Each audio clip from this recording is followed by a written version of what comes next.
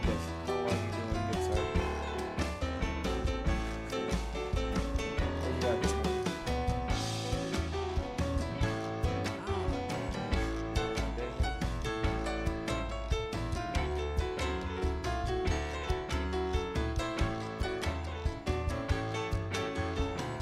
Well, man, I'm telling you what, your social media gives you life, brother. Put some cool shit on there.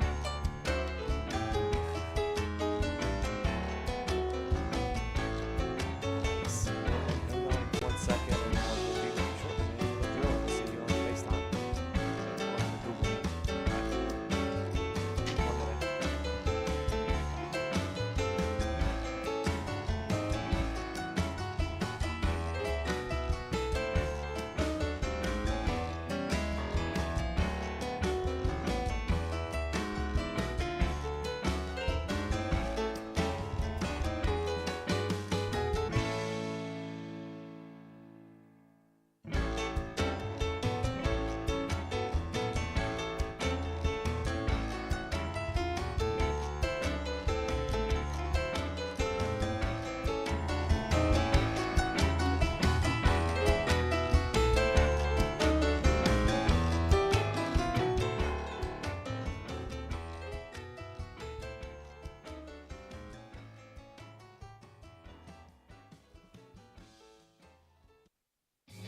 If you're listening, you're a member of the Road Gang because this is Road Gang Radio. Saddle up.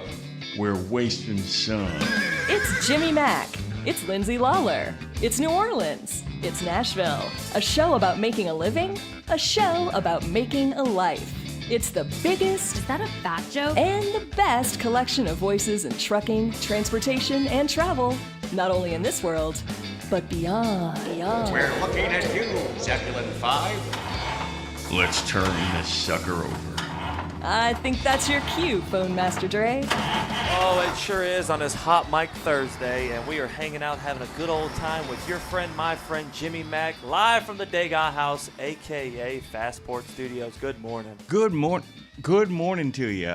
Good to talk to you, Dre. Old English gang from the Norse ganger, ganga, gate, course, going, of Germanic origin related to gang. The original meaning was going on a journey.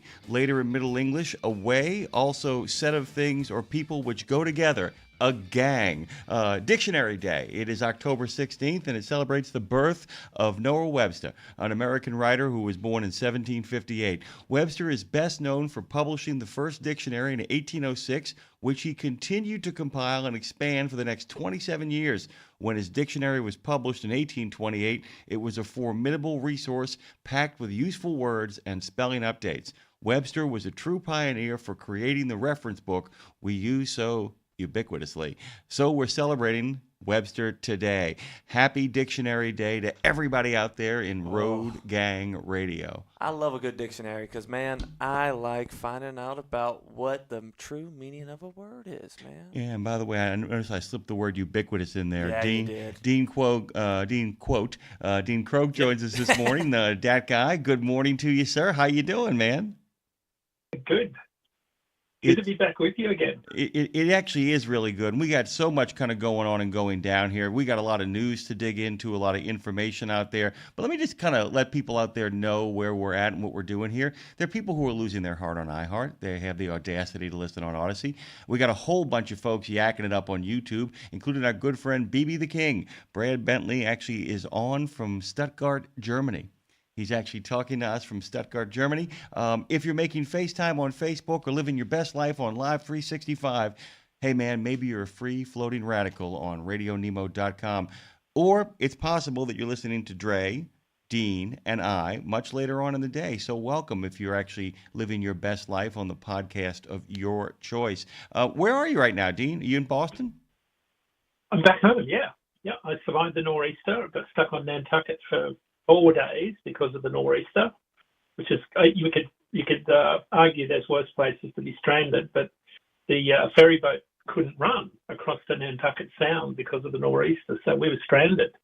How And How bad was the nor'easter, by the way? I was following a little bit, but like I said, usually if it goes really sideways, we'd have got more national news about it. We were kind of tracking it over here, but was it minimal damage? Are we talking about minimal damage?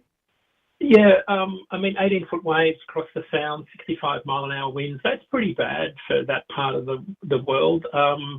Economically, not a lot of damage. I mean, from a travel point of view, a lot of damage, like hundreds of flights cancelled. So when you take into account New York flight infrastructure, a lot of flights cancelled. So I think a lot of economic damage from that point of view over the weekend.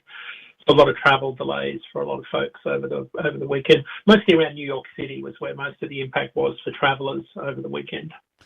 We had a weird question come up the other day. Santa, a regular caller on the old platform, finally found us on this platform. And by the way, guys, you are our best front line out there, those of you who are listening, to remind people where they can find us. We're finding, Dean, that when people get to us, they don't leave us. It just takes them a little bit of time to make their way back over. He actually made a point, and I did not know if I assumed he was telling me what he thought was the truth, but I had to go look it up. He had said that Boston, the city of Boston, has one of the lowest incomes in the United States. And I was kind of stunned. I'm thinking, it's a big economic corridor. Well, it turns out he was right. Boston proper, meaning only Boston, if you don't count Greater Boston. Greater Boston's off the chart. Greater Boston's above $100,000. But if it's only Boston, it's $51,000 per capita, which is massively low. I mean, there are counties in like Appalachia, Ohio, that actually have better per capitas than Boston. And my guess was it was Southie. My guess that it was just certain neighborhoods really depressed the income around there. Is that it? Be downtown Boston. Yeah, absolutely. Be downtown Boston, South Boston, I guess. But South Boston's going through a bit of a renaissance right now with all of the development that's going on. A lot of high-rise development in the south part of Boston. So I would have thought more Lynn, Saugus area might have been part of that demographic that he was referring to. I'm a little bit surprised by that. I'll have to dig into some of my research tools to see what he was referring to. Doesn't surprise me, though. Yeah, I mean, like I said, remember that doesn't count the university corridor, the money corridor as they go. I mean, like I said, that's kind of like, it's amazing that once you include, you've been over here, if you were to eliminate one particular neighborhood in New Orleans, how quickly the per capita income would skyrocket as well. Right. If you got rid of New Orleans East and Central City, New Orleans' income would go up, and and once you include Metairie, Jefferson Parish, things kind of go up. So it really kind of depends upon that as well, too. All right, I always start the show off, Dean, by telling people a ridiculous story, and we'll get to some tragic news after the break. But this is the quote. "We'll give this driver points for creativity. A California Highway Patrol officer stopped a vehicle found to be driving with a fake license plate that had been hand-drawn to resemble an official California plate. The Chips Merced station said on social media that an officer pulled the vehicle over when he noticed something unusual about the rear license plate. Upon closer look, it turned out to be handmade," the Post said. The Chips shared a photo of the license plate, which featured a hand-drawn letter and numbers, as well as the state's license plate logo and a fake registration sticker. "We'll give this driver points for creativity," is what they wrote on their post. This was the full quote from them. "While we appreciate the effort to stay compliant after losing the original plate." So everything he had written down, Dean, was utterly legit. If they had just run the plate from a distance, he was good to go. California law requires the vehicle to display state-issued plates only. If your plates are lost or stolen, you can easily get replacements through the DMV instead of breaking out the art supplies. It's another reminder never to accept bad copies or substitutes. It's a great reminder, too, though, about our friends out there. It's like, dude, you can't talk your way through it even if you got the stuff. You need to get your paperwork needs to be in order inside of your truck as well, too. It's kind of a really good point to think about. In this computer age, why are you hand drawing stuff? Like, couldn't you have done a little bit better than hand drawing? Yeah, I mean, it's like, you really could. I mean, you could sit down. I mean, you could sit down and go. You could go to a FedEx. And just sit there and do it. Although I don't know if you know that I used to work an overnight FedEx, by the way, and the number of people where we'd have to walk over to them and be like, "Hey, are you using our computers?" "Sure am." "Are you making a fake ID?" I sure am. Mm-hmm. Are you from this state? Well, yeah. Are you taking that ID out of state? Yeah. You realize, of course, you're now in violation of the RICO Act, right? People just get up and run out the store. I mean, immediately. Just crazy. I don't get it. But I'm kind of asking everybody out there at 615-292-6366. Go ahead, Dre, say it. 615-292-NEMO. I'm asking everybody to give us a call and tell us if they have any experience of people fudging paperwork or coming up with fake licenses and registrations and any of that kind of stuff out there. Have you ever heard any of those kind of stories, Dean? Anything got back to you like No, that? I haven't. Of people running those kind of No, I rackets? haven't. Oh my God! It's just the craziest thing. When I think about the fact that it's like, do you know why I pulled you over? Is it because I used a crayon to create a license plate? I mean, that's all I can think about. You should look it up though, guys. It's bad. It's like done like a fourth grader would do it. Like a fourth grader made a replicated copy. It's got the numbers though. But talking of the California Highway Patrol, I don't know if you noticed on the CHP Truckee Instagram page, they had chain control for the first time up over the Donner Pass this week. So here we are in the middle of October. We've got snowfall. My son took almost 2 days to get back from Nantucket to Truckee to Lake Tahoe because of the nor'easter and all the travel delays. But he couldn't get back from Reno because of the snowstorm and the chain control over Donner Pass. So first snowstorm of the season and chain control and a whole bunch of truck accidents, but alarmingly a whole bunch of truckers without chains. It catches everybody by surprise early in the season. We got a nice break, Claire. I'm not sure whether it was fortuitous or if Claire knew what she was doing, and I think it probably might be a combination of both. On Monday, we had Dwayne Williams, the executive director of the Montana Trucking Association, joined us, and they had just gotten 20 inches. So they got their 20 inches, and it was a week after. It was literally a week after they'd had their conference. It was perfectly timed, as he said, but their entire public sort of awareness campaign at that moment, he was telling us, was really kind of getting people up to speed to get their chains on there. And he was he's really pushing for people to be trained in chains. And he wants, a big national push for that. So it's already here. That snap weather, what is it? The summers get hotter, but the cold weather in the northern region shows up a lot faster as well, too. When's the last time you put chains on, Dean? Oh, we're talking decades. Yeah. And it wasn't because of snow. It was because I was deep in mud in the outback of Australia trying to get a truck out of a bog. Yeah, so I haven't experienced snow at all with snow chains here. Yeah, Donnie told me point blank that were it not for actually teaching at his program, he wouldn't have to put them on anymore. He wouldn't have to do it. Yeah. That just wouldn't be the case. But it's a skill that people actually need to get down. Do you ever get a chance to practice it? And I know it's a horrible question because it is one of those things that does take time. Do you ever get a chance to practice it? I'm way too old school. I figure if I need to put chains on, I'm parking up and going to bed. I'm kind of that era. I'm not getting out there. Maybe not because of me, because everyone else out there. I think there's some crazy out there that people shouldn't be out there if they're putting chains on. I just don't trust other people out there on the roads that the way they drive. Well, actually, without chains. Yeah, and having talked to Donnie about this at a number of conferences, he's openly said, he goes, you only should know how to do it just in case. But he's the exact same way. He said, I'll teach you how to. There are people who will be like, I'll teach you how to do this. Don't ever do this unless you get trapped.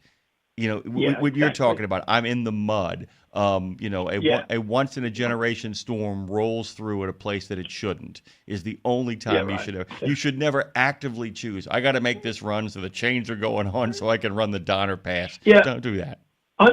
I'm perplexed. It was only 2 weeks ago I was out there on vacation with my son. I was running back and forth between Reno and Truckee, and I'm kind of shocked by the concrete strip they have to lay down on I-80 because of the chain damage, kind of the train tracks it leaves and the damage it does to I-80. And I'm kind of thinking, why are we running chains constantly and damaging the pavement? Like, why are we doing this when there's no snow? And I'm kind of shocked by this. And I guess we have to because we've got to keep the freight moving. But the damage it does to the roads is kind of mind-blowing over this long stretch of road. So, and again, I know we can't shut down interstate commerce, but we get to a point up over Donna Pass where there's a point where you shouldn't be running, and then I guess we get to a point where do we park everybody? And then there's no infrastructure to park all the trucks, and I get all of that, but I'm kind of amazed that we go from 2 weeks ago, I was sitting on Donna Pass getting some content and videoing some truckers that I know out there. It was beautiful sunshine, and here we are now 2 weeks later, and we've got snow and snow on the mountains, and we're back into the grips of chain control, and it's going to be a long winter for a lot of people, especially as we get into deep into winter. This will go all the way now through to could be May next year. It's a long winter. It's interesting, too, because in one simple comment, you've actually kind of talked about two things that affect both the economy and also are a great kind of criticism of the way the country treats trucking. The first of which was the parking comment. Straight up is the idea. This is another great reminder of what Ohio is trying to do, to actually put the parking spaces where they are needed. It isn't a lack of parking spaces. It's a lack of parking spaces where they're needed. And because there is no place to do a shutdown around the Donner Pass, you got to roll them, even when you shouldn't be rolling them. The second thing is it's a great reminder how much of the world economy and how much of this economy depends upon the resilience of the American consumer. Stuff got to get where stuff got to get. Chain can't slow. What is it? You got to put the chains on so the supply chain don't slow down. And if it does, the American consumer, who may be the last firewall in between the world and a worldwide economic recession, needs to keep doing their job, and it can't do their job if you can't get them their stuff, and if the stuff isn't cheap, it can't keep on selling. It's just as simple as that. We do have a phone call coming in really quickly. Dean Croak joining us as he always does for a little bit longer version of Dat Guy than other segments get. He is one of the reconstituted members of the reconstituted road gang. Who do we got, Dre? We got Weasel. Hey, Weasel, you're on with Dean. Oh, and we lost Dean. Hey, nope. Okay, you lost Dean, not me. No, we can see Dean. We can see Dean, though, so we're going to get him back on. So just start talking, brother. Just start talking. That lowest per capita income is one thing. Boston is way above the low per capita income out there is way above the Pine Ridge and Rosebud Indian Reservation. I'll guarantee that. Another thing, I did fake a license plate for a year. Okay, two things. Dean's gotten back on the phone. We never lost him on the Google Meet, so I could always see him. Dean, first of all, tell Dean your theory about Boston and the reservation and all that stuff. Boston's low per capita income is still way above the Pine Ridge and Rosebud Indian Reservations in South Dakota. Those reservations, but those are independent. Those are independent states. You can actually count them outside of the overall GDP of the United States because a lot of them actually have independent status. But you're absolutely right. Some of those reservations are brutal. Okay, get to the second thing now. Back to it. Thank you, brother. And I picked a Montana transport plate for a year with what I do, moving trailers, and believe it or not, one of the hardest things to remember, especially when you're new, is when you deliver a trailer, you have to go back and take the license plate off and carry it with you. It goes from trailer to trailer. You carry a registration for the plate in your truck. And it was like in January, it was like a motorcycle plate is what Montana had at the time. So I had a white piece of cardboard. I wrote, whatever, and made a Montana license plate. And I had that for a year. Never got stopped.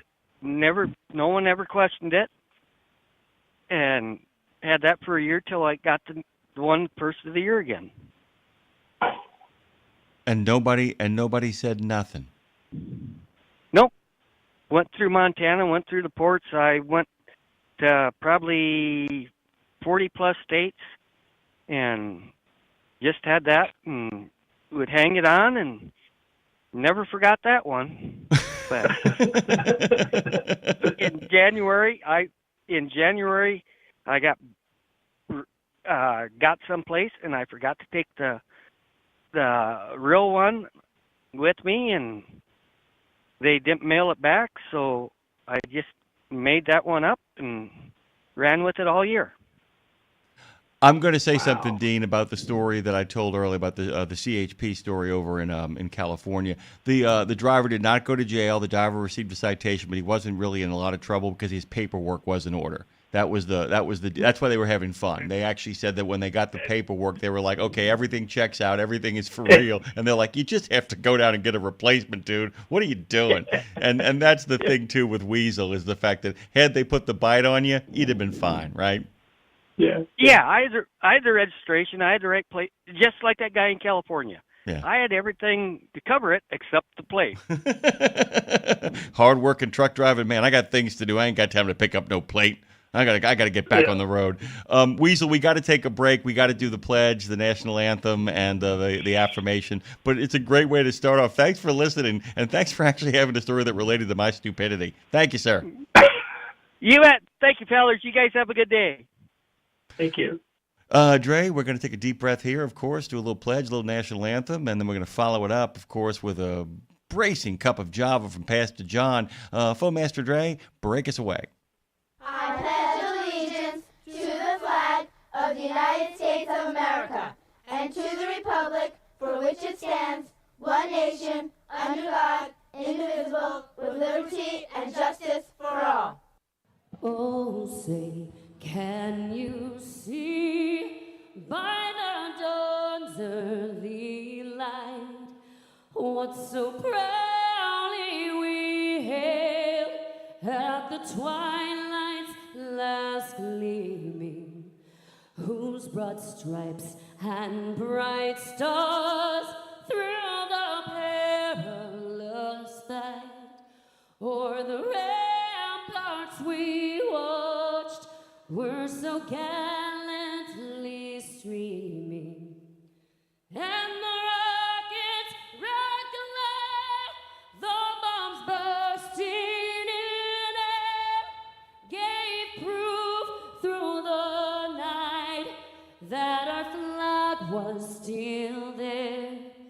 Oh, say, does that star-spangled banner yet wave o'er the land of the free and the home of the brave?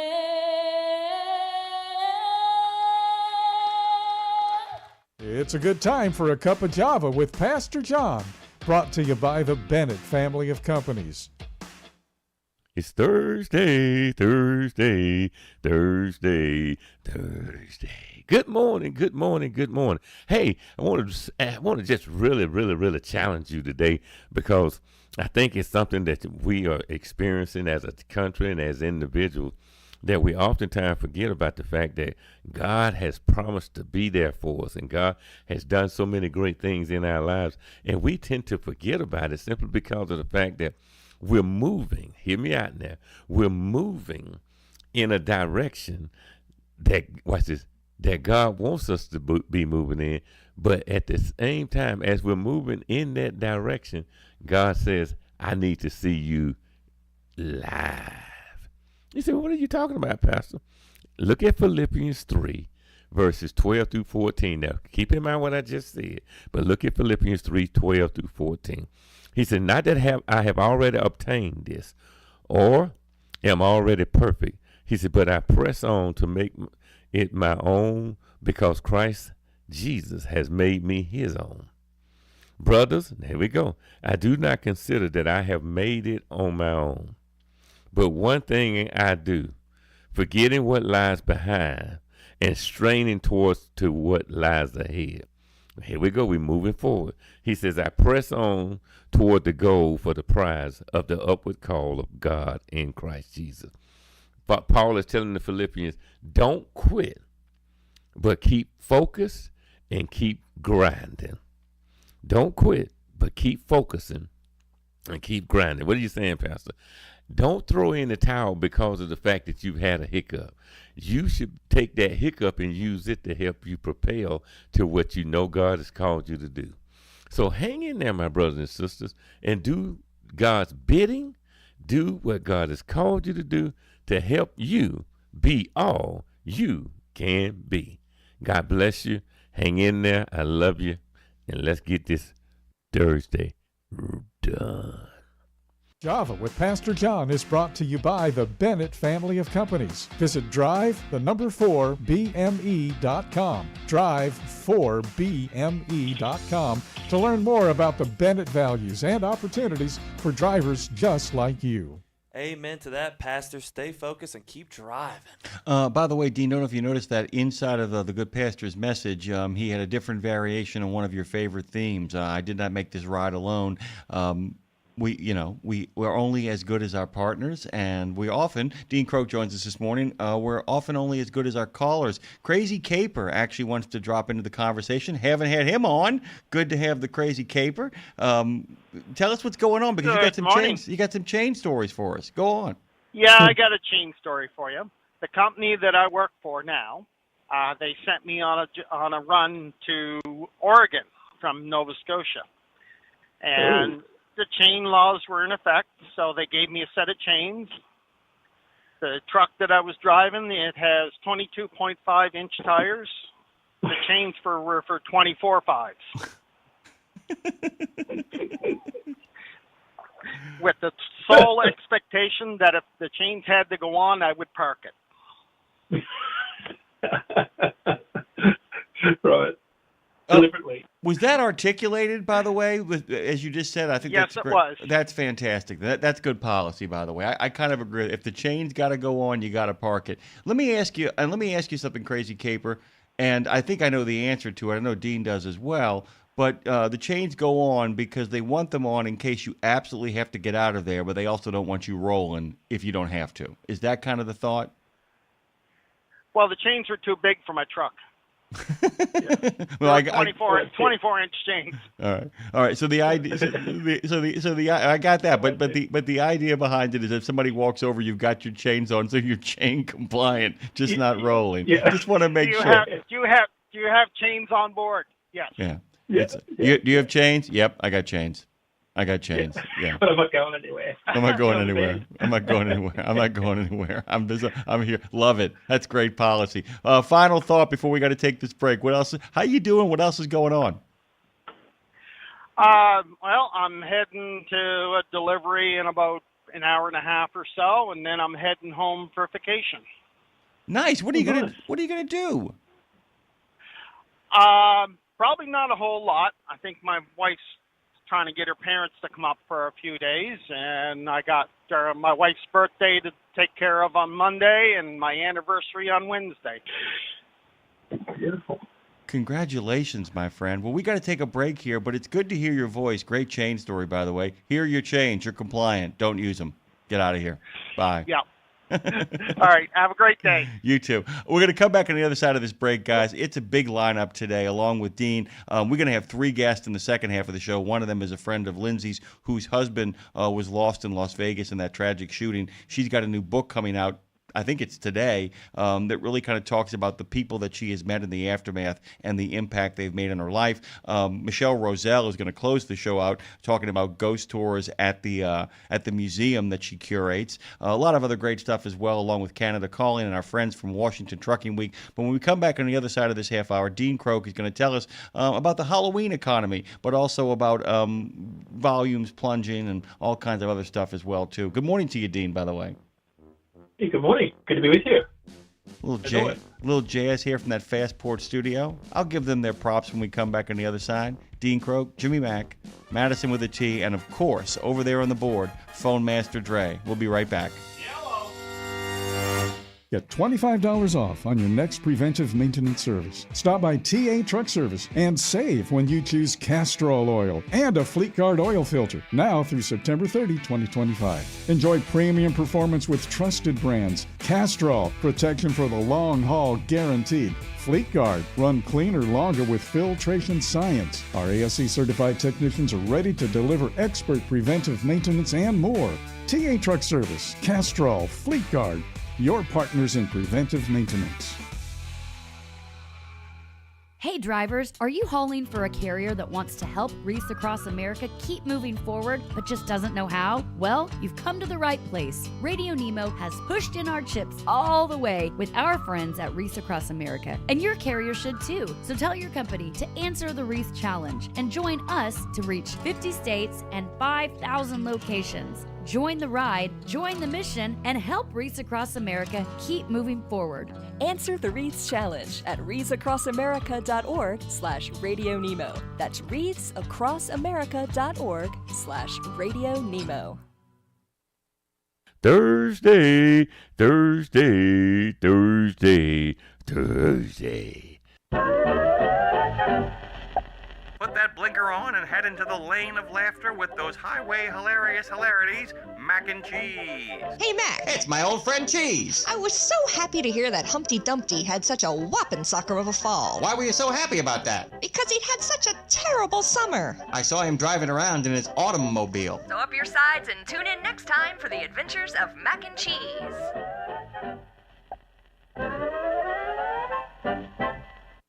The Soup Nazi says no soup for you, but we've got plenty of alphabet soup for you on Nemo Nation every Monday. You'll know what's going on at FHWA, TCA, ATRI, CARB, NHTSA, NACFE, OBAC, NTSB, ATA, RLA, NMFTA, DOT, CVSA, TXTA, NASTC, NAPTA, and of course OOIDA and FMCSA, and more. Dave, we're gonna need a bigger bowl.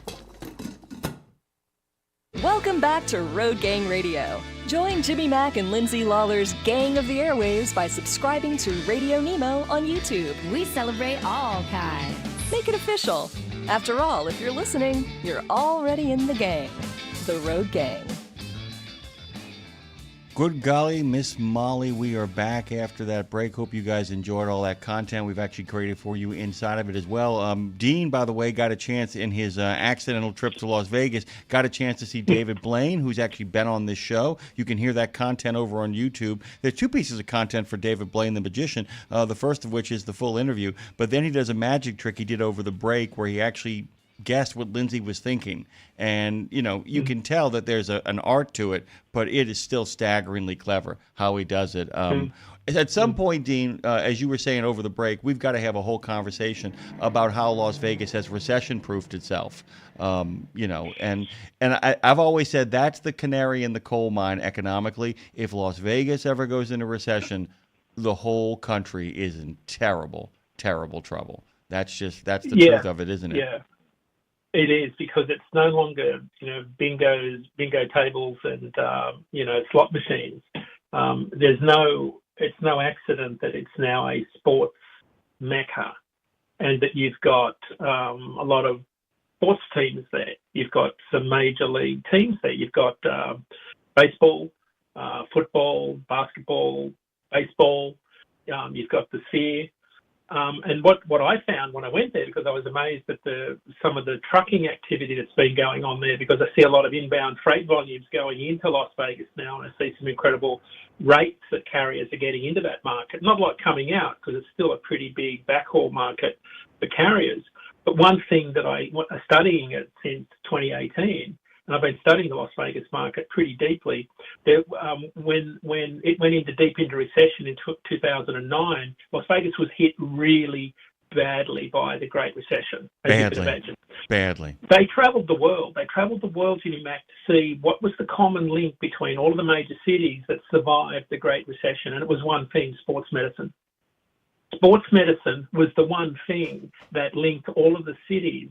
Because when you think about an aging population, sports medicine was the one thing that sustains an aging population. And if you think about the desert and retiring people, sports infrastructure is what sustains a healthy aging population. So when you think about all of the sports teams, what's the one thing all of the sports teams need? Sports medicine. And I'm going to tell you this right now, Dean.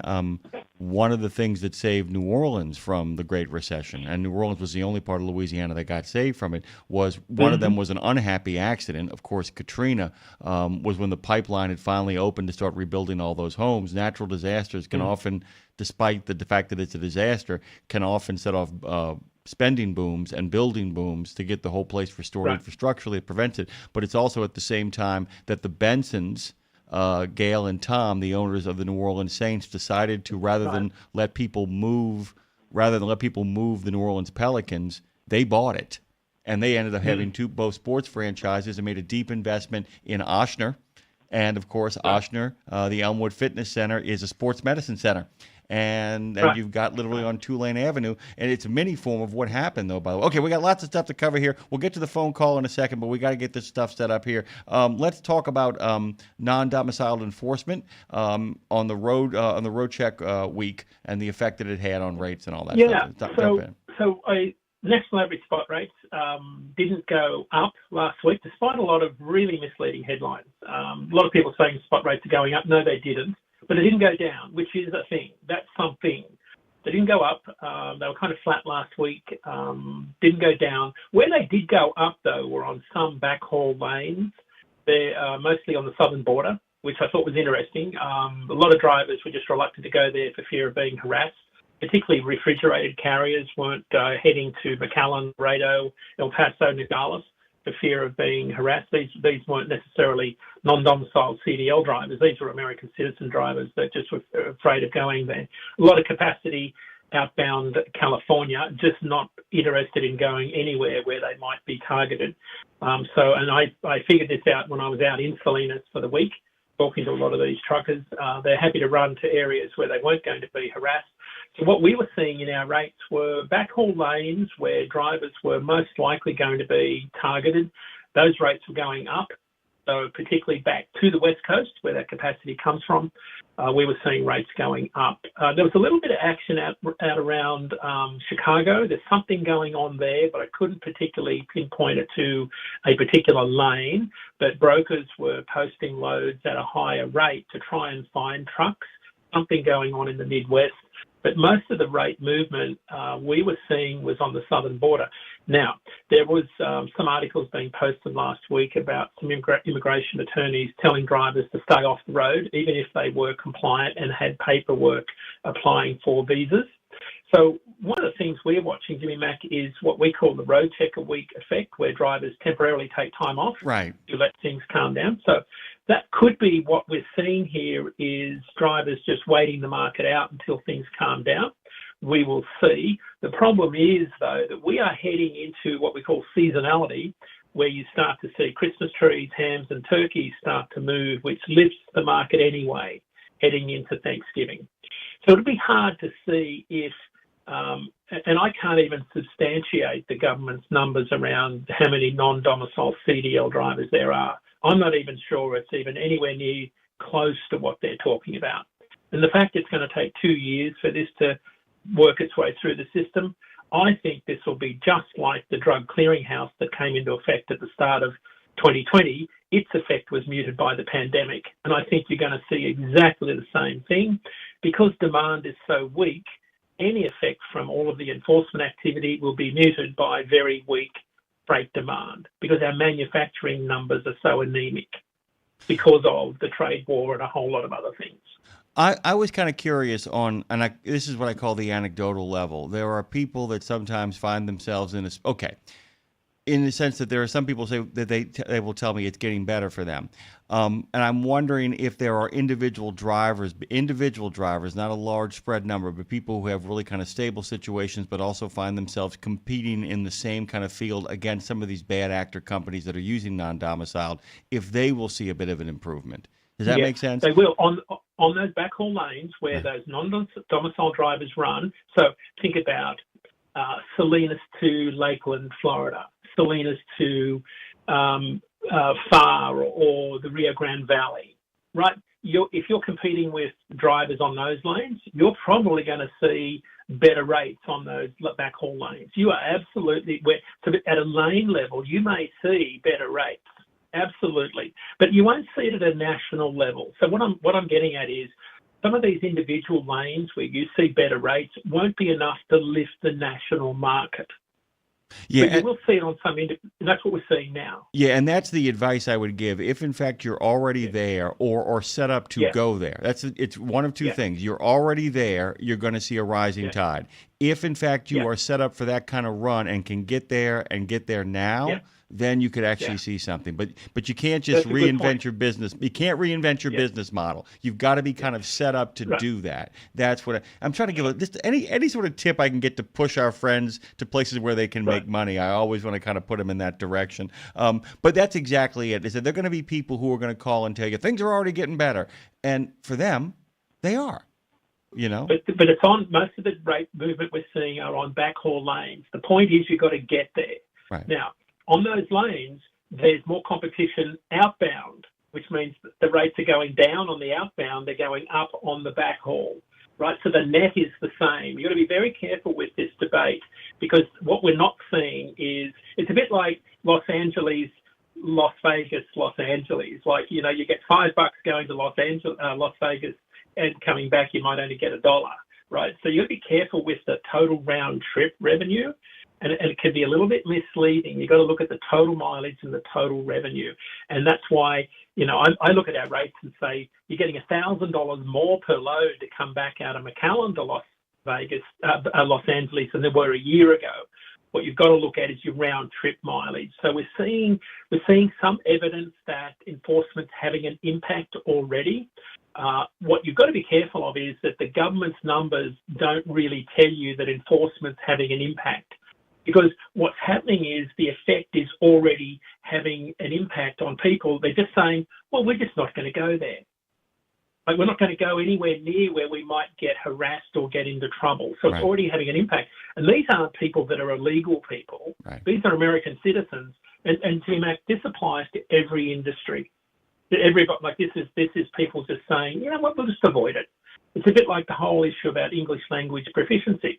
People just, we just won't go to Arkansas. Simple. Problem solved. Right. It wasn't about, it was people say, well, suddenly we'll have a mass exodus of capacity. No, people just went somewhere else. Yeah. You didn't see a net reduction in capacity. Capacity just shifted. That's 70s economics, by the way. That's 70s economics, because what that is I don't know if people remember this. You know, there was a period of time, and we've spoken about this before, where the whole country was in, you know, towards the end of the 70s and during the Carter administration and the beginning of the Reagan administration, where Louisiana and Texas were literally in an oil boom. Absolute oil boom, because, you know, we were actually still in the sphere at the time, making our first attempt to kind of compete with the House of Saud and OPEC and all that stuff. So a lot of people picked up their trowel, crossed state lines, and went down to Texas and Louisiana. So you had this one area where there was like really tight. The world was really, really tight, but the rest of the country was kind of in recession. So in many ways, like I said, it's a different strategy. It just plays itself out very strange way. We do have a phone call we have to get to. Who do we got on the phone, Dre? Oh, Starduster is going to call a little later on Canada Calling, but wanted to hang out with you guys. Has a huge Hey, Starduster, how you doing, man? By the way, Dean, you and Starduster have something really great in common. You both raise money for causes for convoys, and he's going to call, I know, in a little bit as well too, to let Jim and Joanne know. How you doing, Starduster? What's going on? Amen. Doing good. I could tell Dean how much Nova Scotia raised this year. You tell him for the Special Olympics convoy. Tell him how much you raised. Nova Scotia this year raised $184,662.33. Wow, that's enormous. Myself, I raised $13,560. Wow! Congratulations. That is fantastic. You guys, that's like 8%. You raised like 8% of the entire overall thing on your own, dude. He's a machine. Yeah. Well, two of us raised over $58,000. Congrats. Well done, my brother. That is so well done. Where are you running now? Jim and Joanne are going to be over the moon when they hear this, by the way, Starduster. Where are you right now? I'm in Saint Laurent, Quebec, at a truck stop. How are things looking? How are things looking in your neck of the woods? Slow, picks up, slows down, picks up. You know, just the way it is. I understand. Just the way it is. I understand. There's so many companies coming east now from Ontario and out west, coming all the way to Newfoundland, and they got the rates cut so bad it isn't funny. You know, it's okay. you know, from what I understand, there was two. I got one. There was two 2025 Cascadias, and he's only taken one of the two. Well, And that's the one I got. Well, brother, catch us up on all. Oh, go ahead. I'm sorry. You got it. Yeah. So that's what I understand, anyways. But about change, back in the '60s when I used to go with my dad, he said change are to get you out of trouble, not deeper into it. It's good advice. That seems to be the most consistent thing I've ever heard from every single person I've talked to. The only time you should put on change is to get out of an incredibly bad situation, not put yourself into one. Thank you, Starduster. Give us a call back in a little bit, and we'll drop you in on Jim and Joanne. They can't wait to hear from you. I will. All right, brother. All right. Bye. Bye. Amazing numbers. Yeah, I mean, it's just it's hard up there. Like I said, I haven't been really following Canada other than kind of keeping up with what's going on with Jim and Joanne. But I know, man, they're going through some real disruption as well too. They're trying to kind of figure out. Their government is trying to figure out and reset what the trucking culture is up there, big time. Yeah, they've lost a lot of cross-border freight volume. They're going through a real reckoning at the moment. I've got some good friends where they've lost a lot of cross-border freight volume, where both countries are trying to figure out how do we, instead of move the freight across the border, how do we do it on our own? And that's causing a lot of consternation. I think what Stardust was alluding to was a lot of these trucks are now chasing less freight volume internally within Canada. Mm-hmm. That's what he was kind of inferring there. So instead of running cross-border, and a good friend of ours, Chuck Snow, was telling us that they're seeing a lot more of these large companies chase a decreasing share of the pie and driving down rates intra-Canada. Oh. That's kind of what Stardust was alluding to. It's a real problem for them. Yeah. We gotta keep on pivoting. Let's talk about this Halloween spending record. Yeah, it's a lot of these imports are already here, so a lot of that spending is some of that freight volume that we talked about in our last show, where we had record volumes of imports already in the country in July, maybe a little bit earlier, but still good news. We're still going to be spending a lot of money. Where this helps truckload carriers is in that final mile space. So think about truckload carriers that are running Allentown, Harrisburg to Boston, Allentown to Baltimore. That sort of 300-mile radius, maybe Los Angeles, Phoenix, Portland to Seattle market, anywhere where you've got a warehouse and you've got an overnight delivery. That's where you're going to see a lot of demand for truckload moves in between now and Christmas, as warehouses need to move freight for that overnight delivery piece. So that's where this Halloween story starts to have a little bit of life, because we're going to see some record volumes of freight moving. Halloween's a big deal because there's a lot of freight gets moved. We're going to have a record amount of spending, according to the National Retail Federation. Americans going to spend a record $13 billion this year. That's up from about $11 billion last year. Which is pretty amazing. Candy's the big thing, decorating, all those sorts of things. But it's good news is that we as Americans are going to spend a lot more money this year than we typically do. And that's good for us because we don't haul anything until we all buy something. And I think that's good news that we're going to start to empty those warehouses of something that, and I guess it's good and bad news. The bad news is that we practice a lot of that earlier in the year than we would normally do. Normally, a lot of this freight, we are moving longer distances later in the year than we did this year. We talked about on the last show that peak season arrived early this year. Normally in a freight year, peak season is now. This is peak shipping time. The general rule of thumb in freight is that if it's not in a warehouse by October, it won't be on the shelves for Christmas. Yeah. Well, we're in October, and it was already shipped before halfway through the year. So it's interesting too because I and look, I've lived a long time, and I'm a big fan of Halloween, and I'm always interested to see how soon the decorations go up. And man, I've never seen them go up as early as they've gone up here, which means people had them. Yeah. Which means people were either set up from what they had bought previously, or they were buying new stuff and upping the ante as it kind of goes. At some point, though, like I said, they're clearing a lot of the inventory coming up, and that sets up the next question, the painful one: are in fact Americans spending for last hurrah reasons? Because what is going to be in those warehouses in a couple of months in regards to what is going to be there, and that's we keep on in this holding pattern. The next couple of months we will see, and like I said, Dean and I have always tried to stay away from the crystal ball. But guys, check those warehouses in the next couple of months. Is that fair? I think it's fair because the National Retail Federation that talks about retail shopping also did some forecasting around import levels. So it follows that if we had record imports in July, it follows that by the time we get to the end of the year, we should be seeing record lows.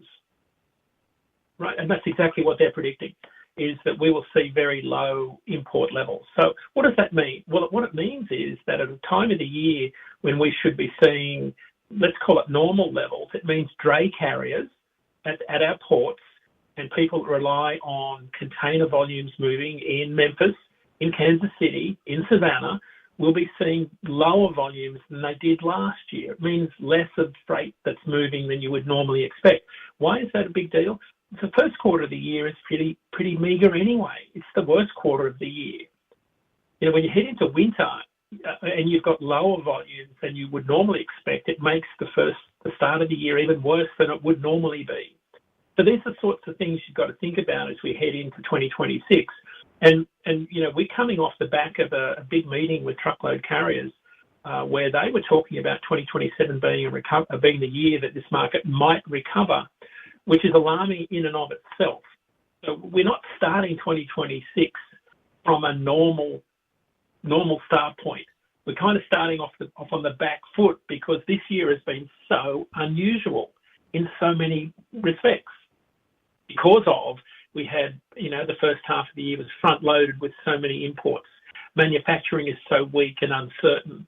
We're kind of ending the year heading with our manufacturing indicators heading in the wrong direction.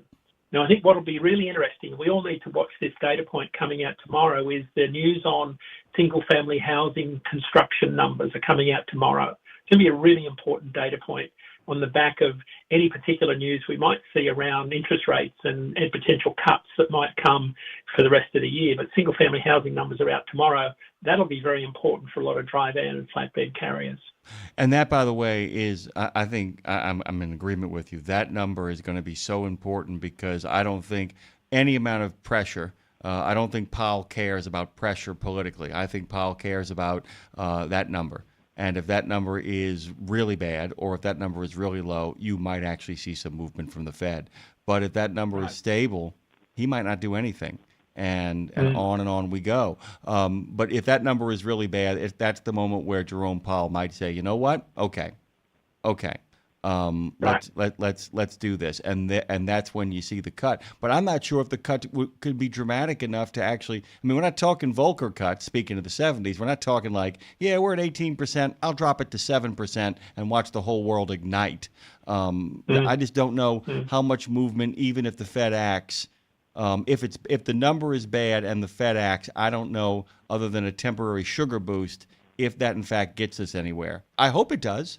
I don't want people suffering. I don't want an economic downturn. I want to make that really clear. But like I said, do you think that number is going to be bad? I hate to ask that question. I think it will. I just all of the economic indicators are pointing in the wrong direction right now. Best case scenario, I think the numbers are flat, but I think we're going to see another downturn. Builder confidence is just not there. Permits for new construction were trending in the south as it was. So I'm not optimistic we're going to see good numbers coming up for the September round. I don't know if you heard yesterday's show, and I'm just bringing this up because we talked about Halloween earlier, but I wanted to kind of end the segment as we always do in a really kind of positive thing. I don't know if you saw this, but they just had the competition over in the Northwest, Pacific Northwest, for the biggest pumpkin, and the winner had a pumpkin for over 2,400 pounds. And then, of course, there was that strange story out of Ohio about that giant inflatable pumpkin on the lawn that the police had to engage in a high-speed bump chase as they raced down the street to get it. Pumpkins are really popular right now, as they always are this time of year. I didn't know the number you sent me. 41% of Americans carve a fresh pumpkin for Halloween. Amazing. I'm stunned about that, and that's 1 billion pounds of pumpkins as you have kind of put there. What is the shipping like on pumpkins? I mean, how does that get handled? I mean, what does that look like, shipping pumpkins all around the country, and how seasonal is that? How long does that take?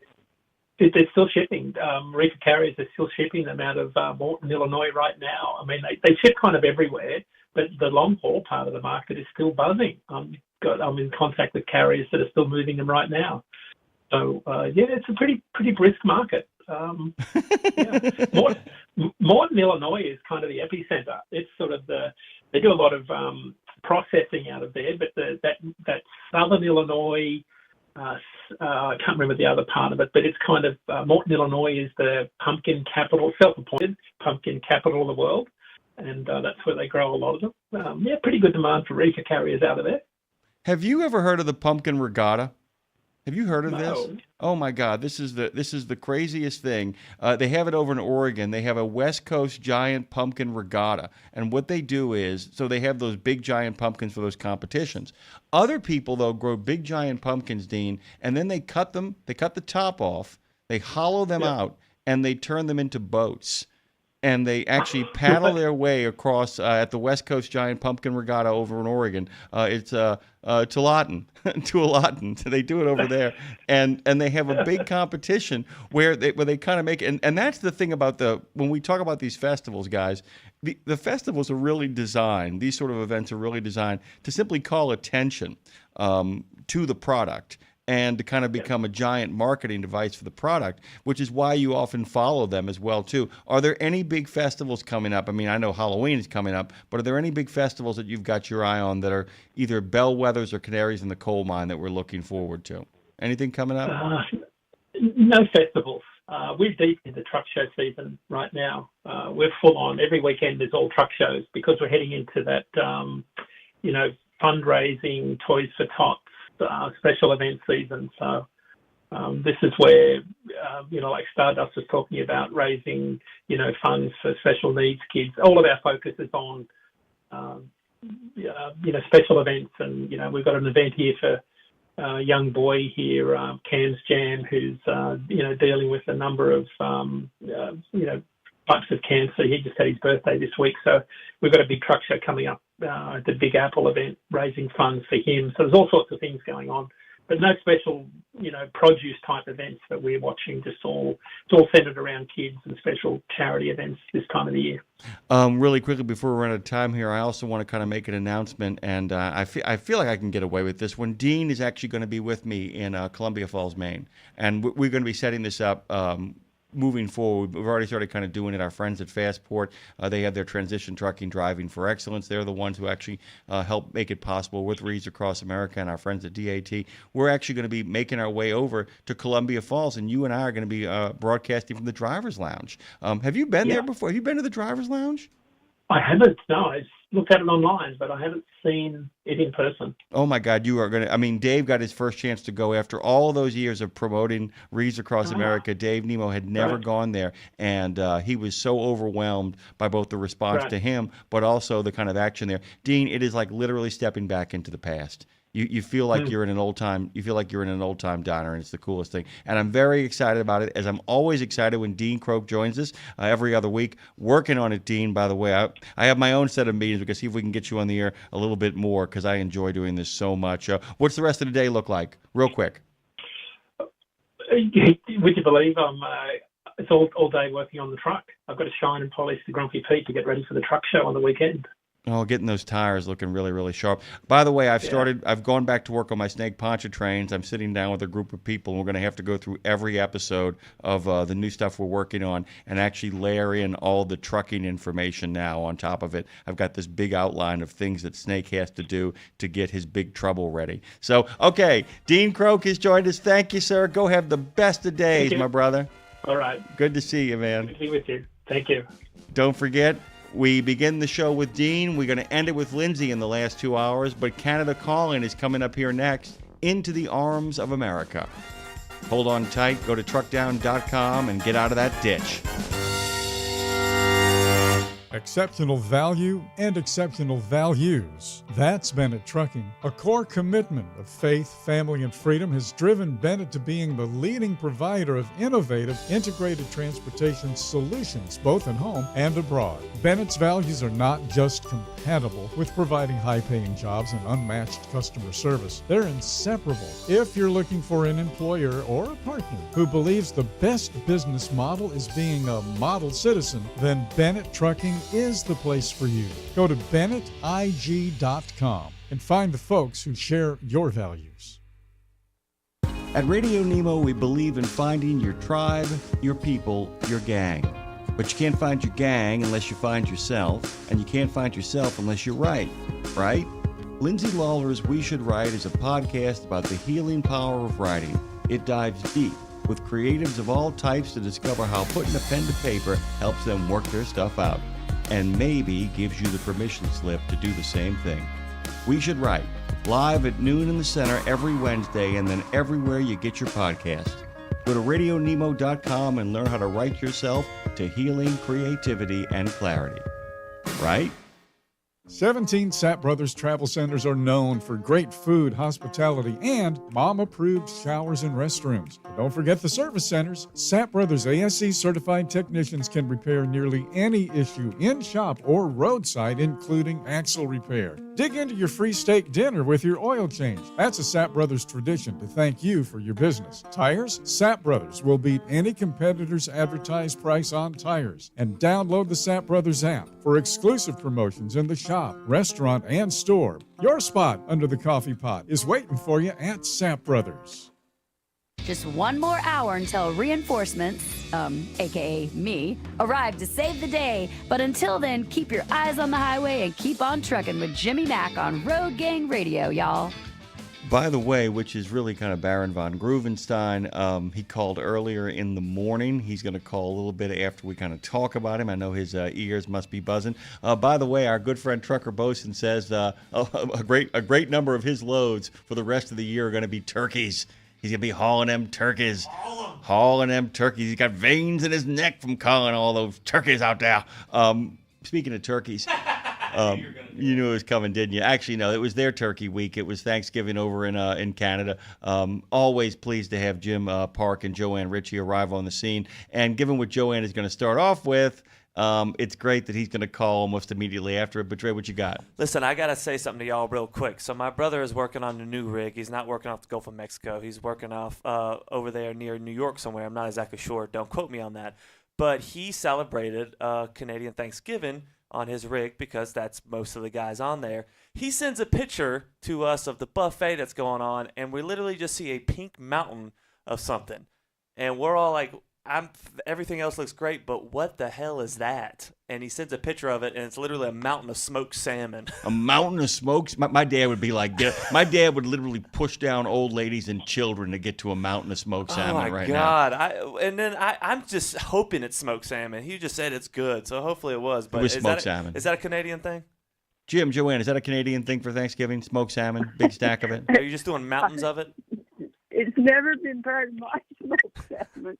That's more of a Montreal bagel and cream cheese thing with smoked salmon. Oh, picking on the Montreal people. I see what's going on here. How dare you? Jim? How dare you? Jim, what about you? Is smoked salmon part of your Thanksgiving celebration?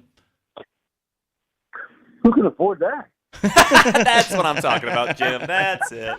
Jim, you sounded like an American more and more every day, dude. My man, where's the capers? We can't afford capers. We can't afford capers. What are you talking about? Bring on the hot dogs. Yeah, have hot dogs for Thanksgiving. Oh, my God. Oh, my God. I thought he said hot sauce. Okay, never mind. Well, I'm going to let you do this first, Joe, and we're going to jump right in because we got him on the phone, but I'm going to make him sit here and listen to himself get praised before we bring him on. He's been dying to find out where you guys are, and he's finally found us, as many people have. But, Joanne, let's do it right. He actually dropped a little bit of it when we were talking to Dean in the last hour. But why don't you unfold this? Why don't you give the man, as they would say in Shakespeare's time, his aves vehement? We're going to praise him immensely. Yeah. Go on.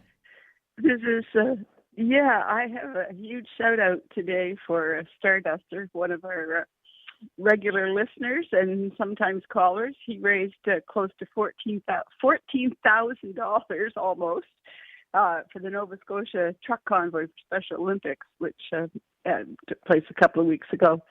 So altogether, there were over 200 trucks in that convoy, and they raised $184,662 and change. So Starduster, his contribution put him in second place, or second lead truck in the convoy, and he came away with a couple of other honors that I want to mention as well. He was honored with a Truck Driver Giving Back Award by Special Olympics Nova Scotia in recognition of his dedication and contribution to the cause, and he was also given a challenge coin from Nova Scotia RCMP to recognize his contribution over the years. Does everybody know what a challenge coin is? Oh, believe me. Oh no, person to find out. Well, you know, Jimmy Mack. Yeah. Oh no, these folks know, man. People just, I'm telling you, man. It's like it has become. I hate to say it, the coin of the realm. It really is groovy. But go ahead, Joe, and unpack it for people. I did not know. This tradition that went back to the Roman Empire, but. As I understand it, although modern militaries and other organizations, law enforcement organizations and others are using it with their members, that it's not very often that they give these coins to civilians to recognize their special achievements and contributions. So Starduster's challenge coin from the Nova Scotia RCMP, who are themselves a big part of the Special Olympics convoy in Nova Scotia, I think that's really something special. I do have other convoy information, but I'm just pausing here for applause for Starduster. Let's bring him on. Let's get him on right now. We got him on the phone, actually. I know he wants to tell you guys hello. It's been a while since we've all kind of talked together, and I wanted to make sure that he got a chance to hear what a wonderful person he is. Starduster, good morning, and welcome back. You're on with Jim and Joanne. Oh, thank you. That's amazing. I don't know how we did it with 201 trucks, but we ended up raising 100, like Joanne said, $184,662.33. Likely took first place in North America again for raising the most money. That's right. Joanne, Jim. Still counting. Convoys are still counting, but Nova Scotia, everyone there deserves a shout out. That's for sure. Joanne, I wanted to tell you this. I wanted to tell Starduster this, and I wanted him to be able to talk. Starduster is individually responsible for 7.5% of all the money raised by that convoy. Isn't that amazing? Amazing. He's probably, Starduster, you've probably already started on next year, right? I got a couple $100 raised already. Pretty amazing. Yeah, so, yeah. Well, the guy that takes first place takes lead truck. His company matches him dollar for dollar, but they have two stock cars. And you're not there yet, eh? His final total was 44,000. Yeah, a little over 45. Yeah, but dude, he's got stock cars. I mean, it's like the people are cheating, man. It's like, I mean, God bless them. I mean, it's cheating. What is it? It's cheating for the cause, which I'm all in favor of. Well, no, it's not. No, it's not cheating. No, I know. It's not cheating. I know. He does NASCAR. I know. He does NASCAR. His name is wow. Cole Butcher. Oh, very cool. Okay, so you're in good company then. So even though Nova Scotia, again, convoys are still counting their money. It comes in a little bit after, but it looks like for the second year that the Nova Scotia convoy, second year in a row, they're going to be the largest. Year. Oh, here we go, Joanne. Here we go, bragging rights. Okay. Sorry. You want to try about 5 or 6? Yeah. Oh gosh, I'm really out of it. But that's in North America. That's the largest in terms of both the number of trucks and of the money raised. But I just want to say here that there were 2 other convoys in Canada this year. In September, Manitoba saw 55 trucks raise over $40,000, and Ontario came in with $145,000 and over 60 trucks. Sorry. So that means that there's more than 315 truck drivers out there besides Starbucks, Starduster, who gave their time and energy and money to this wonderful cause. So it's a shout out to them as well. All right, Stardust. I got to get to other news here, but we wanted to praise you. We wanted to make sure you got your moment because you deserve it. You deserve it every year. Well done. Thank you, my friend. Thank you. Have a good day, everybody. Thanks, Starbuster. Thanks for calling. All right. Yes, sir. All right. Bye. Really quickly, Joanne, not quickly, take as much time as you want. Let's recap the other Canadian Special Olympics convoys. Let's talk about them as well. Yeah, there was Ontario, which is I think the longest running convoy in Canada, and they had 60 trucks this year, and they raised $145,000. So that's a lot of money per truck, per driver to come in. And out in Manitoba, they had 55 trucks driving around the Manitoba perimeter, the Winnipeg, Manitoba perimeter. That's a lot to say. Anyway, they raised $40,000. So as I said, that means that with that number of trucks, there's a lot of truck drivers out there besides Starbucks who were part of that 315 at least who deserve a shout out in addition to Starduster. But we singled out Starduster because he's a regular friend of the show. Friend of the show. And a friend, absolutely, and he got those other honors as well because, as I said, like he's already got $200 for next year. This guy is absolutely dedicated in the way the ideas that he comes up with to raise money and the effort he puts into it all year long without a couple of stock cars. Okay, I'm going to pivot here now because we have to go from the sublime to the absolutely miscreant ridiculous. Jim is going to take us into some issues that they're having over in British Columbia and Alberta, who are both taking steps to clean up what he calls, and I agree, rampant fraud in the truck training industry. By the way, we had on Missy Blair yesterday on Education Station, and, the big focus of CVTA and the National Association of Publicly Funded Truck Driving Schools down here is trying to get bad actors out of the system. That's kind of what British Columbia and Alberta are doing, right, Jim? They're taking steps in that direction, yeah. We've got a... You still here? We're there, Jim. Go on. Okay, sorry. I'm getting a weird sound from my phone there. I'm sorry. British Columbia, Alberta, and Ontario have got a real problem with these fly-by-night driving schools, the CDL mills or whatever you want to call them. They just don't abide by the rules. They make their own rules. They cheat. They steal. They do whatever they're trying to do to make a buck. And in the end, put the motoring public at risk because they're not training the drivers properly. I won't even say well, but properly.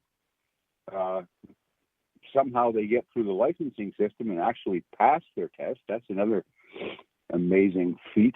But these people get onto the road, they get their CDL, and down the highway they go and knocking things over, breaking things, and it's just Uh, well, it's terrible. Bridge strikes. Bridge strikes. Bridge strikes. Yeah, well, there's that too. So anyway, the industry at large has been calling for some kind of a crackdown on these schools for a long time. We seem to know the problem, the industry, that is, that this problem exists, but whether government's prepared to acknowledge it kind of remains to be seen, because government's not doing much about it seems. So that's why those two stories this morning kind of resonate, because Alberta just got over a long 6-month investigation into what was going on at schools in that province. It wound up shutting down several driving schools. They issued 39 disciplinary letters. Now, if that isn't a threat, I don't know what is. More than $100,000 in fines and penalties, and they revoked the instructor licenses for 12 driver instructors at these schools. Oh, and issued 4 warning letters to driver examiners. Those are the folks who work for the ministry facilities. So there's definitely shenanigans going on, and the industry is pretty pleased that they're finally taking some action. Question is, what's taken so long? I mean, why is this not a high priority? Sadly, in Ontario, very little's going on that we're aware of. But we're going to try and move that needle a little bit as time goes on. I didn't mention British Columbia there in that little rant. Sorry. They've actually closed down probably a dozen schools at this point, which is like maybe 10% of the school population in some cities. It's insane how many driving schools there are in British Columbia. And most of them are these, guy operates a school out of his driveway, basically. Yeah, just bring it on in. Bring it on in. No, an old beater of a truck. Yeah, back it up. Come on, back it up. Yeah, you just don't knock over the garage. Just come on, bring this thing on in. It'll all be fine. Jim, you've actually editorialized a lot about this. As a matter of fact, it's a real bee in your bonnet, isn't it? On a personal level. I mean, it's almost. I mean, I've read some of your stuff. You almost take it personally. I take it personally. I mean, it really does get under your skin, doesn't it? Yeah. It. There are a lot of people trying to do things right in trucking. This applies across the board in almost any industry. The people who try to do things right professionally and safely incur costs. It's difficult, it's awkward, it's time-consuming. It's never easier than doing the right thing.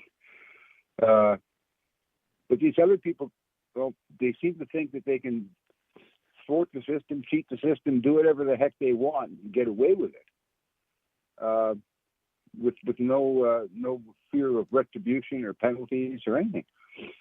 And as I said in one of my recent columns, I hope there's a special place in hell for these people who run these driving schools, who cheat the students, don't give them the time they need to do the instruction that they're paying for, and then turn these untrained students loose on the highway, unknowing really the damage they're going to cause when they get out there. So it all comes back to the driving schools. And we are talking. I just want to interject here that we're talking, when you talk about somebody with a bee in their bonnet, we're talking about somebody who puts a lot of pride in being able to parallel park a B train. Oh no, I know he takes it personally. I'm not diminishing, because I'm telling you, you should have heard me yesterday about the idea. Let me get right down to brass tacks. I am speaking in what I call the exact opposite of hyperbole here. I'm completely in accordance with Jim on this. It It is not easy to produce a good truck driver, and I don't know how you guys feel about it. I think we do have a shortage of drivers. It's a shortage of people who have been trained well from the get-go. Now, many people get there because they just have tenacity and the temerity to kind of hang around in the industry, but the problem is the fact that, we are rushing people through process, and we are promising them the world. A lot of these CDL mill schools, by the way, Jim and Joanne, have literally pitched themselves as a get-rich-quick scheme. That basically you get behind the wheel of a truck and you get that first check and you won't believe how your life has changed in the blink of an eye, and that's not how. Unbelievable. And that is not how a life in trucking is built. It can be incredibly profitable and it can lead to some great lifestyles. But nobody ever got behind the wheel of a truck and on the second week found themselves in the middle of a windfall. If they did, they're hauling something they shouldn't be hauling, and they might even die out of a hail of bullets at the border. That's about the only way you can ever walk away with any sort of real, big money in the blink of an eye. And a lot of people are pitching this as if it's an instant gold strike. And, and they're dumbing it down more and more, doing the minimum and then going beneath the minimum. Because you made a good point, Jim. Sorry to get off on a rant here, but you said it's not that they're not doing it well, is they're not doing it at all a lot of the time. That's fair, right? It would seem to be. I mean, whatever training these poor sods get at these driving schools, it's only to pass a test. And there's all kinds of evidence here in Ontario that the ministry hasn't acted on yet, unfortunately, where the driving schools are picking and choosing the test centers to send their students to. These are allegations at this point, by the way, just allegations. Based on I think you have a little bit of a coughing moment right there. We'll let him kind of get himself straightened out. But that's okay, Jim. Believe me, trust me. I actually have a guy that sits on a board and actually can press a button when that happens to me. You don't have such a luxury, so you go ahead and take your time. You ready to kind of talk a little bit more about it? Yeah, the driving examination centers around the province, for one reason or another, tend to do specific. Sorry. That's okay. Joanne, I know you follow this a little bit too. I know that it's something that's important to you as well. And by the way, I mean, how do we begin to really address this issue? How do we really begin to kind of solve this problem? Well, I think that what we've seen, the things that Jim was talking about, the actions that some of the provinces are taking, are a beginning. Being older and cynical as we both are, we sort of say, well, is this just for show, or are they really doing something? But I think as long as the industry pushes from one end and they start to do something that maybe we're seeing a breakthrough. But I just wanted to say as well that the losers in all of this are, besides the general public, who's being, who is having to share the road with these ill-trained or poorly trained or untrained drivers. The sad thing is the drivers themselves. Who unsuspectedly come into this. If you don't know what you don't know when you start, you take up with one of these schools, and that is really difficult for the industry to make an honest claim that we need good drivers and encouraging people to get into the industry when others see this happening. So that's a sad part of it as well. It's those potential drivers that are being shortchanged. Yes. And who often end up, in really bad situations out on the road. Speaking of short change, by the way, I'm going to read a line here. To borrow a term from the aviation industry, stick and rudder skills. But do manual transmissions automatically, sorry for the pun, make better drivers? Those are the words of Jim Park, by the way, over in trucknews.com. And it brings up a really good question.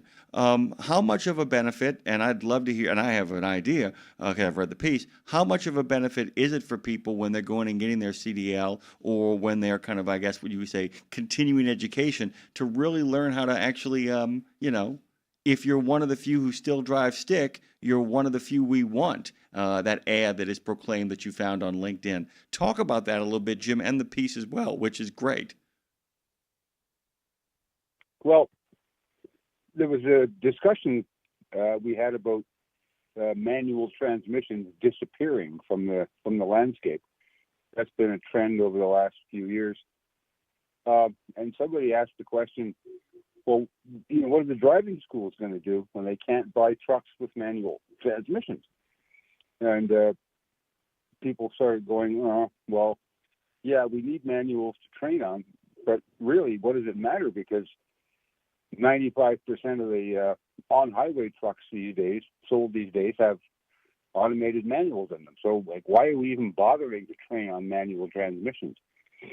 And in Ontario and BC, there's a couple of other provinces, you get a restricted Class A if you take your test on an automated. So you're limited to driving automated transmissions. But that doesn't mean all that much anymore if you want a highway driving job, because all the new trucks have automated manuals. Anyway, the point was, do we really need to bother training people to drive on manual transmissions? And as you can see from some of the responses to that column, yeah, you need manual transmissions, or you need a better way to train people to understand the vehicle dynamics involved in 80,000-pound trucks compared to a family minivan. But when these folks in these driving schools are given 2 days of driver training, 10 hours behind the wheel, 12 hours, as opposed to taking a week to figure out how to double clutch and match the revs and get the shifting properly down in their heads and their physical coordination. You learn a lot about the vehicle and the dynamics when you're struggling like that. It's part of the learning process. And you understand weight, and you understand you have to be in a certain gear to turn a corner. You just don't come roaring up to a traffic light, slam on the brakes, and then throw it into a tight right turn. But you can do that with an automated manual. So you come away from the training without some fundamental knowledge of how the truck works and how the truck feels. I liken the manual transmission as a physical connection between the driver and the wheels of the truck, the drive wheels, not the steering wheel. And that goes away with an automated manual. I got nothing against automated manuals. I think they're great, but they're not the way to teach people how to drive. And that was really the question in that column. I thought it was dazzling. I'm going to be really honest with you. I've been so excited to talk about this, by the way, guys.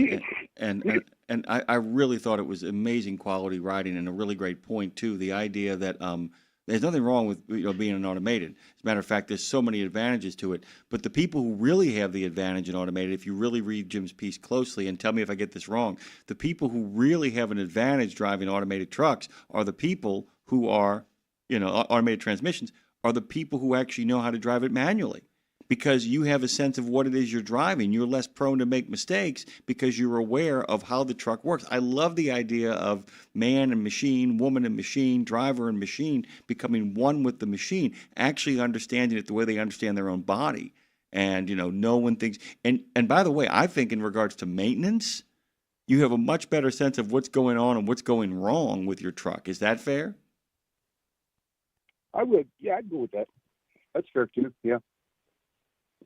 It's just, it's an opportunity. And by the way, so are we suggesting, is this a possibility that it should be foundational training? It isn't that you're going to get behind the wheel of a manual a lot of the time anymore, but that foundationally training, it should be there. Even if you have to kind of stumble your way through it, even if you have to kind of fight your way to the other side, doing the work that needs to be done. But I mean, do you feel like the comprehensive training should include this? And like I said, people haven't read the piece yet. I know where you kind of come down on this, but do you feel like this should be a part of the foundational training of a CDL? I do, absolutely, yeah.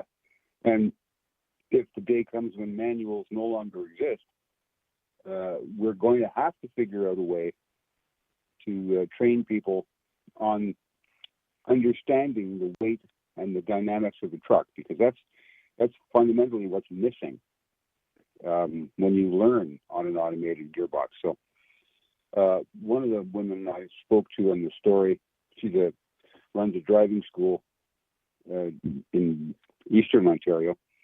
They have a shifting simulator, which helps folks learn how to navigate the clutch pedal and the shift timing.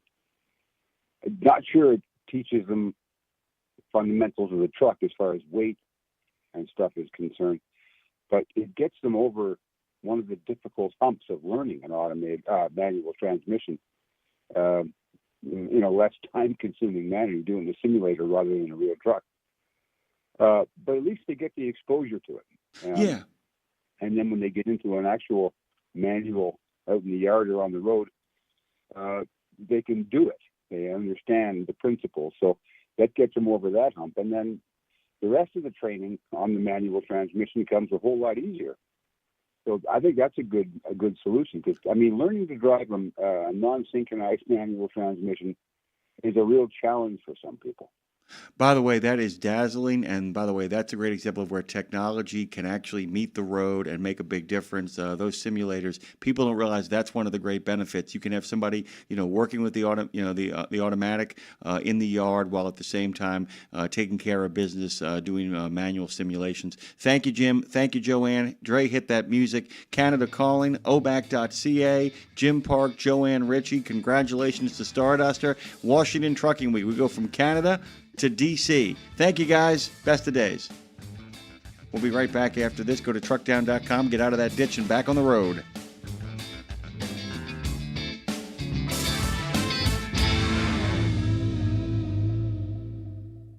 St. Christopher Truckers Fund provides free health and wellness programs for drivers to help prevent some common medical conditions seen in the industry. These programs include diabetes prevention, Rigs Without Cigs, a tobacco and nicotine cessation program, Healthy Habits for the Long Haul, a 12-week total body wellness program, a vaccine voucher program that includes free flu, shingles, COVID, and pneumonia vaccines, and GPS, Get Preventative Screenings. That includes free at-home cancer screening tests.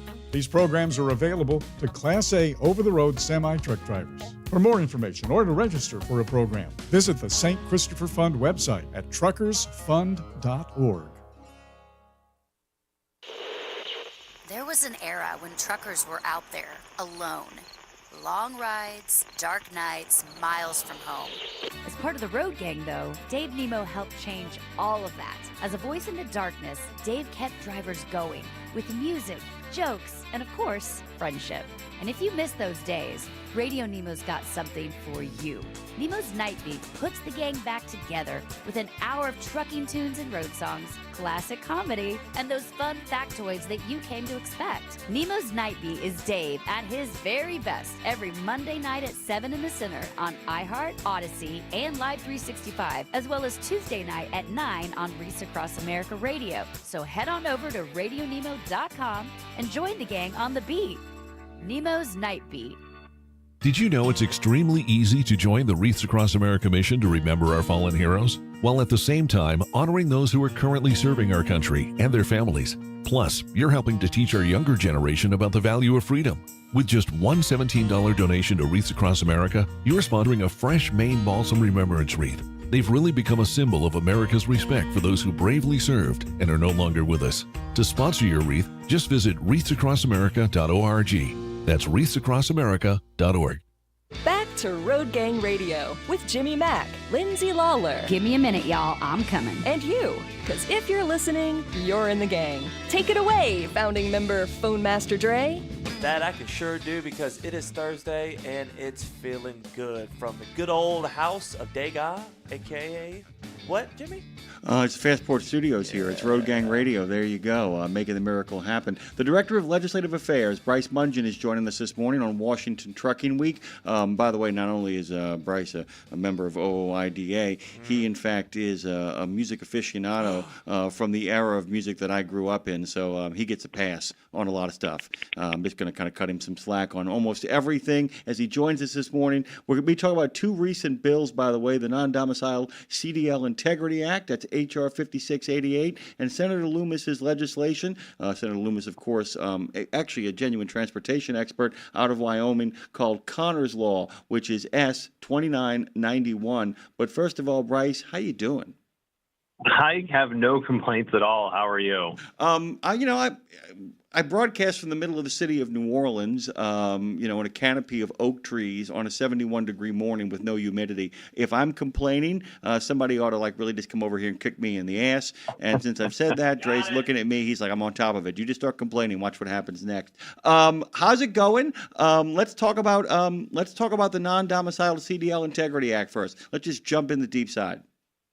Yes. And so this legislation, to cut right to it, if you like what Secretary Duffy announced last month on behalf of the Trump administration, then you will like and should support this legislation. Very simply, this bill would put into law the regulations that U.S. DOT announced last month. Basically, what they did was put a ton of restrictions on the use of non-domiciled CDLs and states' ability to issue those CDLs. As a refresher, basically up until last month, states could issue non-domiciled CDLs to anyone who came over the border and had a piece of paperwork that they collected when they did so. Last month, Trump administration said we've found a lot of problems with this. Surprise, surprise. They've said they've found states are not issuing these the right way. There's safety gaps in how these are being issued. So we're going to cut down on these tremendously. So now they're going to be limited to basically anyone. It's only people who have gone through the Department of Labor and Department of State and have paperwork that says you are permitted to do trucking, to have a job to drive truck in the trucking industry. So U.S. DOT estimated that would cut non-domiciled CDLs by about 98%. They said there's probably around 200,000 floating around right now, and this would bring it somewhere in the neighborhood of 3,000 to 5,000. So all but eliminating the program. And very simply, again, this legislation from Congressman Rouser puts those provisions into law, which is very important because that will prevent some of the flip-flop between administrations, as we are all too well aware of. New president comes in and they decide to rewrite all the rules that they can. So by putting this into law, this legislation would really tie the hands of future administrations. Well, and that's the other thing, too. It's one of the biggest complaints that I've had, both against Republican administrations and Democratic administrations, hasn't been against the administration. It's been with the members of the House of Representatives and the Senate not passing laws, because at the end of the day, the real power, and I know a lot of people would like, centralized power in the hands of one person kicking ass and taking names, but at the end of the day, the best way to kind of do this is make sure that one person, regardless of their party, can't come in and just be like, you know what, I'm going to change the rules again. If you write out what FMCSA or anybody else at transportation can and can't do, it doesn't become plenipotentiary. It becomes the will of the people, the people's house, and the U.S. Senate sits down and writes stuff that says this is what you can and can't do, and then the president and the executive branch are held to that, right? Yes, absolutely. That's always one of our gripes is when new administration comes in and they say they'll be looking for data or reasons to support things, but too often, I won't say all the time, I guess, but too often then that falls along, where you might guess on political lines. So it's encouraging to see Congress introduce legislation. Congressman Rouser introduced legislation on this and hopefully act on this as part of the highway bill. But I'll also say too, the issue of Congress trying to pass bills cuts both ways. Obviously, Congress, some members have some really harebrained ideas, but this is one of the more straightforward issues I think you'll ever come across. Again, we've always highlighted how this is a huge safety issue. If you have folks coming over who you can't verify their driving history, how do you make sure someone doesn't have a DWI or a fatal responsible for a fatal crash or something like that? So, we're not talking about some really specific controversial mandate. We're talking about something just making sure that we know and are sure of who the government and who states are going to give CDLs to. Well, and this is, like I said, one of those great kind of civic moments, too, as well, because if the president and the administration want something the way they want it, they can go to Congress, make their appeal. Maybe their allies on the Hill can come up with something. In many ways, this is an attempt to kind of go along with that, the idea that the DOT is doing something, and there's enough, it seems like enough congressmen and congresswomen are willing to say, hey, we kind of like that idea. Let's codify that for you. And the other thing, I've always said that if people worry about harebrained congressional ideas, that's where the executive comes in. We have another word for harebrained. It's called veto. You know what I'm saying? You got to get a lot of people. You got to get a lot of people harebrained in order to kind of override the president's veto. You got to have a lot of now. Given the makeup of Congress, that's not always out of the question. But I get it. Can you talk about? And I know you've kind of given an overview. If in fact this law passes, what are the mechanisms in it? I mean, how does it kind of function? Does it lay out policy, or does it actually lay out process as well too? Yeah, and so this is a little bit, I guess, another civics lesson. Don't want to get too into the details, but a lot of times this legislation and other bills, what they do is they direct the Department of Transportation to come up with regulations, and it's pretty specific in what it requires. Basically saying that states can only issue a commercial driver license to someone who's not a citizen or permanent resident if, again, they meet that criteria that I mentioned before. They've got some sort of eligible visa specific to driving truck. There's also it would require DOT to put in restrictions on how long a license can be valid. So they can't just issue a 5-year or 10-year license. It basically is only going to be good for the time that their work permit or work visa is good for. And it also makes sure that all the states are checking the boxes in terms of verifying that they have the visa, verifying that these people are providing accurate information. So, it is Congress very specifically telling U.S. DOT what to do. Which, by the way, isn't always the case. Sometimes it's a generalized thing, and sometimes then the administration is able to kind of turn around and play real games with it. This really does specify it. In many ways, like I said, you made a good point at the beginning. If you are happy with what the DOT is doing right now, this codifies a lot of that policy. Yep. But it actually protects any administration in the sense that you can say, my hands are tied. That literally, it protects an administration in a way that, like, if other organizations want to bring pressure, too much lobbying is being done at the White House level and not enough at the congressional level. And I know people hear me say that and go, "Are you out of your mind?" I'm like, no, I'm not out of my mind, because when you've only got to sway one person or one department to sway one person, it's very, very different than having to actually build a coalition to sway. We're basically herding cats is what we're talking about. Mm-hmm. It puts the heavy lifting back in the hands of the people that are supposed to be doing it in this country. All right, we're going to pivot here to Senator Loomis. And I kind of want you, for the people who don't know Senator Loomis, and a lot of people do from her exchange with the last administration, her and Pete Buttigieg kind of going back and forth in transportation issues, but kind of set up who she is, and then we'll talk about Connor's Law. Yep, absolutely. And so, I hate correcting you, but Senator Lummis, she even puts her staff in her email. Oh, that's right. That's right. She's got it right. I have to laugh every time I correspond with her staff because they put it right there. Lummis like comments. So, Senator Lummis, she has been an advocate for truckers. She has previously been very supportive on truck parking legislation that we've worked on, dedicating funding to truck parking. We're still working with her office and working to get that legislation reintroduced this Congress and the Senate, especially with the highway bill coming up. We want to see that bill introduced again from her to again get it across the finish line as part of this big Super Bowl of trucking policy that's coming up. But regardless, she has talked consistently about the need to address truck parking in congressional hearings, as you mentioned, making sure that there's enough places for truckers to have a space to get some rest when they need it. So she knows owner operators, she knows small business truckers, and I understand from talking to her and her office as well as other members of the Wyoming delegation that turning this English language proficiency issue, it's a big issue for her and a big issue for the state. So we were encouraged and excited to see her take up this issue because, again, like I said, she knows trucking, she knows our issues, so she knows that this is important, and she wants to make sure that this is done right. Yeah, and And so kind of talk about what what this means. Let's kind of go through Connor's law in detail and kind of talk about what it all kind of entails. Yes, and so what this would do is require basically, take the English language proficiency requirement and ensures that it is part of the CDL process, the credentialing and the training process. So we think this makes a ton of sense. It's not just taking people off the road once they've got their license without demonstrating English language proficiency.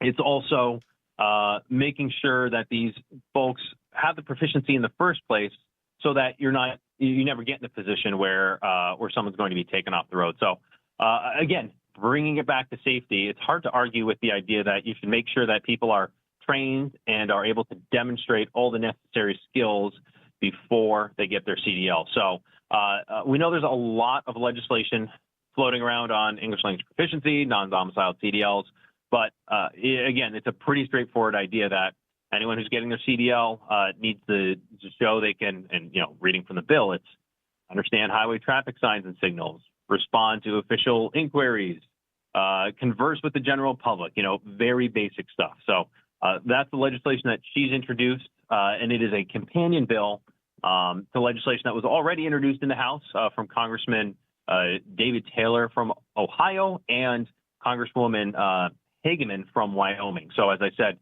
there's been an interest in this issue from the Wyoming delegation, so we're glad to see her take the lead and put this out in the Senate.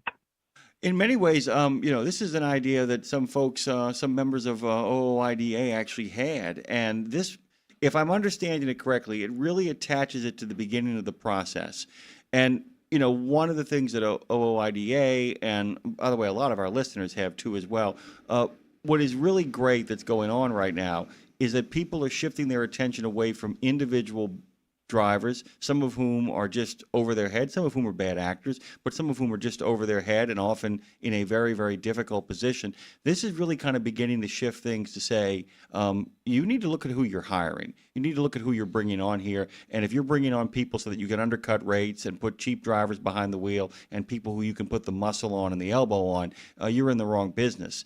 And what this does, if I'm understanding correctly, it's saying, no, that it's actually making life easier on law enforcement because the simple act of having the CDL is in itself an imprimatur of being proficient in English and changes the way individual drivers are approached based on the issuance of CDLs moving forward. It's okay if I got that wrong. I just want to make sure I understand. No, you are right. And you're absolutely right. And I think that's how we've also talked about this issue is, this is, certainly it's cracking down on drivers who don't have the skills and shouldn't be out on the road. But, it's hard to imagine, especially when you combine it with this non-domiciled CDL issue that's been going on. It's not as if these people kind of, or at least, not all of them are just finding their way here on their own and deciding to do all this on their own. There's people who are, frankly, taking advantage of them. And it's, in some cases, it's not fair to them because they're being misled. They're being lied to. Like you said, they're not being paid the right way. And it's not fair to these folks as well to be put out on the road without the skills that they need. So it's putting these drivers in an unsafe position. So you're absolutely right that this is, in a lot of ways, focusing on or trying to cut down on those root issues that allow carriers and other people to take advantage of these drivers. Because, again, bringing it back, we don't want drivers to be placed out of service, on the side of the road because they're not proficient in English. That's not good for that driver either. So this is getting at those root causes and hitting back at some of those folks who are taking advantage of those drivers directly and ultimately undercutting and screwing over everybody else in the industry. Yeah, and by the way, and I hate to kind of beat this horse, but I want to make this really clear. It's one thing to throw somebody either across the border back where they came from or to throw somebody into a jail cell or, to basically rip somebody off the road. Bravo, well done. But if the person who hired them gets to keep their big salary and gets a slap on the wrist and a fine, that doesn't solve the problem ultimately, because it means I can keep doing it. It's kind of like, oops, sorry, I won't do it again, and then they will. The law, by the way, is named after a young man named Connor, who in 2017, just 18 years old, during his freshman year of college at the University of North Florida, died in a car crash involving a truck driver who was distracted and could not understand English or read traffic warning signs, which, by the way, by doing that, by naming the bill that, what you're doing is you're calling to attention to the fact that, as you guys have stressed, an economic issue, yes, it will help insurance rates in the long term if it's widespread. It will actually take some drivers off the road and bring up rates a little bit in certain areas. The big thing is it creates a safer workspace for the people who are playing by the rules and doing it legitimately. And that's part of what is going on here, correct? Yes, absolutely. I mean, from day one, we have talked about this as a safety issue, because that is the biggest issue. I mean, through and through, you need to be able to read road signs, converse with law enforcement, all that sort of stuff. It really is why we're focusing on this issue. Okay, I'm going to at some point have to talk about process. I don't mean the process of enforcing the law. I mean the process of actually making the law. We've actually got to go back to our schoolhouse rock here now. Prospects. Let's talk about the fact that Lummis is a player. Does have some gas in the tank, so is able to kind of move stuff. It does have some friends in the House. David Taylor introduced the same legislation in the U.S. House from Ohio. What are its prospects in regards to moving forward? Because, man, a couple of years ago, Louis Pugh and I were talking about it, and he knew. He said, we're at the 5-yard line, but we're not in the end zone on truck parking. So a lot of stuff can get really down the field, but until it crosses the goal line, it is just a really good idea. What are you guys thinking here in regards to getting there? Yeah, I think we are in a good position, about as good position as we are on any of the issues that we're working on. And that's because, in large part, the timing is good with the highway bill being written right now. As we've talked about before, the highway bill is where all the surface transportation policy is packed in together, including trucking policy. So it's not too often that bills move on their own, but this is the exact type of bill that would be packaged into a highway bill. So we feel good about this legislation. I will kind of qualify that a little bit by saying, I mentioned before, there's a couple different bills on English language proficiency that are floating around out there, and they all take a slightly different approach. And, we think that there's, the exact words or the exact language is going to be worked out in the final product. But I think what's important to highlight right now, too, is we've been working on this issue for a long time, especially heated up in the last few months. So we've been working with lawmakers, working with committee, and working with all the people involved to make sure that this is done right. So to put in a plug for ourselves is, we are keeping our members informed on this. Fightingfortruckers.com is where we've been updating folks on this legislation.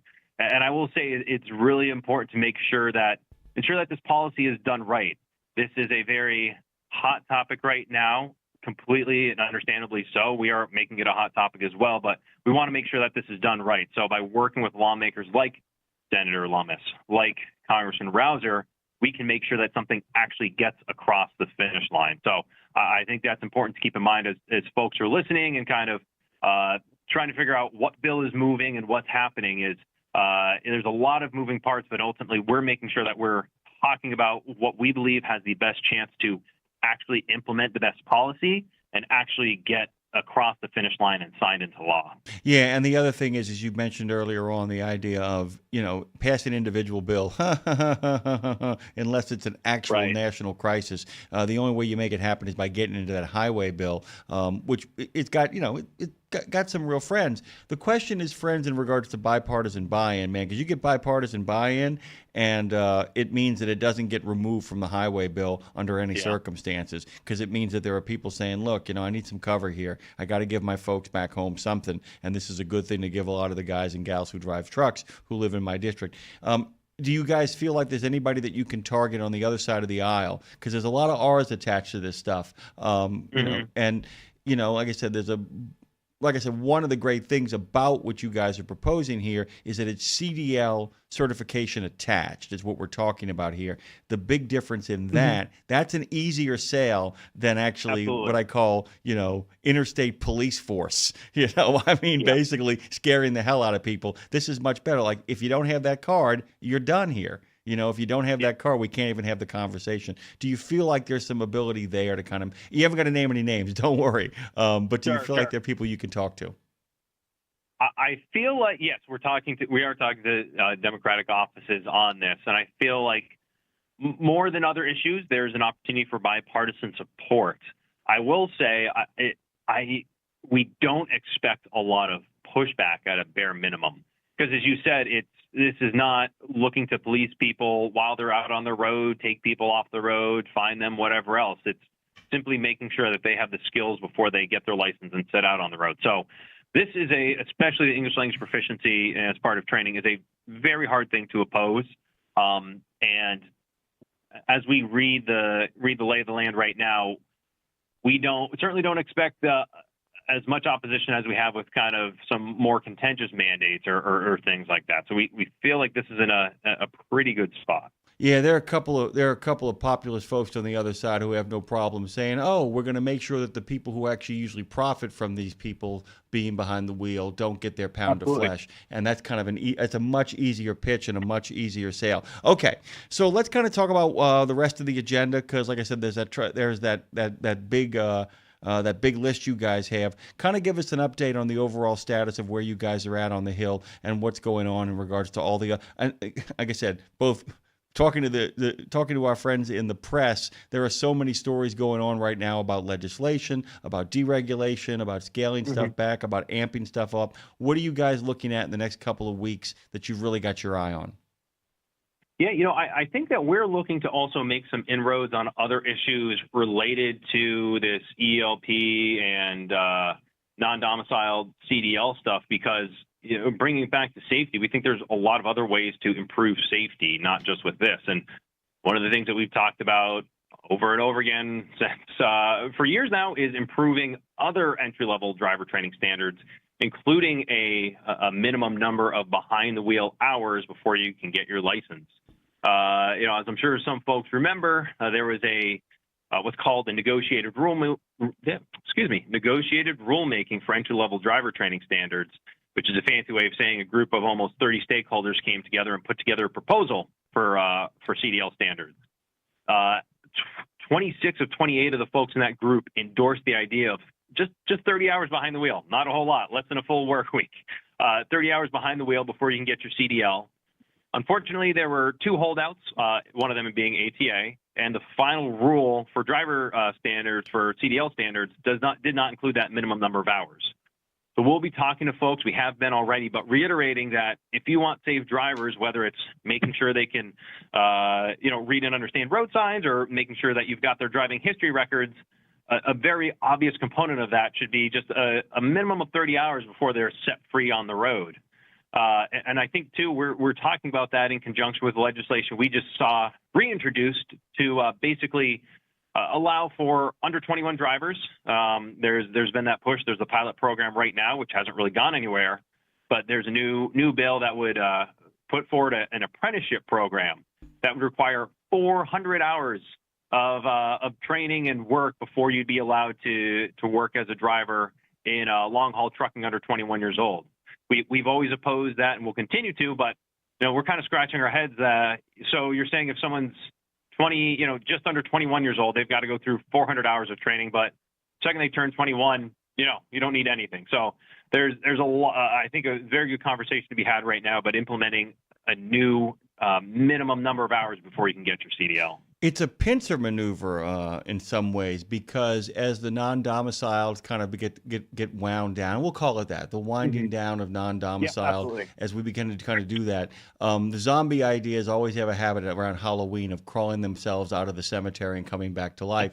and it feels like you guys are bracing up, knowing that if, in fact, this world is sunsetting on, send somebody to a different state and load them up and move them out, that you guys are actually saying, okay, where's the next bunch of cheap rates coming from? And the concern there is that it might be 18-year-old drivers, that we may really revive that. And by the way, and full disclosure, we had on a young man who actually was part of that apprentice program. But I would encourage people to actually listen to that interview, by the way, because what he had to do to get there, you go, okay, well, that makes sense. But we're not talking about that. We're talking about, yeah, we'd like that program back, but we would like it back with none of the contingencies and none of the restrictions that one had on it. So you guys are really keeping your eye on that next move, aren't you? Just making sure that idea doesn't come roaring back to life, right? Yeah, absolutely. And our biggest concern when you're talking about the under 21 drivers, is this idea that you're going to set folks, they're free to drive anywhere across the country, not just terrain, not just hours, but being away from home for weeks at a time. It's just really hard to comprehend how that's really setting anyone up for success. Now, we've always said we're based in the Kansas City, Missouri area. We get those concerns if you're operating in the Kansas City region or here in the D.C., Maryland, Virginia region. If you're just doing some day trips or operating very regionally, we get how that can create some problems or some challenges. So if you want to give someone some experience, maybe give them some experience in a very limited area, allowing them to cross state lines, but not sending them across the country to, again, unfamiliar terrain, unfamiliar weather, an unfamiliar lifestyle. So we think there's ways to address some of the concerns that people have raised about the restriction on younger drivers in interstate trucking, without, as you said, just kind of opening it wide up to everyone to go anywhere. Yeah, Basically, here's the question. Are you guys really trying to, not you, but the people we're talking about here, are you trying to create the next generation of drivers, or are you just looking to, basically get a really big turnover and put meat in the seat, to get the next load where it needs to get at the cheapest possible rate you can manage for the bottom line? Bryce Mungen has joined us this morning. You guys know him of OOIDA. Not as often as we'd like, but it's good to have you back. What are you listening to these days? What's the next big play on your playlist? What's going on? I have been, not to get completely off track with work, but there's a great podcast, the history of rock music and 500 songs that I've been listening through that. It's a he's been on the show. Really interesting. He's been on this show. You're kidding me? No, I'm serious. Man. He's been on this show. He's good stuff. He's wonderful. It's kind of spoiled other podcasts for me because it is such good podcast. So that has been a lot of what I've been listening to and kind of branching out through there, kind of just listening through all that stuff. So that has been very enjoyable. Yeah, really fun. I actually watched a reaction video just the other night of all these people under 30 listening to Simon and Garfunkel's Bridge Over Troubled Water for the first time, watching half these people burst into tears at the last part about Sail on Silver Girl. Thank you, Bryce. Great talking to you. Have the best of days. Thank you. You too. OOIDA.com. Fighting for truckers. We'll be back on the other side. Get busy, man. Change it over because LaRue is coming. Go to truckdown.com and get out of that ditch, man. Come on. In a video game, if you get enough experience, you level up. And when you level up, you gain more skill. And with enough skill, you beat the boss and win the game. Sounds a lot like trucking, doesn't it? Except in trucking, you don't beat the boss, you become the boss. And if you want to be the boss, you gotta meet the boss. And that boss? Carrier's Edge boss, Jane Jazrawi. Want your drivers to level up? Carrier's Edge has the training, comprehensive safety, compliance, and best practices on one website. It's a simple subscription with no contract and no commitment. Learn more. Try it out. Level up. CarriersEdge.com. Hey, come on! We're starting the game! All right, I'm coming. Wait for me. CarriersEdge.com. The Joshua Chamberlain Society is unlike any other veterans organization. It's truly a family, and I know that firsthand from working with them myself. Their mission is to make wounded veterans and families of deceased veterans feel the support and appreciation of their community for life.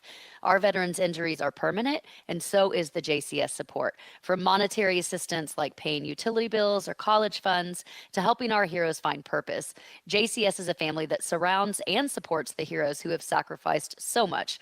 Learn more and make your donation at chamberlainsociety.org. That's chamberlainsociety.org. From the wee small hours of the morning to the crack of dawn, RadioNemo has been there with you. Whether you've got the overnight or you're the first wheels on the road, Radio Nemo's been where you need us to be. Providing the laughs, giving the facts, playing the tunes, and keeping it rolling. We've been your light in the darkness, your first cup of coffee, and a voice of sanity. Semi-sanity, actually. We're all a little crazy here. Crazy for the men and women who keep this country going and moving and doing. Crazy for trucking, crazy for truckers of all shapes and sizes. Is that a fat joke? Not if we can help it.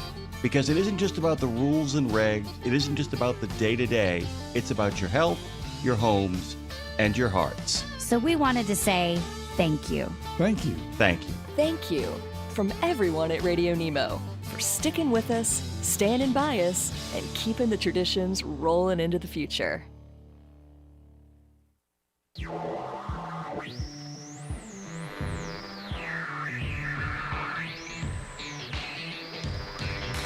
Road Gang Radio. We've talked about making a living. Now let's get a life. It's Jimmy Mack and Lindsay Lawler with the best stories, the ultimate road trip, the concert of a lifetime, and a home when you're not at home.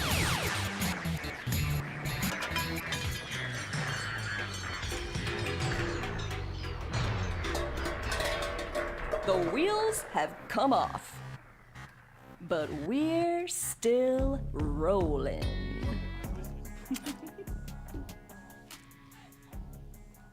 Hey guys, good morning. Welcome back. Road Gang Radio. Jimmy Mack, Lindsay Lawler. Lindsay's over in Franklin, Tennessee. Good morning to you, Lindsay. Good morning. I got to tell you what, I have the honey in the microwave, Jimmy. Yesterday I microwaved the honey but realized I was holding the honey while the microwave was running.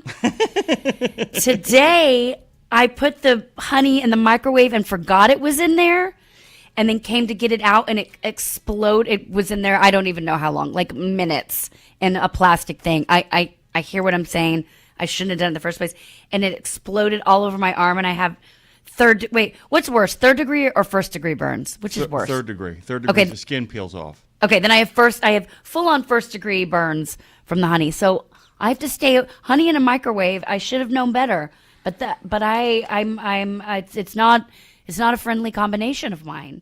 That's all. Good morning to you. Good morning to you as well. And one of the things I can give you the slightest of tips, you probably already do it, to put it in a coffee cup and to put a Scott towel over it, a moist Scott towel over it is a way to kind of do it. Pour the honey into the coffee cup, or put the actual bottle, you mean? No. Pour a little bit of honey into a coffee cup and then put a little moist a moist towelette, if you will. A moist towelette of sorts. So just put a little bit of water on top of and what you do is you're also you're making sure that it doesn't dry out, because that's really what's happening. Is that microwaves vibrate whatever it is you have in there, and then what they're doing is removing the water from it, which is why often when people put stuff in the microwave, it's like, why did my pizza turn to gum?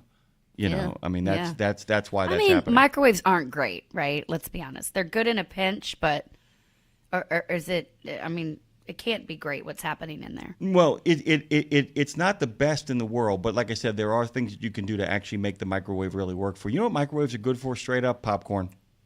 Straight up good for popcorn. But then popcorn's in a bag, so the moisture is actually being held inside the bag. Anything you can do to figure out ways to kind of maintain the moisture in there, because what turns the pizza crust into a gummy bear is the fact that you're removing liquid from it. You're actually kind of you're just vibrating it so darn much that it's like, it turns into whatever is like the remaining hard substance in it, removing the water. I thought you were going to say, you know what microwaves are good for? Megan Kate Nelson. I thought you were going to do a really weird transition there. That would have been a strange transition, but somehow it would have worked. I don't know. Guys, in case you're wondering why we just dropped Megan into the thick of this in media res from the get-go, it's because we are rack-packed and stacked, and we want to maximize our time today with our favorite person in the whole wide world when it comes to the West, Megan Kate Nelson. Well, one of our favorite people, period, straight up. Period, straight up, period. Good morning to you, my friend. How you doing? Good morning. Please don't put me in the microwave. Oh, my God. What was I going to put you in? I do bad things. Nobody puts Megan in the microwave. Nobody. Nobody puts Megan in the microwave. Because, guys, if this is your first time hearing Megan Kate Nelson, first of all, where you been? But if so, guys, she's a writer. She's a historian. She's a badass. She's written about the Civil War, U.S. Western history, and American culture for the New York Times, Washington Post. The list goes on. You name it, she's written for me. That's what I'm trying to tell you. And she earned her BA in history and literature from Harvard University. We haven't done this in a while, so I feel like we do it now. And her PhD in American Studies from the University of Iowa. And she's taught at Texas Tech University, Cal State Fullerton, Harvard, and Brown. Okay, smarty pants. And she's the author of Saving Yellowstone, The Three-Cornered War, Ruined Nation, and Trembling Earth, and The Westerners coming out this spring. Come on. Right? Do we have an actual release date? We do, April 21st. Come on. That is a beautiful day to be alive. I think we should have a book release party. Really We should have a book release party either in Franklin, Tennessee, or the city of New Orleans. Either Both. way. Both. We have back-to-back book release parties. Back-to-back Jacks. Megan I Kate Nelson. mean, I am down to party about books like anytime and anywhere. Seriously. You know what the maybe the most uncool thing anyone said, but I love it? I'm down to party about books. Well, the you know nerdiest. who would agree with me? You know who would agree with me is Lee Raybon from The Lowdown. Oh, Nicely yeah. done. Nicely done, by the way. And can I just point out a couple? A rare book dealer. Yeah. Some really cool stuff here. A rare book dealer played by Ethan Hawke. I think this whole show was merely an excuse so that Ethan Hawke could wear cowboy boots and a funky hat and walk down a street in Tulsa, Oklahoma to really groovy music to open up a show while pulling on a vape. I mean, it is just like it's peak Ethan Hawke. And before we get to this, guys, I don't know if you know this, the first person he really talks to, not the woman, not the receptionist, but when he sits down at the table to talk to the people about trying to find the MLK letter, is that the actor is Tracy Letts. The guy with the beard, the old guy with the beard, Lindsay. Yeah. We're talking about the load. You haven't even told them what show we're talking about. I'll get to that in a second.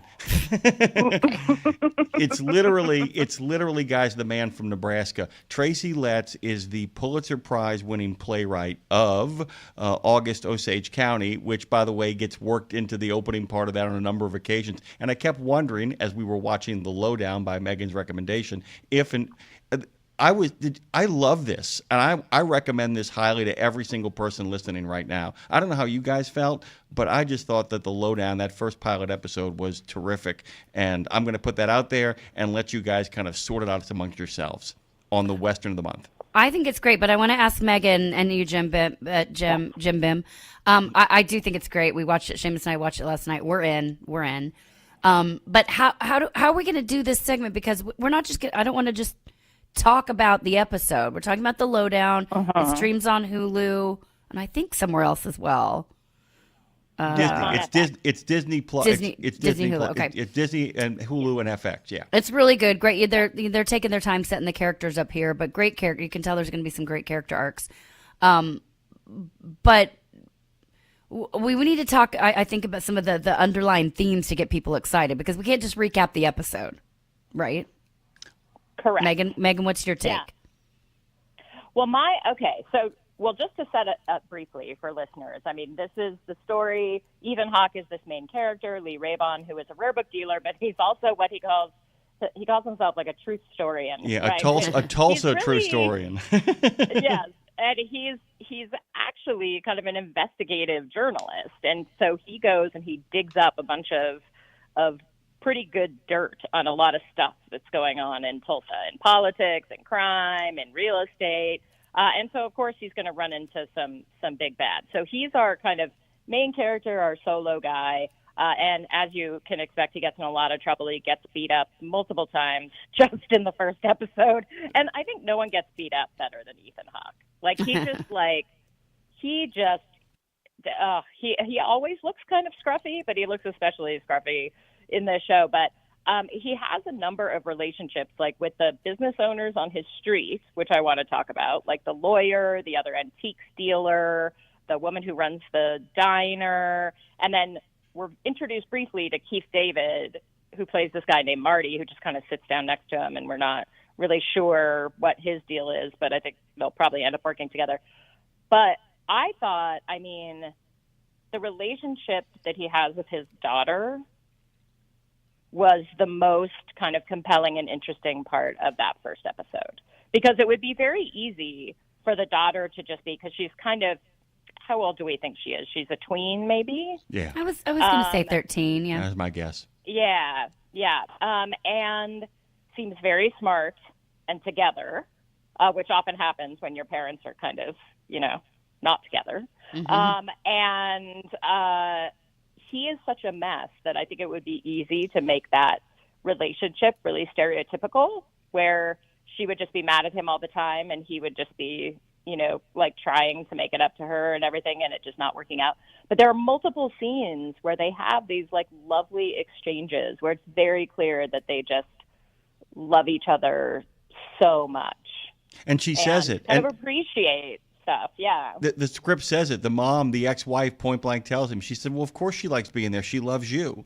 And that's really kind of established beautifully. For those of you guys, and once again, we'll kind of go back to the catch-up because I want to get some of Lindsay's thought here. The Lowdown has something for everybody in it.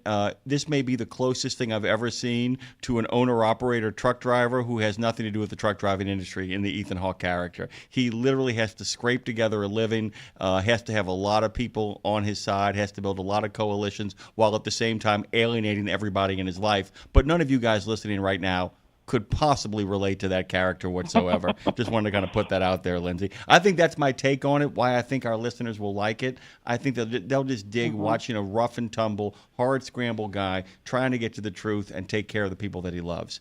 I think making the best of hard times. Yeah. Trying to make the best of hard times. I'm really curious, Megan, to know your perspective on this, on a deeper level here.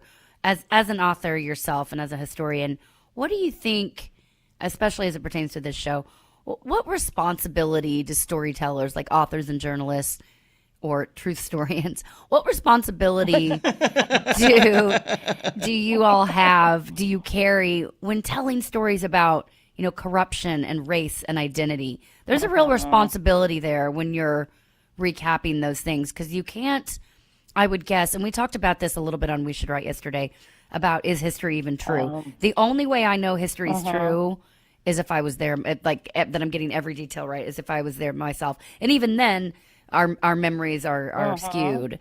So, what is the weight of that as an author to tell stories, particularly as it pertains to corruption and race? Oh, yeah. Well, I mean, because those are really difficult things to talk about, right? And you have to be responsible to the sources, because basically what we're basing all of the histories that we write on are usually written sources, things like newspaper articles, and, it depends on what time period you're talking about, but diaries and letters and government documents and oral histories and all kinds of things. And if you can corroborate, if multiple sources are telling you, kind of the not exactly the same thing, but enough to kind of say, okay, this really happened in this place at this time. These were the experiences. Everyone's going to experience it differently, but, that is kind of how we do our work. And for me, like when I talk, because I write about a lot of people, I find it very boring, actually, to write about people who are, like, too good or, just sort of one note. Mostly because I think that's not true to real life, right? Like everybody living today and everyone who lived in the past were real people, right? And they were very complicated, and they had good sides and bad sides, and none of them were completely 100% good or 100% bad. And so you have to kind of write in 3D in that way. So I feel like my responsibility is also to kind of take you as the reader into a fully realized past, right? That is not just in black and white, but is sort of, if it's gritty, it's gritty. If there are really nice things about it, there are nice things about it. And you write about all of it. So, excuse me, I'm sorry, I'm getting verklempt. Talking about the writer's craft. It's emotional. It is emotional. I mean, it actually kind of is, though. That's actually joking and serious. No, it is. And when you're talking about something like corruption, if you're talking about a past person or you're kind of digging up things that people haven't known before. You're making discoveries. You have to be really careful, right? Like these are criminal charges. You have to kind of figure out kind of what went on and who did what, and if you have enough evidence, which is kind of what Lee Raybon is doing here, right? He's putting some things together because he's very observant, but he also needs proof, right? You have to have sources. You can't just go around printing your assumptions or whatever. Have you been on the internet recently? I know. Well, that's what I'm talking about, especially like in this new phase of AI where like, y'all, like I was so crushed to know that the bunnies jumping on the trampoline was an AI generated video. I was so charmed by that and I thought it was delightful. And then I was like, no, it's not real. But yes, I mean, especially in these days, it's kind of like, you have to be really careful with all of your sourcing and you have to make sure that you prove kind of everything you say. And you have a responsibility to that. And especially when you're dealing with real people in the past. I mean, you know, and they have descendants living today. Yeah. So, yeah. You know, yeah. And race is really hard to talk about, like, as I think we all know, right? Like, it's almost easier to talk about it in the past than it is to talk about it current day. But I thought that was, I mean, one of the things that this show does particularly well is to depict the American West as a fully realized diverse place. We have indigenous characters, we have black characters, which is very true to Oklahoma.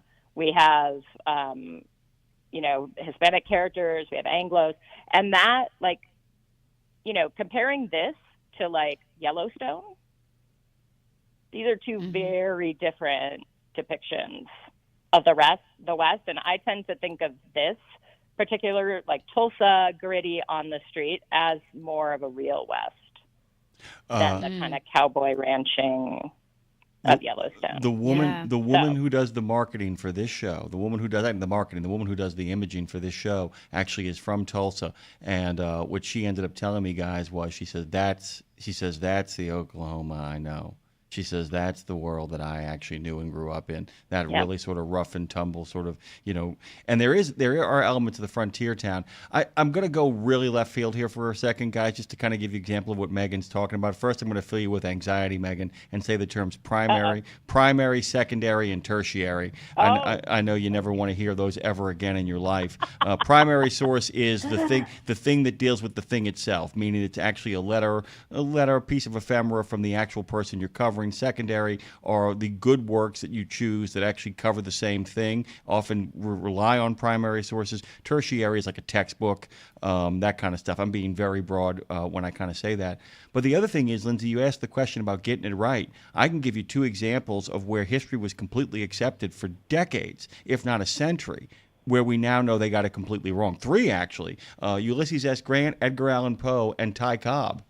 Everybody assumes that Ty Cobb was this monstrous racist because the guy that wrote the book about him said he was. Turns out he wasn't, and the only player he was interested in going to see later on in his life was Jackie Robinson, because he felt he was the only one playing at the kind of intensity that you needed to play the game in. Ulysses S. Grant was always called a corrupt failure. We now know that that was all just part of the propaganda of the lost cause. And Edgar Allan Poe was called an opium addict, and it turns out that, in fact, that's not what happened to him at all. But this was all accepted history for the better part of 100 years. And, you know, and so much of what this show deals with is accepted history, because the bad guys are really good at that stuff, Lindsay. People are really good. You know, the great line of every great fortune is built upon a great crime is that if you have enough money, you can pay historians to rewrite your history. Wow. And some of the bad guys that we are dealing with in this movie, in this television show, The Lowdown, which is what we're talking about, have used their money to create a narrative around themselves that wasn't true, and Ethan Hawke is taking on a false but accepted historical narrative about the family that he is going after. Is there anything more anxiety-ridden than watching a bad guy pretend to be a good guy and everyone accepting him as such? Like, you know, thinking of the governor or soon to be governor, whatever, when he walks in, he's like, I'm not here for, walks into the when they're selling cows, the stockyard. Thank you. Yep. And he's like, I'm not here to talk politics, folks. Of course they always are. And he's saying, you know, I'm just, you know, it's just meat and oil. Meat and oil. That's all we're about. Meat and oil. Meat and That's oil. right. But the idea of what I was hit with watching that, and this is again an overall theme, the idea of historical figures or current. There are so many people that have or that do face forward, pretend that they are a good people, a good person, a hero, and people believe it. And they are all, majority of the time, the most sinister in the background. And that the juxtaposition between the two, those are so far apart that it's, I don't know, it's almost debilitating to watch and think about how much that goes on. Do you feel that? Do you feel that in your writing, Megan? Because most of your writing deals with those exact subjects. Oh, yeah, absolutely. Well, and it's hard, right? Because when I think about Western history and the way it was often written until really the 1980s, it was very much the frontier myth. It was very much like, here are the pioneers, they are questing and succeeding, and they are defying nature and Native Americans and bringing them to heel and establishing ranches and farms, and that has become such a ingrained part of the American myth that it's hard to unseat it, right? Although we know from looking at everything that is going on during the period of kind of 19th century region building in the West, the story is much more complicated than that, right? There's always a kind of a story underneath. There's the kind of surface that everyone presents, and then there's the story underneath. It's a little bit like social media today, right? There is not one truthful piece of social media out there. We are always, the minute that you crop your photo and put a filter on it, you are messing with the truth, right? You're presenting an image, and oh my gosh, I'm a part of the problem. I'm a part of the problem. We're all a part of the problem. We're all a part of the problem, and everybody's lives look so, sort of nice and lovely, and cropped. Kind of what you're saying, Lindsay. Yeah, exactly. They're cropped. They're filtered, and the reality is much kind of more complex. It could involve a lot of great things, but it could involve a lot of bad things. And so for me, it's getting below that layer to kind of figure out what is actually going on and why are these people enabled to succeed? Why is the Washburn family able to succeed in this milieu? Why is the real estate company able to succeed? And there are a lot of reasons why, and it's not just because they're kind of bad guys who have a certain form of ambition. They're enabled to do it through a lot of different things, including laws and the original sin of the Tulsa riots. And you have the original sin of the Tulsa riots, which hangs above this entire thing, by the way. I kept thinking about something that a lot of people who are historians talk about. Remember Walter Benjamin's, I don't know if you've heard of this, Lindsay, the angel of history, the angel that is blown backwards into the future while seeing the past only as wreckage.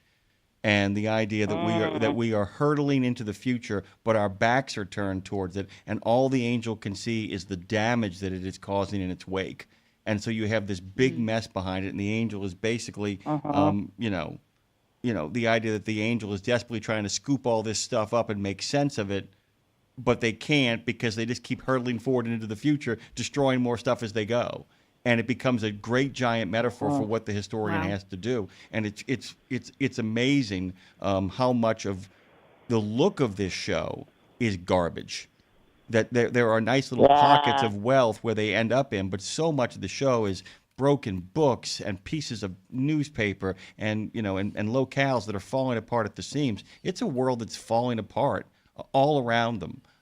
Yeah, because he mentioned. I mean, I've spent a lot of time in Tulsa, being from Texas by way of Oklahoma, or Oklahoma by way of Texas, everyone say it, and I have family in Tulsa and played around there. And I love that he mentions at one point, he said when he's talking to the ex, his daughter's mom, and he's like, I've got the house. And he's like, it's Brookline, which Brookline is a great area of little shops and cafes. One of my favorite breakfast places ever, by the way. is Brookline. Ooh. And I love that he goes, yeah, it's Brookline. He goes, well, it's not exactly Brookline. You It's drive like, through. You drive through Brookline. And that hit me because honestly, guys, I say when I'm like, yeah, I live in Leapers Fork. I'm like, well, not exactly Leapers Fork. I'm on the way to Leapers Fork. That is true. But it's funny when we try to like mark where we are and like, oh, it's like the nice place. Well, okay, it's like the offshoot of the nice place. Yeah. The neighborhood, by the way, that we're next to, there's a part of the neighborhood that's the old 7th Ward. They now call it Esplanade Ridge. And it's like, yeah, no, you're still 7th Ward. I mean, or like the lower. You're still the 7th Ward. Yeah. I mean, that's like the most God. famous thing. The idea, how can I increase my property value? Which, by the way, what a great meta moment in that too, because he's out there trying to investigate this company buying up all this property, while at the same time trying to elevate the property he is sending his family towards. And it goes on all the time. That rewriting of history. He puts a filter on it, Lindsay. He's putting a filter. If you like it, then you should have put a filter on it. There you go. I'm just. I'd like. And he also. I'll just make a quick point about that. He also, and especially what Jimmy was saying about everything coming from a crime. I mean, the reason he's able to buy that house is because he like falls into some cash because the people get murdered. Like, and you expect him. Like, I sort of was like, is he gonna turn that money in? No, of course not. He's going to keep the money. So he is, I think, a very complicated protagonist for us here.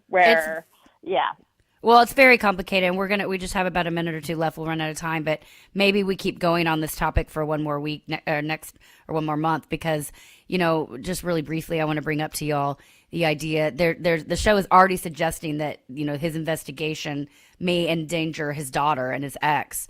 And so there's that tension, and there's this big underlying question here and theme.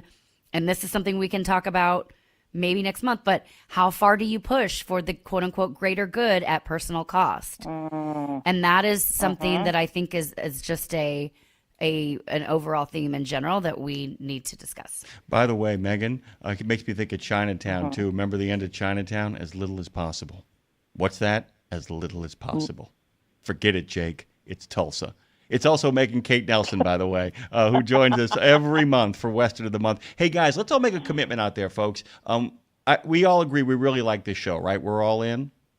Yeah. Okay. My household is in. Absolutely. Okay, so and even Dan is in, and he's like a prestige. I know he is very snooty, and so he usually only likes like Succession. But we watched this, and he was like, okay, this is pretty good. I can watch more of this. I was like, all right. Yeah. Okay. My dad maybe too. Dan needs to be on with us next month too. My dad would come on as well too, because he was sitting down with me and he's like, I'm gonna go to bed. Never mind. This is great. It's like a truth serum. So nice. Everybody out there, listen to this show so we can all talk about and have a great time. Thank you, Megan Kate Nelson. We love you. Do we want to sit on it again next month, Megan and Jim? Let's do it. Sure. Let's do it. Okay. Megan, we love you. The Westerners coming out. Love you guys. In April. We can't wait. Go to MeganKateNelson.com. Look for Megan Kate Nelson on We Should Write this spring. Love you, friend.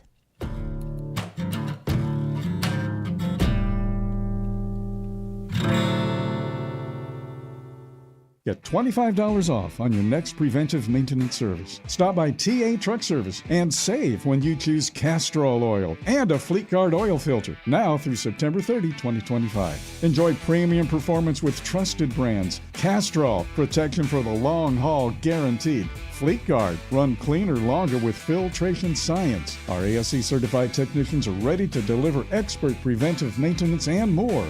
TA Truck Service, Castrol, Fleet Guard, your partners in preventive maintenance. Hey drivers, are you hauling for a carrier that wants to help Reese across America keep moving forward but just doesn't know how? Well, you've come to the right place. RadioNemo has pushed in our chips all the way with our friends at Reese Across America, and your carrier should too. So tell your company to answer the Reese Challenge and join us to reach 50 states and 5,000 locations. Join the ride, join the mission, and help Reese Across America keep moving forward. Answer the Reese Challenge at readsacrossamerica.org/RadioNemo. That's readsacrossamerica.org/RadioNemo. pro drivers, say hello to your perfect fuel stop, Racetrack. Perfect as in hello, everything you need on the go. Oh, hi there, dedicated truck lanes. What's up, hot and delicious grab-and-go food? And hello, cat scales, clean restrooms, and large, easy-to-maneuver lots. Racetrack has what you want so you can get in, get out, and get back on the road, turning miles into money. Next time you need to stop, say hello to the fuel stop built for pro drivers. Racetrack, whatever gets you going. We're going where you want to go so you can be where you need to be. It's Road Gang Radio with Lindsay, Lawler, and Jimmy Mack on RadioNemo.com. RadioNemo.com is, of course, the place to be. We'll give you a preview of Trucking with Oida in a little bit here. Welcome back, as always. Good to see all of our friends over on the chat, chatting it up. A lot of really great well wishes for Lindsay, who joined us at the top of this hour. We're glad to have her as well, because without her, we don't have a life.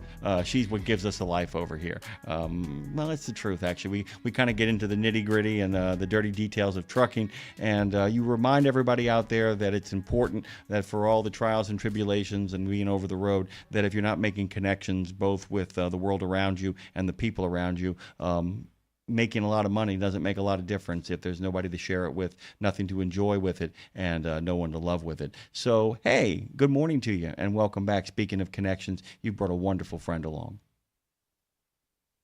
This book is all that this book is about. That is the heart and the soul and the core of this book.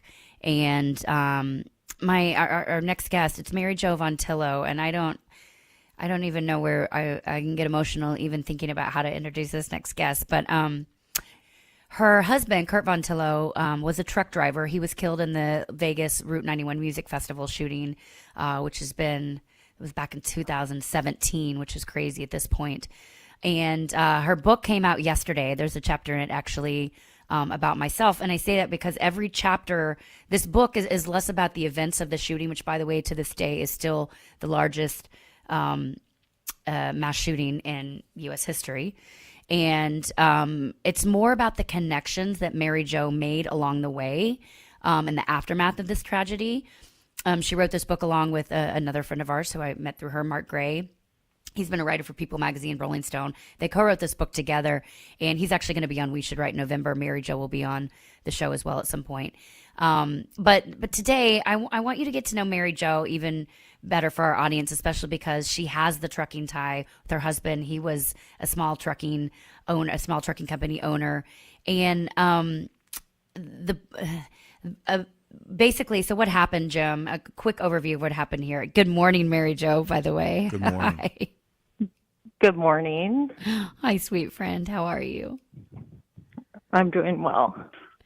So when the shooting happened, we all can probably remember where we were when this terrible day happened.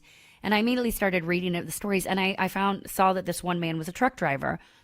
So I started, reaching out, trying to find out more about the family, and I gave it a little time. I think, if I remember right, maybe I probably wasn't of sound mind, but I also came at it from a very positive perspective, and I thought I just wanted to reach out. I wanted to be able to posthumously honor Kurt Vontillo as both a highway angel and a truck driver of the year. And Jim, what happened was I reached out to these families, say on social media. They didn't to this family. They didn't respond. I mean, rightfully so. I didn't really expect a response necessarily, but I did finally get a response from Deanne, who was Kurt's sister, and she said, "Listen, we've been bombarded by terrible people, by people preying on us, and we just wanted to do a little research and check if you were legit." And we ended up striking up this relationship. We finally convinced them. We flew the family here to Nashville. It was actually during a NASTIC conference, Jim, and to honor Kurt. And while sitting at lunch trying to break the ice, I just had this feeling that Kurt and I had this deeper connection. I didn't know why. And Mary just started talking. She said, and Kurt's birthday's coming up. And I instinctively knew. I was like, Kurt and I have the same birthday. I knew it. So I said, when is Kurt's birthday? And she said December 4th, which is my birthday.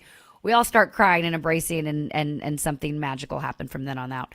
And I was so honored. I got to they had me come out and sing at the memorial for Kurt while they were scattering the ashes in Tahoe.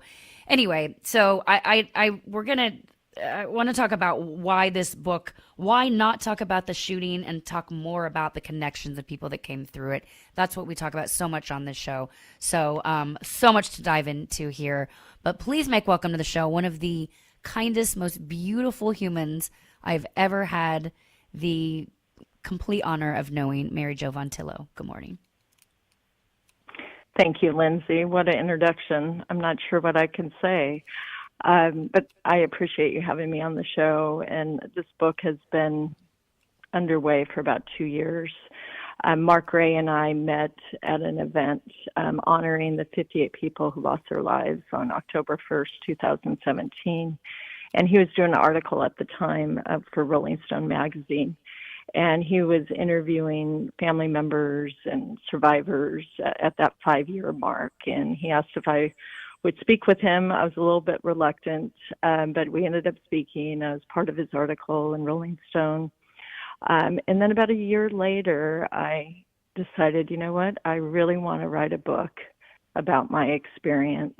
And I reached out to Mark and said, hey, could you do this with me? Mark was also at the concert at the night of the shooting as well. So I thought his experience was unique. I knew that he would take good care of my story, be respectful. So we met a couple years ago and just started talking and thinking, can we do this book? What do we want the book to be about? And how do we want to approach it? And over those 2 years, it's evolved. And like you mentioned, it's out now. October 14th was the release date. It's available on Amazon and Barnes & Noble and really anywhere that you buy books, it's available. And yes, and Audible. Yes, for truck drivers, it is available on Audible. Yes, it is. Actually, that's how I listened to it. I was on a plane the other day, and I listened to it on Audible, and it was great. I loved it. I was bawling the whole time, so people around me are like, what is she listening to? But yes, it's amazing on Audible as well. Mary Jo, good morning, by the way, and Jimmy Mack here. I just wanted to ask you in regards to kind of assembling this, because you know, it's one thing to kind of reassemble the event. It's another thing to kind of take the time to talk about the grace notes that come in the aftermath. And the idea of, as you begin to assemble it, were you actually surprised at the number of people that you felt you had to talk about? And I don't mean surprised in the sense of like, I didn't realize there were that many good people out there, but how many lives have touched you and how many lives you have touched? Did it ever seem overwhelming when you began to realize all the people in your life that have come into your life because of those days? I wouldn't say overwhelming, but emotional. When I started thinking about the book and what I wanted to write about, I certainly could have talked about all the family members and the 58 that lost their lives. I've become good friends with parents, sisters, brothers. I could have easily had the book just be about that.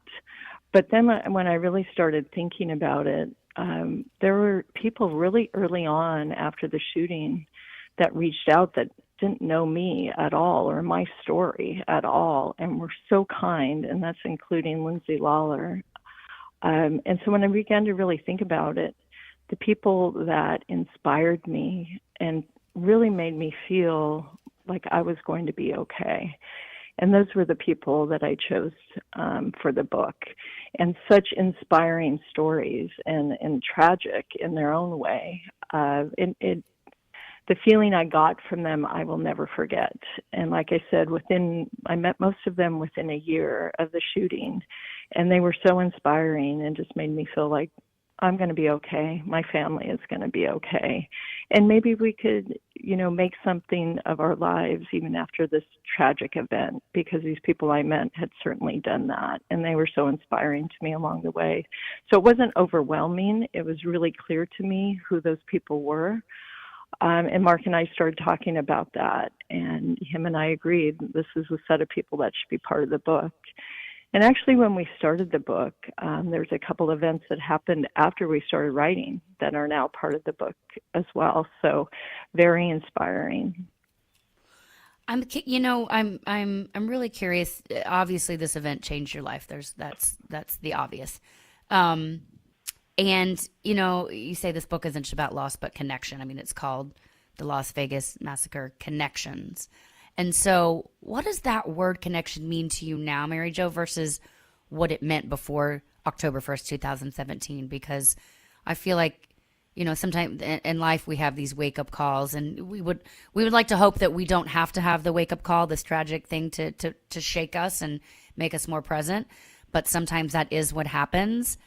Would you say that is something you feel like that happened from this, and that you're more aware of connection now post this event? Absolutely. I'm a different person. What I've realized is everybody has a story, and given a chance, everybody wants to tell their story. And maybe I wasn't as good of a listener before. And now people I meet, I want to hear their story because I know they have one. Some are more compelling, more tragic, more interesting, but everybody does have a story. And I believe the change in me has really brought on connections that maybe in the past I really wouldn't have noticed or given time to. And connecting with people, as you mentioned at the start of the segment, is so important, and that's what makes life so much more interesting and brings so much more love into your life. And I think after the shooting and losing my caring, loving husband, it made me realize that it's all about connections. Just the outpouring of love and support I got after October 1st and that my family received, it's changed us. And, you know, it's made us really realize it's people in the world that are important, not your things or your status or your financial wealth. It's the connections you make with people. I wanted to ask you another question because about connections in regards to not just those that you've encountered in this journey after those fateful days. One of the things that has happened to me after I've undergone some setbacks or lost somebody important to me in my life is I remind myself who is important in my life, who I haven't been connected to in a while. Has part of the process been about reconnecting, about, you know, we drift away from people, we move through this life so quickly that often people who we said were important to us fade a little bit. Was there an opportunity? Did you feel like did people come back into your life that were important, who reestablished themselves, or did you go back and revisit people that maybe you hadn't been in contact with? It's okay if the answer is absolutely not, Jimmy Mack. But I think you're following what I'm saying here, correct? I am. A combination of that. I'm one of 7 children, and I have 35 first cousins, and so I've always been connected to them, but we all, you know, have busy lives. And, you know, I moved from Southern California to Northern California. I traveled for my career. You know, there's all kinds of things, raise my kids, and a lot goes with that. So when something tragic and so public like this happens, anybody you know is reaching out to you in one way or another. So yes, it reconnected me to people that I've known my whole life. It reconnected me with people that maybe I met 2 weeks before that. Everybody I feel like that I knew reached out to me after this happened, after they realized that it was Kurt Bontillo, my husband, that was one of the 58 that died. So yes, I've been very close with my family, including my kids. Jessica and Matthew were very close, my brothers and sisters and cousins and friends. Kurt and I lived in a community, Cameron Park Country Club, where we had 400 members and, you know, husbands and wives. So we had 800 people that were our immediate friends right there. Mm-hmm. And the outpouring from that community was just amazing. But yes, I really do feel like I reconnected and had opportunities to visit people. A lot of offers to come visit us here in the state, or let's do this together, or travel. And I was all for that. I really wasn't comfortable living in the home that Kurt and I lived in after the shooting. And yes, I said yes to everything. Why not? Let's travel here. Let's travel there. And it kept me busy and kept my mind off of the shooting and what had just happened to us. I do love the economy of yes. Sometimes that there are times in our life where we just have to start saying yes to stuff to get ourselves back to where we want to be. I wanted to add something. Lindsay's got a question for you. You and I have something in common. I'm one of five. But I'm also one of 32 grandchildren, so I completely understand what it's like to have an army of first cousins that I was raised with. I completely relate to that particular familial situation, so I get it. They all pop back into your life just when you need them sometimes. Go ahead, Lindsay. Well, we want to point out again, the entire reason we're sitting here today is because Kurt was a truck driver. He was a very proud truck driver, and Jim. He was, I never got to meet Kurt personally, but through becoming such good friends with his family and hearing the stories over the years and seeing the pictures, I feel like I know him. And Jim, he's the guy he is who we want as the spokesperson for trucking. He's that guy, you know what I mean? Just best dad. The ambassador. My gosh, would be the ambassador of humanity, quite frankly. That's a fair statement, right, MJ?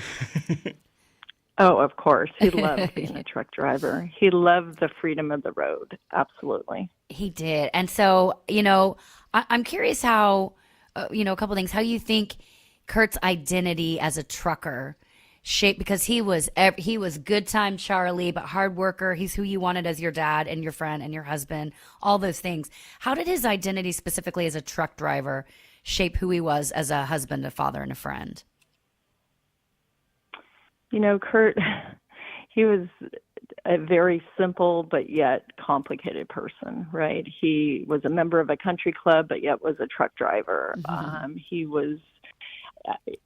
just could relate to everybody at no matter what level, no matter what financial status, or no matter what their jobs.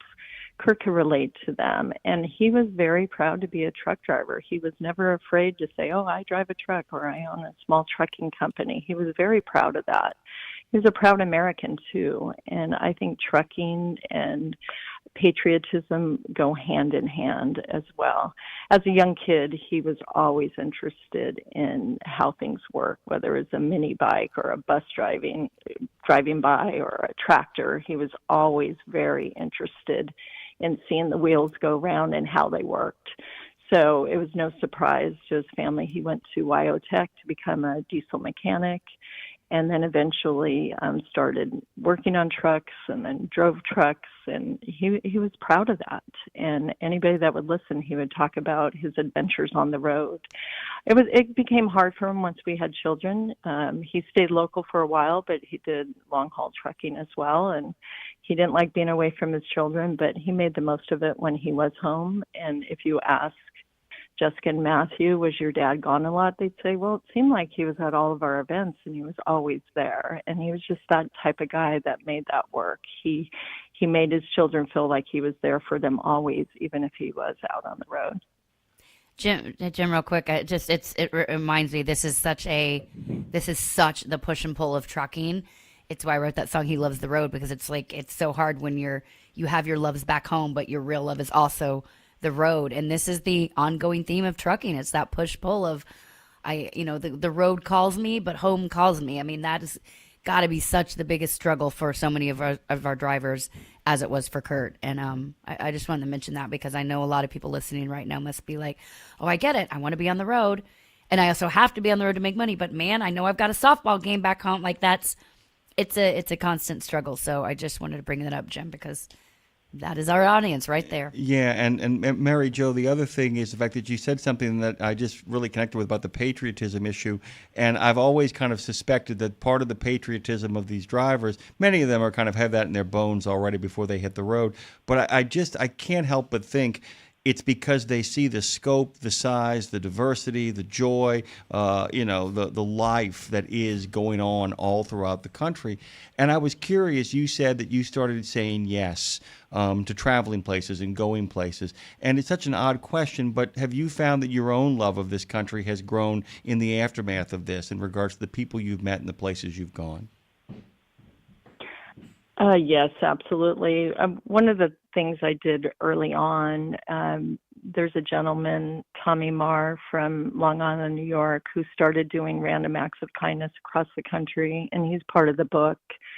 I didn't know who he was. I'd been hearing about him. He'd been posting things on Facebook using Kurt's name, and I was very, as Lindsay mentioned, suspicious of who's using his name, who's doing this, what's his motivation. But once I met Tommy, I realized the type of person he was and why he was doing this. But unfortunately, after Vegas, there was a lot of mass shootings, and he was traveling all over the country to honor those victims, not reach out to the families, but just to go to those cities, learn about them, and do acts of kindness in their name. And he asked me to join him. And that was such a healing, the most powerful experience that I had in the last 8 years. And just realizing there's people all over our country, but the main component or fabric is our connection with each other and showing that empathy and compassion to one another. So yes, I traveled to places I'd never been in honoring other mass shooting victims. So yes, my heart opened to that too. Well, and I will tell you, rest easy and know if you're listening, Sweet Mary Jo, she is not only surviving, she's thriving. She has really made I believe, commitment to not letting grief define her. It's something that happened, but it is not who she is. And you can correct me if I'm wrong about that, Mary Jo, but there's this idea that grief changes shape over time. How is your understanding of strength maybe evolved from surviving to now, I'd say, to surviving to sharing? You're at the place where you're out, this book is out now, the Las Vegas Massacres Connections. It is out anywhere you get books. So, and I can't encourage it enough to read, just to see how there's so much beauty in life. But so how is your understanding of strength and grief changed as you're now sharing this book?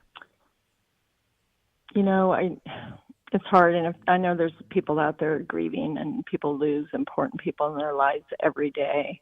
When this happened to us, it was such a shock, and just something that you couldn't ever imagine happening, in your life.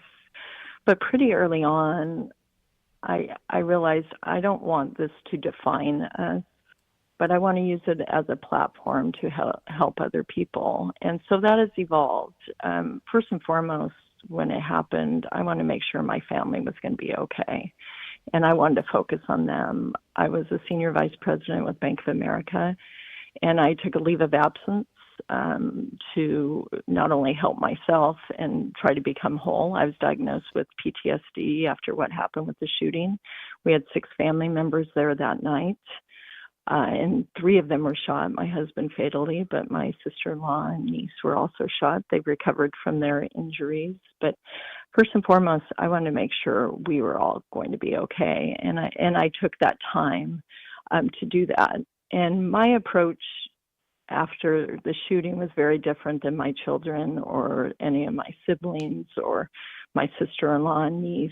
And I was probably more vocal and more out there than the rest of them. And that wasn't always appreciated. I think my children were really uncomfortable with it, but I really felt it was important. And I felt like it was a choice. I made a choice not to have a pity party and lay in bed all day or feel sorry for myself.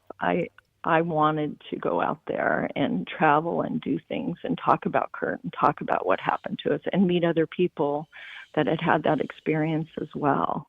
And even joining Tommy Marr and the Honor Network, I wanted to do that. And not everybody understands that, but for me, that was my healing process, that I felt like I wanted to be vocal and I wanted to be out there. I just didn't want to hide away in my house in Cameron Park. I wanted to share. And as I began speaking at different events, people would come up to me afterwards and said, "Thank you so much for sharing your story. That's so inspiring for me because I'm going through this." And to me, that was the most rewarding thing about sharing my story. And now as it's evolved, I think the book represents all of that. These people inspired me, and I'm looking forward to it inspiring other people, because tragic things happen in this world. And, the events over the past month, every time there's a shooting, but even with the Charlie Kirk shooting, that touched me in a way that I never thought was possible. Kurt was very conservative in his politics. I'm not sure if he was aware of Charlie Kirk 8 years ago, but he was an avid Rush Limbaugh listener. And I know Charlie Kirk wanted to be the younger generation, Rush Limbaugh. So I thought about Kurt in today's world and how would Kurt have dealt with everything that's been happening. So, I think it's important that we're there for people, for each other, the connections that we make. I'm sure after this book, even after this segment of your show, people will learn about how to deal with their grief and how they may want to approach it, and maybe I can inspire them to do the same thing, or at least inspire them to know that everything's going to be okay. I just want to kind of add, too, there's a crossover moment. There are a lot of people who speak for themselves. Often we find ourselves in a position where we speak for other people, and when people walk over to you at the end of an event and tell you how much what you said touched them and how much you were able to articulate sometimes the things that they're feeling, that becomes both liberating and a weight at the same time, I must imagine. The idea that you suddenly realize that when you give voice to your concerns and your cares, that you're actually voicing the concerns and cares of tens of thousands of other people, that you're carrying their concerns for, that the ability for you to kind of speak on a public platform isn't just for you, but it's for so many other people who don't have that. And you feel that, I can tell it, you feel that responsibility, correct?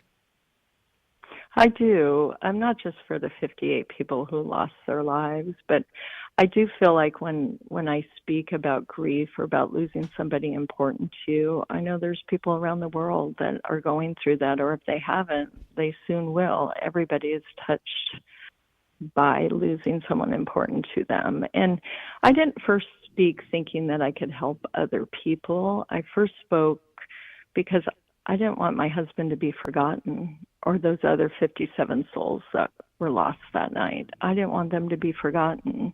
This happened in Las Vegas, and it was a very public event and received a lot of publicity at first, but then it just went away. Mm-hmm. And I want to make sure people did not forget October 1st and what happened.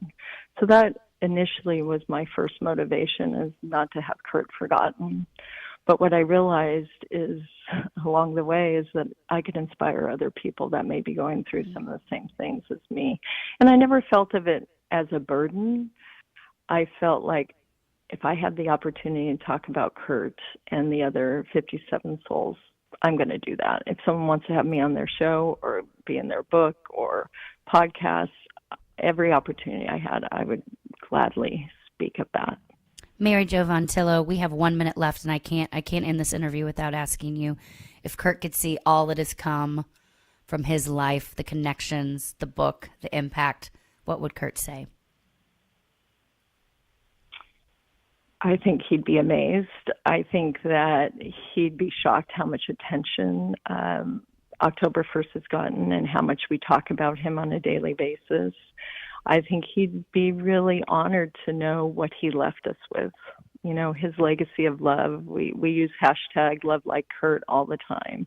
He was such a loving, caring person, and he left that with all of us. He made me a better person because of who he was, and he prepared me to deal with what I've had to deal with in the past 8 years, and his children too. We hug a little tighter. We say, I love you a little bit more. We listen a little bit better. We're all better people because of him, and I think he'd be so proud of that. Well, I'm a better person because of Kurt as well. I'm humbled to know you and call you friend.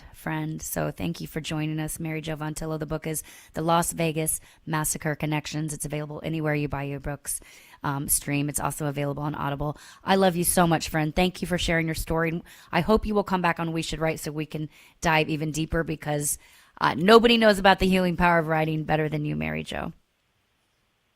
Thank you so much. Love you too, Lindsay. I appreciate both of you. I appreciate the time to talk about Kurt. Thank you, Mary Jo. Love nice like Kurt, Jim. Love like Kurt.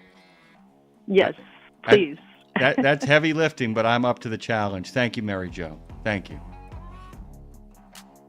We'll be right back. Some fun stuff headed your way, guys. Hold on tight. Don't get thrown to the wolves. Road Gang Radio continues with sharp elbows and friendship, fellowship, fun, facts, and a little bit of feelings, too. And paranormal activity. Get $25 off on your next preventive maintenance service. Stop by TA Truck Service and save when you choose Castrol oil and a Fleet Guard oil filter. Now through September 30, 2025. Enjoy premium performance with trusted brands. Castrol, protection for the long haul guaranteed. Fleet Guard, run cleaner longer with filtration science. Our ASC certified technicians are ready to deliver expert preventive maintenance and more. TA Truck Service, Castrol, Fleet Guard, your partners in preventive maintenance.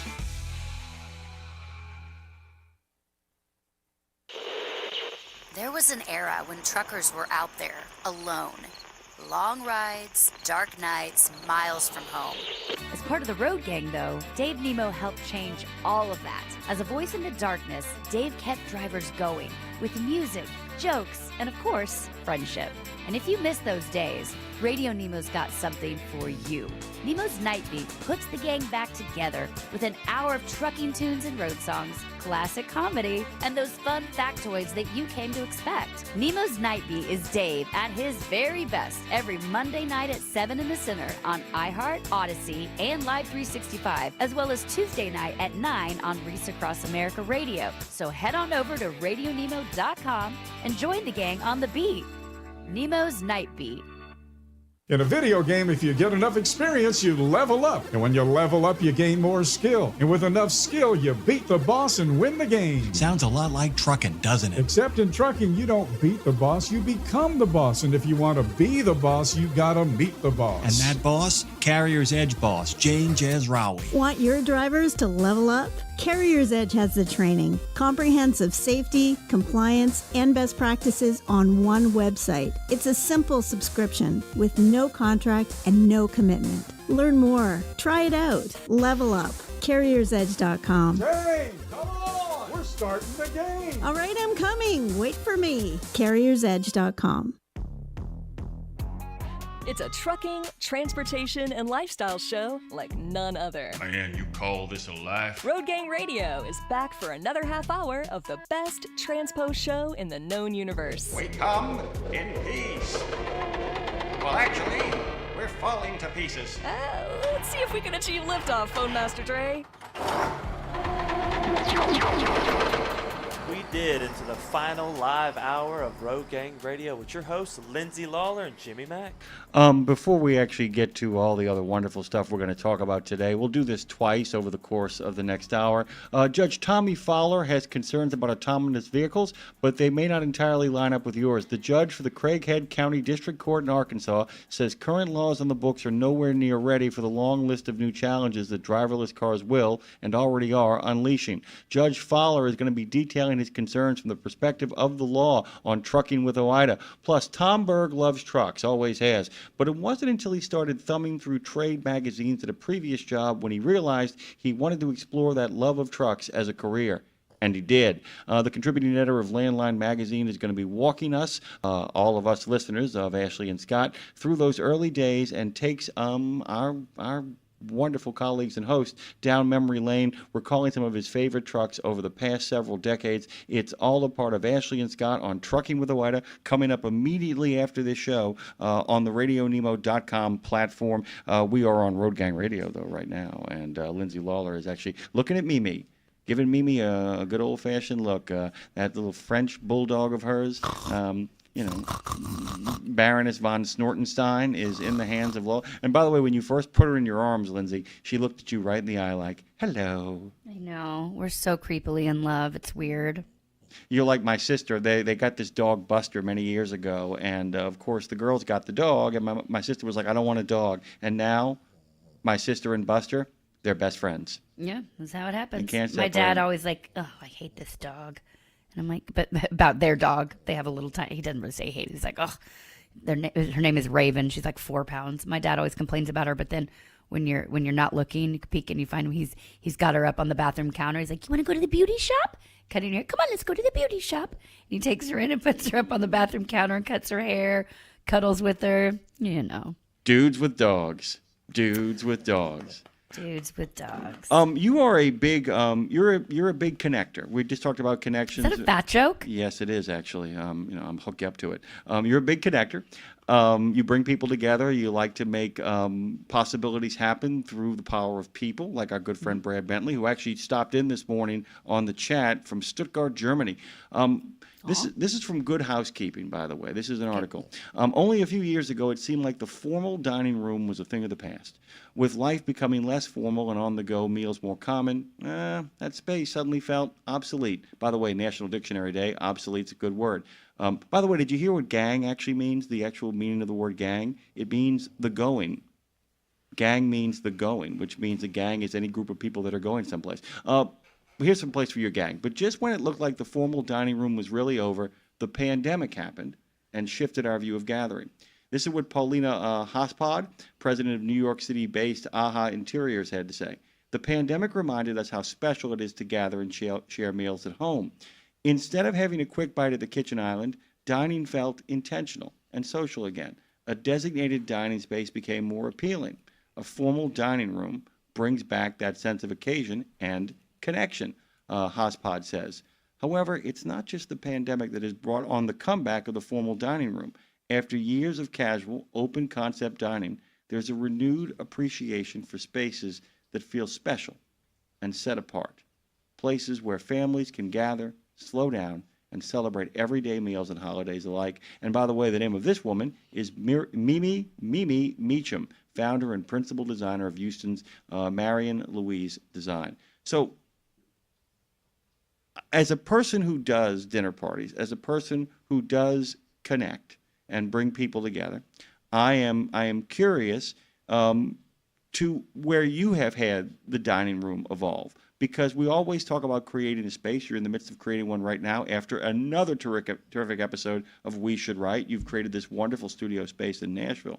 But I kind of wanted to open this up in regards to people who actually live out of trucks a lot of the time, about the idea of creating spaces for humans to have connections. And I'm wondering if it's possible for our friends out there on the road to make that happen, or at least have a place that they can return to where that world can exist. I'm going to put that out there. And, yeah. Well, I mean, a little bit of that has become, like the truck stop, the diners where they meet and connect, or any meetup spots. I also really like when people have RVs or campers and they make that what you set up and you drop, and then you put the awning out. I love that. And set up your outdoor space, and really because the inside really becomes where you sleep and prepare food, but the outside is your everything. And I really like that. I believe Seamus and I will probably have an RV one day in our life. We almost did during COVID. We almost sold our house and got one during COVID. Sidestepped that nightmare though for our family. But I think, we didn't have our last house, which we were in during COVID. We had like a kind of a nook, a breakfast nook kind of thing. And we had a small table that was part of an area, but it was all open concept. And so people just the same, like you said, just kind of gathered around the island. But in our current house, it is also open concept, but we do have a big, long dining room table where people gather. And we recently just opened up the wall on the other side. So we have two rooms that are, what do we call the music room? I'm going to be hosting 25 people at my house for Thanksgiving. So we will be utilizing that table and multiple other tables. 25 people, like 8 of which are children, by the way. Bless it. It's okay. That's what whiskey's for. But yeah, I think what I really love that I don't have, because it doesn't work in our space, but one day I also believe I'll build a house one day, and for sure I want a space. I love a circle table. I love a round dining table because nobody's far off. It's the conversation and connection piece on a round table, to me, is just the absolute best. So that is my dream there. But I think the best word to use here is intentionality about creating those spaces, as you said, and making it a real priority to know if we're gathering, we're gathering. If we're doing it, we're doing it. We're sitting around. And I hate when people get up at the table when not everyone else is finished. Drives me insane. And my dad will do it. But he's on to the next. It's like he's up washing dishes while we're still eating. And I'm like, can you sit down? Can we just talk a little bit longer? Leave the dishes. Let's just sit here. I want to sit. People get up, go for seconds, thirds, go get another drink, do whatever, and just sit here. And that is one thing that I'm jealous about Europeans. They will make it's the meal is the event of the evening, of the day, of the decade. I love that. There is nothing worse than people booking away from a table when real care has been taken. It's one thing when it's like we're all going to kind of sit down, we got to make some time for each other, and you kind of slip one in. That's okay. I'm completely with you. It's like somebody went to a lot of trouble, dude, and you are just literally trying. And look, here's the thing. We're not saying that, people shouldn't do the dishes. Let's make this really clear. We're not saying that people should, that's one of the best ways you can thank somebody who's done some really great work is do the dishes. But I'm Which is why it's great when my dad does it. My mom cooks, my dad does the dishes. It's so absolutely it's great. I'm not hating on my dad. No. By any means. I want, and I knew that. I mean, like I said, that's okay. But it's like you got to say, hey, wait a second. We need to take a moment here to appreciate what was done. I think a lot of people take a moment to, and a lot of great people take a moment to appreciate the moment before, that moment of prayer, that moment of reflection before the meal kind of starts to get kind of, disseminated, as it were, spread out, consumed. But I think that there is in a sense of taking stock of what has happened. And that's such an important thing. There are a couple of things, by the way. I'm obsessed with awnings. I'm obsessed with them. I think that a properly placed awning in a backyard can change the entire atmosphere of it. I always think that, the right kind of hung lights and the proper awning can literally make a house seem bigger because it can create a space that wasn't there before. So I wanted to add that. And the circular table thing, I never really appreciated how joyful it was to eat at a circular table until I was in Seattle and went to a real Chinese restaurant, not an American Chinese restaurant, a real Chinese restaurant where they actually employed a massive lazy Susan. And to have it all just brought to the table family style and to sit at a circular table, Lindsay, and spin the lazy Susan to grab the food that you wanted, it was spectacular. And to literally have all of that, and the whole family was from China. They're Chinese Americans, they were immigrants, and to have them just kind of coming out and just putting stuff on the table and staking stuff away, but everybody spinning the Susan to get what they wanted, so nobody was reaching across the table. People were actually able to kind of fix themselves in time and space and talk and see the food spinning around. And I began to realize as the lazy Susan kind of made its way around, slowly but surely, it was all disappearing. Slowly but surely, it was all disappearing. That food was just going away until fine. And they just kept pulling stuff off as it would go away. So there was never any mess. So by the time the meal was done, everything was gone. And they were bringing out the desserts. And it was just a circular table with a lazy Susan is one of the best dining experiences you can possibly have. Final thought, too, based on what you just said. You're right. With 8 kids coming, you might want to have whiskey. May I make a suggestion to have a whiskey timer? So figure out when the meal is getting served and then set a timer. And when it goes off, Lindsay, then have your first whiskey. Set a timer for what? For whiskey. What do you mean? Well, I don't get it. Okay, so let's just say that you got a lot of kids coming over, right? And you got to put the meal together. Let's say because I do. Okay, because you do. Let's say this is happening because it is. And what you do instead of starting to drink early, you simply say, you know what? Everybody gets here at noon. I have a timer set. At 1:20, I'm going to start drinking whiskey. And I'm going to enjoy my whiskey. And when that timer Are you meaning don't start too early? Okay, understood. I got it.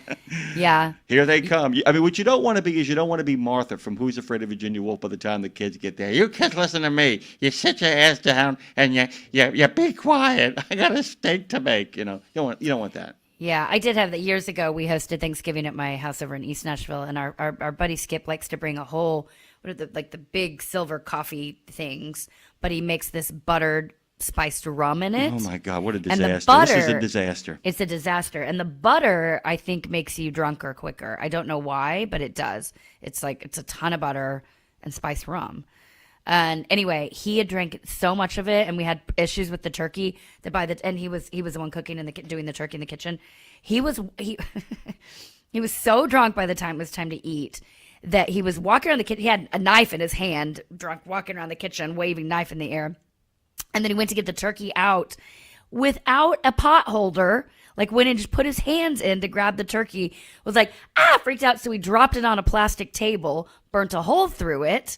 It was like one of those crazy crazy moments. So for sure, everybody this day talks about drunken Skip at Thanksgiving that day. So we definitely will work around that. But I love I love a Thanksgiving. We're gonna fry. Actually, we're already talking about Thanksgiving here, but it's all right. It's what, 6 weeks away? Not even actually 5 weeks. I love. We're gonna fry one turkey at home, and we're gonna pick one turkey up from Whole Foods. We're gonna get the biggest turkey at Whole Foods we can. So I'll have one already prepared that I just need to pop in the oven, and one that we will do. We fry one outside. Seamus loves to do it, and it's super juicy and it's wonderful. Or does it on the driveway. And but I love to get up and watch the Macy's Thanksgiving Day Parade. Love it. Me too, man. It's a birthday tradition of mine because it's always pretty close. I always say, man, the Macy's Day Parade is the starter pistol for the season. That's it. Game on. When I see inflatable underdog going down the street, man, it's on like Donkey Kong. That's it. If I see Donkey Kong coming down the street inflatable, I'm not panicked. I just assume Thanksgiving has arrived. That's it. It's okay. It's meant to be. He's supposed to be there. He's supposed to be there, guys. Nobody freak out. I love a Macy's Thanksgiving Day Parade. I do like to have one mimosa during that, but I'll pace myself after that. Thank you for your service, by the way. Yeah. I'll pace myself after that. And then, we start cooking. Everyone's going to bring stuff. Actually, Jim, kind of fun. We also have another, actually, it's probably 26 people. It's so my dad's. 27, Lindsay. I'll be there soon. Come on. I mean, at that point, it's all my dad's side of the family and my cousins and their kids. And I love these cousins, so it'll be fun. Not that I don't love the other cousins, but it'll be a lot of fun. We're going to do a party bus on Wednesday night, by the way, Jim. I have a party bus coming for all the family, including the kids. I'm coming. We're going party busing around Franklin, like looking at lights. Some people already have Christmas lights. Make sure Tara comes so she can get down and boogie, and you get more film of it too. By the way, the turtle can just do some twerking. Go ahead. I'm sorry. Go on. Twerking, Tara. Yeah. But we have one of our friends. Their son is a kicker at Vanderbilt, so they're going to be in town to watch him play. So then they're going to come, and he will be here as well. They're going to bring him over, and because they're going to be out of town for Thanksgiving. So I'm like, come on, throw it all in. Why not? You're all here.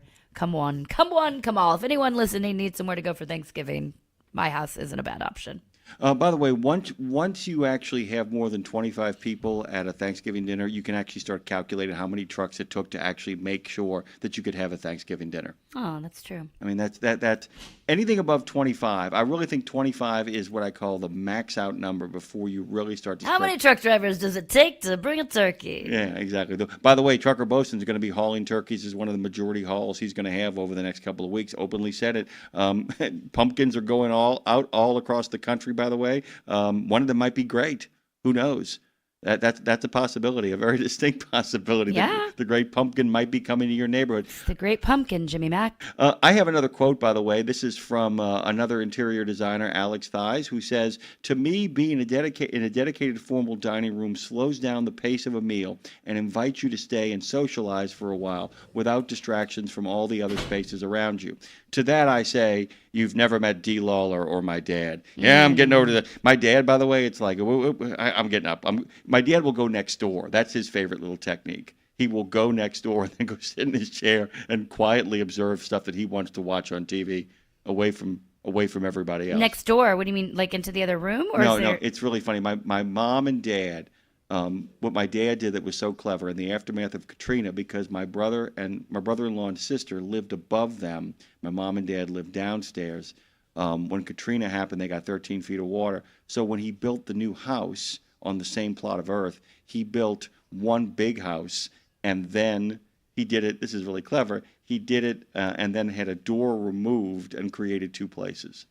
So he built one house. So it's like a duplex? They have a very small. They have literally a living room, a kitchen with a small dining area, an extra bedroom downstairs, and they have a bedroom upstairs. My sister's house is set up for 4 kids and a full family. So my sister can have like big events. My mom and dad have what we call the bullpen. What they'll do is they'll cook stuff over at my mom and dad's house to keep the heat down and the chaos to the people rather than food. So they'll cook a lot of the big ticket item stuff. So one of the best, they'll carve the turkeys, they'll make the ground beef, they'll make all the stuff that they make over there at my mom and dad's house. That way you're not heating the kitchen up there. I mean, the place has got big high ceilings. It's fine, but it's really kind of clever. It works really, really well. You said they'll make the ground beef. What's that for? For stuffing? Or what is ground beef for? Oh no, my friend. It's exactly for what you think it's for. It's going into a big bucket of cheese. Oh, yeah. Okay. Because the whole point is to stuff because basically It's crazy because I'm one of third, like your friend Mary Jo. I am from a very big family.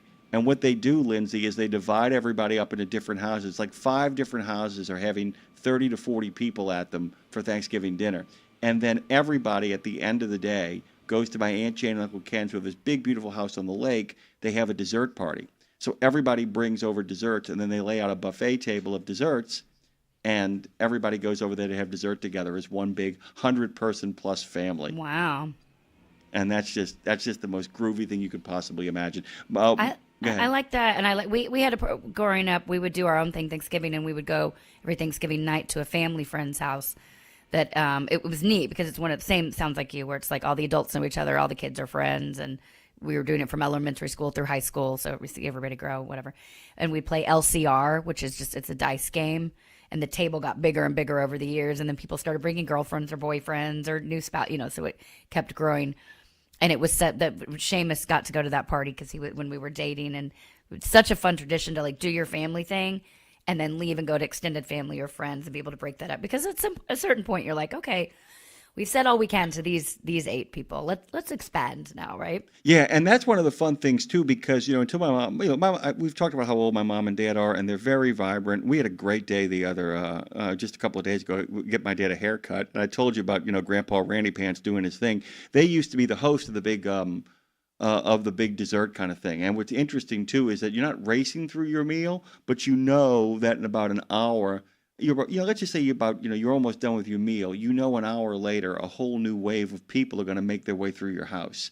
And that's a really kind of important thing too in regards to having a really good kind of connective tissue party as well too, is sometimes you have to stagger things. Like, why don't you come over and join us for dessert? That's what I did with Peter Stark and his family. I like that you called it connective tissue party. Now I'm thinking about a tissue party. Exactly. But then I think everyone's crying.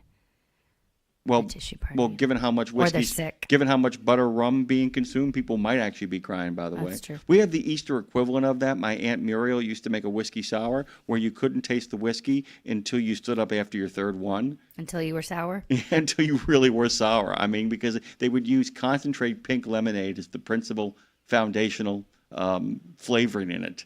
And so you couldn't taste the whiskey. Oh, man, I love Thanksgiving. I want to ask Dre about how he does Thanksgiving too. But it's such a good topic, actually, especially with our truck drivers, because so many of our drivers work on Thanksgiving, but we'll still find a way to pop in, maybe still get a Thanksgiving meal. I know a lot of the truck stops are great about doing that and recognizing that drivers are on the road that day. Dre, how do you spend Thanksgiving? Or how will you, maybe not in general, how will you be spending it this year? Because now you're a bit of a blended family with the Mrs. She's not the Mrs. yet, but one day, Lindsay, one day, because you keep forcing it down my throat. Can I sing at your wedding? Maybe, we'll see. Okay. Just keep me. I will say I have musician friends in my life, but you're top tier, the most talented. How about that? Yeah, I'll give that to you. Thank you. Yeah, well, you actually the have most albums. talented. I will kick anybody out because I'm coming to that wedding. So whether you ask me to sing or not, I'll be like, after all the butter rum, get out of my way. I'll tell you, Lindsay, if you had known me when Claire and I got married, you would have been a part of that because we had. I need y'all to renew your vows, please. Paul Sanchez of Cowboy Mouth sang at our wedding. Hey. We had a lot of folks sing at our wedding. We had a Broadway star sing at our wedding. It was really fun. It's always fun to have a wedding like that. Speaking of songs and singing, really quickly, we can get back to Dre here. The Niminiches, friends of ours, actually do a lot of music. For Thanksgiving. People on the back porch, literally guitars show up. And my favorite one of those memories was they actually did Toto's Africa. You have to imagine about 12 people with instruments, Lindsay, playing Toto's Africa simultaneously. Nothing that 100 men or more could ever do. I bless the rains out of Africa. Just really so good. Chef's kiss. Quality stuff for Thanksgiving. And I think that's important too about a dining room. I think that's so important about a dining room, too, is to take a moment to really appreciate what's happened. Because I think that one of the most important things you can do at a Thanksgiving meal is you don't have to have a toast or tell everybody else your great insight. Take a moment to pull back from the table and just look around at all the people and figure out who you're thankful for and whose drink you want to spike. I make everybody uncomfortable and make them go around and say what they're grateful for. I do. I do. I make at Thanksgiving, I make everyone go around and say what they're grateful for, and at New Year's Eve, I make everybody go around and say what their word for the next year, for the year ahead is. Dre, your Thanksgiving, what's happening this year with Chelsea and the kids? Oh, God, I have no idea, to be honest, because we're getting pulled in so many directions. Because it's the one year that I don't have, like, a set plan. Like, we'll probably go to our aunt's, and then I'll probably cook something for my mom because my brother's not going to be in town. And the main thing I want to do is, like, I want to go back to my family in Gina with my Aunt Deb on my mom's side. She throws it down. All right, listen, you said that perfectly because these are all the girls that they had the same haircut. It was like that Karen haircut that was just like, it had that reverse avalanche in the back, but then it had like the bangs going over the face. Yeah. Oh, yeah. Those are the cousins that we're talking about in Gina, where everybody dates everybody. But, dude, Thanksgiving there feels like home. The smell of it, the old house, everybody's just running around. There's anarchy, but man, when it comes down to when they're doing the prayer and the family is ready to sit down, it's just everyone shut up. We're praying. It's organized chaos. I'm like, you're at a good old Southern home when Auntie looks at you and just gives you that look. Do one more thing, you're getting this backhand. It's going to send you back into like Thanksgiving from '94. Listen, I will hit you with the hands I just prayed with. One of my other favorites is, hey, tell people to be quiet. Hey, be quiet. What? Okay, we'll have plenty of time for you later. Time right now for Jesus. Amen. Literally, I've had that actually said. It's like everybody, all right, here we go. In the name of the Father, Son, Holy Spirit, amen. You were talking about like how a lot of truck stops and how a lot of these guys don't really have this place to go to and everything. Yeah. And one of the beautiful things because my dad, hey, God love him, the man has been divorced in and out of relationships. He's been a single man his fair share of his life, but whenever it comes down to whenever he is away from his family because everybody is so scattered, I would go spend a Thanksgiving with him. And there's a place called the Pioneer Pub. It's right down the road, and they do this beautiful just collection of degenerates. It's so fantastic because it has a state-of-the-art kitchen. Everybody brings their own thing. And that was whenever I was in catering. So I would cook one of the turkeys and cook a bunch of other things. And it was a beautiful, I'm trying to think of the ideal word, but you just had everybody in there, and it felt like home. You said it. It's like the Friendsgiving. Yes, exactly. Home away from home. And you had every walk of life in there, and it brought you together, and it made you feel like you were somewhere. Drunks. Yeah, and there honestly, sometimes but it's just like people were alone because they don't have a lot of family members around. Drunks need love too. Exactly. What the world needs now is drunks. There's plenty of them, by the way. I kept thinking about that. Somebody said, what do you miss about drinking? Very little. But one of the things that I did enjoy was, okay, that's enough of you people. I'm going to go hang out with people that actually are my friends and have a couple of drinks. Was one of my favorite kind of Thanksgiving traditions before it stopped being a Thanksgiving tradition about 31 years ago. You guys can give us a call, by the way, and jump in at any point. It's 615-292-6366. And yes, Strucker Boson, it is called a mother-in-law studio, except it's got the father-in-law and the mother-in-law over there. Give us a call at 615-292-NEMO. We want to hear what you have to say about Thanksgiving, about mother-in-law suites, about drinking, about not drinking. About not drinking. More people are not drinking. About whatever. The wheels have fallen off, but we're still rolling. It's Road Gang Radio. Head on over to RadioNemo.com to find more. We'll be right back. 17 Sapp Brothers Travel Centers are known for great food, hospitality, and mom-approved showers and restrooms. But don't forget the service centers. Sapp Brothers ASE certified technicians can repair nearly any issue in shop or roadside, including axle repair. Dig into your free steak dinner with your oil change. That's a Sapp Brothers tradition to thank you for your business. Tires? Sapp Brothers will beat any competitor's advertised price on tires. And download the Sapp Brothers app for exclusive promotions in the shop, restaurant, and store. Your spot under the coffee pot is waiting for you at Sapp Brothers. At Radio Nemo, we believe in finding your tribe, your people, your gang. But you can't find your gang unless you find yourself, and you can't find yourself unless you write, right?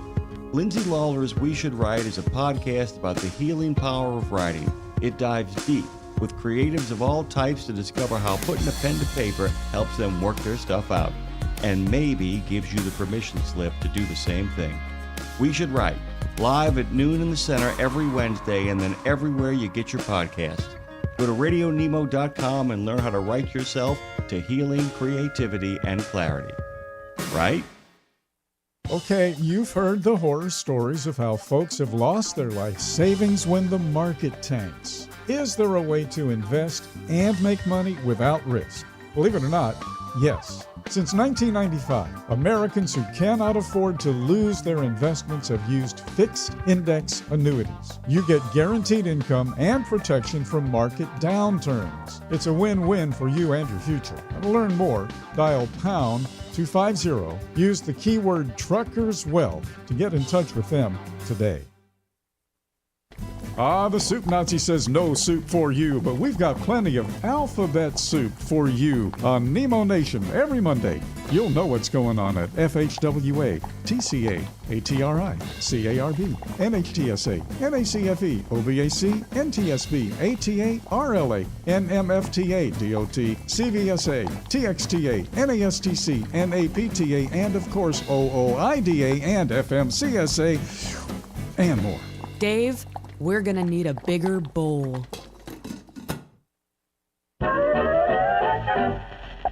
Just like a good setup and a punchline, Mac and Cheese delivers the sticky goods. Hey, Mac, you know, oral hygiene is very important for vampires. Too much garlic in the cascateria? You eat enough of that, and you'll get bat breath. That joke sucks. Tune in next time as we shift into fun. With Mac and Cheese. If someone tells you they need to get a life, tell them to join us here at Road Gang Radio with Lindsay Lawler and Jimmy Mack. Let's seize the day with Phone Master Dre. Get a life and enjoy that Thanksgiving, because this is Road Gang Radio live from the House of Degas, also known as the Fastport Studios. Good morning, Jimmy Mack and Lindsay Lawler. Oh, I have that somewhere. I have it somewhere. Turkey. Oh, God, drowning. As far as the eye can see. Lindsay, before we get back to having fun and actually going about the business of having a little bit of a life over here, I thought I would turn to Dre and ask him to make sure that people understand that we, in fact, do actually talk to Truck Drivers of America, and we got a little bit of breaking news. Breaking news! Our good friend Mark Schwemmer has actually just dropped a story over at Landline. First, there was a warning. Now the U.S. Department of Transportation is taking action. Transportation Secretary Sean Duffy announced that the FMCSA will withhold about $40.7 million from California for not complying with the agency's English proficiency standards.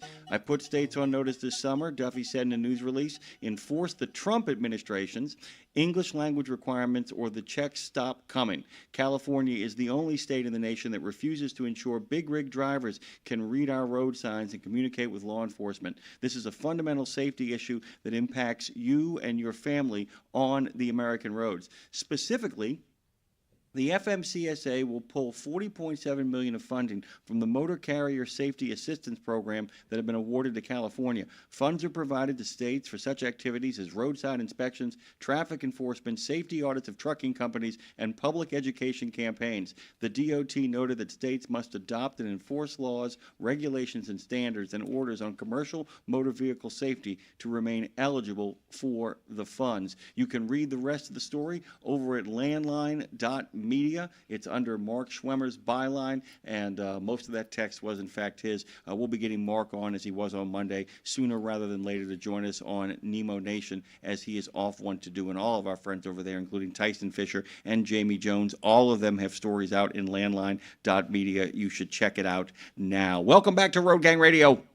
Welcome back. You know, I was thinking too, the idea of truckers being out on the road on Thanksgiving or any time when you're looking like just for community. But, you know, the other thing is like a lot of drivers carry around, I've had a lot of drivers message me that they carry like musical instruments in their cab so they could have a, you know, last minute kumbaya, so to speak. A lot of them carry smokers, like smoking meats and stuff is a big thing in trucking. I've seen that as well. So like to be able to pull over, like I love that. Used to be when we would go to the Mid-America Truck Show ages ago, and they stopped doing this for a while. I think they're kind of trying to bring it back, but probably 15 years ago, I played this parking lot party, and we brought a semi in, and it was a stage, and everyone gathered around, and people were cooking out, and it was so fun. It was like a total hang. But I think that is something that could be, recreated out on the road. And, I don't know what would be, you can't really, I guess my question is, if anyone's listening, comment in the chat, or more, actually even better, please call us. Because I'm curious, could that kind of thing happen at the truck stop when they're parked overnight? No. I sort of know the answer, I know. But I'd like to talk about, I know you couldn't sit and drink, so you can't do that. But I don't know, I'm just trying to think of ways where we can help create community for these guys and gals out on the road, whether that's eating, music, or whatever it may be. Jimmy, who was it that invited us to the barbecue that won Matt's? Yankee. Lost Yankee. Yeah, Lost Yankee. Yeah, he had a whole spread going on, didn't he, at his truck? I think, Lindsay, Yeah. And this is really worth talking about because the Guilty by Association truck show that OIDA does, and by the way, and we love women in trucking. I'm going to kind of separate women in trucking out. There are a lot of drivers there. There are a lot of people there who drive for a living. I totally appreciate that. I totally understand that. But that is a professionals conference. Not that you guys aren't professional, but I think Lindsay and everybody knows what I'm talking about here. We'll remove that from the equation. I do think that the future might rest in people attaching. Well, first of all, a couple of these truck shows really getting on top of stuff. But you do have the American Truck Historical Society. You do have the Guilty by Association truck show. You still do have MATS and all that stuff. But I think it's really going to take event planning. I think it. Yeah, really, I mean, they're not. It's hard to do on there, and quite frankly, it'd be one more thing to throw on a truck driver's plate. Like it's a hard thing to gather people. It doesn't just happen. You don't just say let's meet up here, and like there's so much that goes into it. So you're right. It will take somebody leading the charge to say. I mean, it'd be a brilliant thing to do it from truck show to truck show, like a traveling gathering. Can I be brutal before we take this phone call? Can I really be brutal? Well, like for once in your life, you mean? Yeah, okay. For the first time? Here it is, and I want you to listen to me. Because, by the way, I watched a lot of the footage and the coverage of the Guilty by Association truck show, so I can kind of carve out a space for them and tell them that they're okay at this. A lot of people aren't about what I'm going to say, and you got to get over yourself. You guys get screwed on a regular basis when it comes to entertainment. You get royally robbed on it. And I'm going to be really blunt with you. Oh, we appreciate our drivers. Oh, we love our drivers. Oh, drivers are the best. And we're all going to go to a conference that doesn't involve drivers where the bare naked ladies are going to play. Yeah. Okay. And here we go. Let's buckle up. And by the way, Lindsay doesn't endorse anything. She doesn't sign off on stuff. Doesn't sign off on stuff. This is his opinion, but I am agreeing in the background. This makes me so angry for you guys. So angry for you guys. And the worst thing is it's either feast or famine. And they don't even give you guys any exposure to what I call, what Lindsay and I have both termed, the great middle class of music. There's a whole bunch of great artists out there. And I think part of the reason, and Lindsay, you can say that's not the truth. I think part of the reason that sometimes you get so frustrated is that there are people, it's like Christian rock. Straight up, I'm going to say it. It's like Christian rock.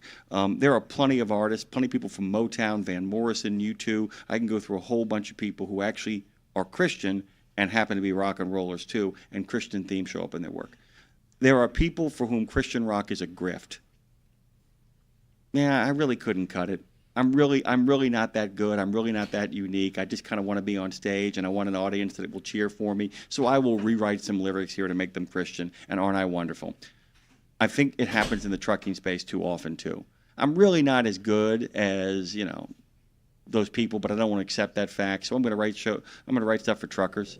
And you're like, come on, man. It's just like, these guys are out there having these conferences they're going to, and conferences you and I have been to, where it's like, what's his name? I can't, very famous guy performed at one of these kind of Suits concerts. There it is, performing at the Suit concert, you know what I'm saying?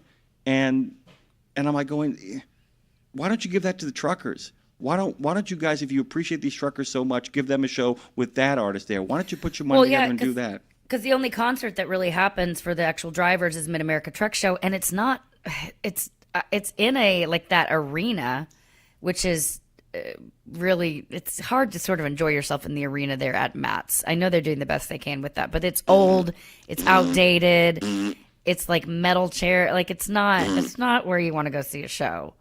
I'd like to know our thought. Let's take Trucker Bosun's call and get his thoughts on it. But I'm with you when we need to do better about setting these guys and gals up for success when it comes to them enjoying their life, enjoying something that's not driving. And they have an expectation of first-class entertainment. If you really appreciate them, give them first-class entertainment. The heck with it.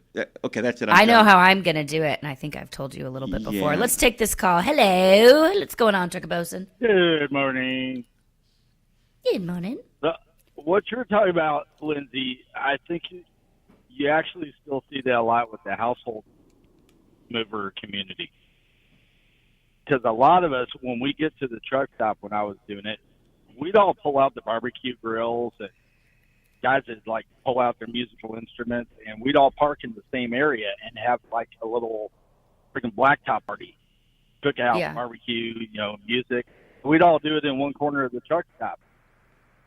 And down in Florida, down in Miami, there's the Seminole truck stop down there that actually has a tiki bar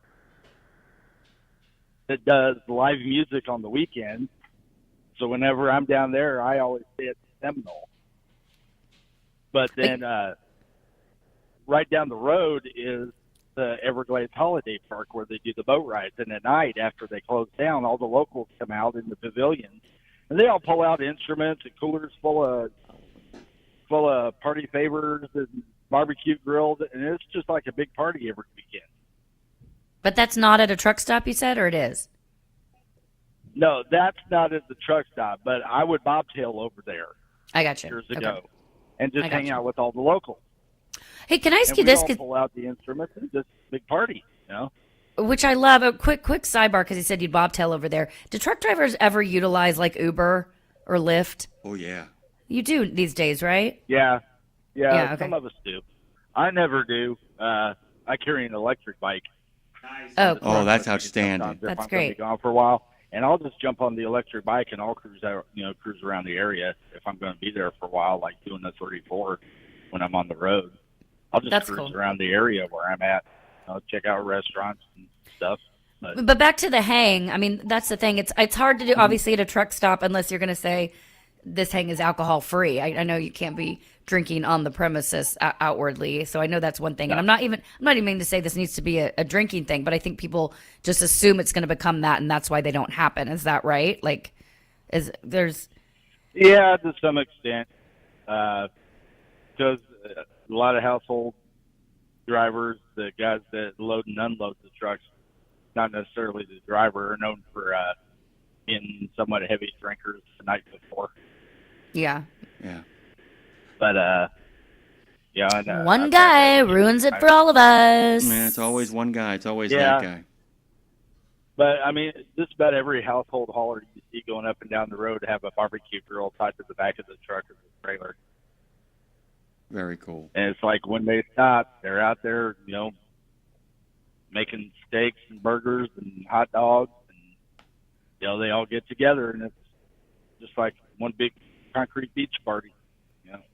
Concrete beach party. I like that idea. Well, I love it. I hope I've got a few ideas. I'm actually talking to somebody today about one idea, so we'll keep you in the loop. I've got a few thoughts, but I agree with Jim. Y'all need to be better entertained, not as an afterthought. Like, oh, here. I mean, quite frankly, we tried to do it with the truck stop tour, and I didn't know what I didn't know until I knew it, and then I was like, oh my gosh, we did it for a couple of years, and realized you can't. You're not there to hang out at the truck stop. You're there to sleep, reload, refuel, shower.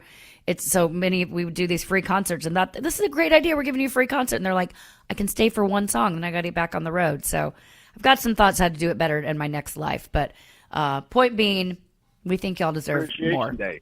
Thank you. Yeah, exactly, buddy. Thank you. We love you, brother. All right. See you guys. Thank Bye. you, man. We'll do a little transition music, Lindsay, because we got ourselves a guest.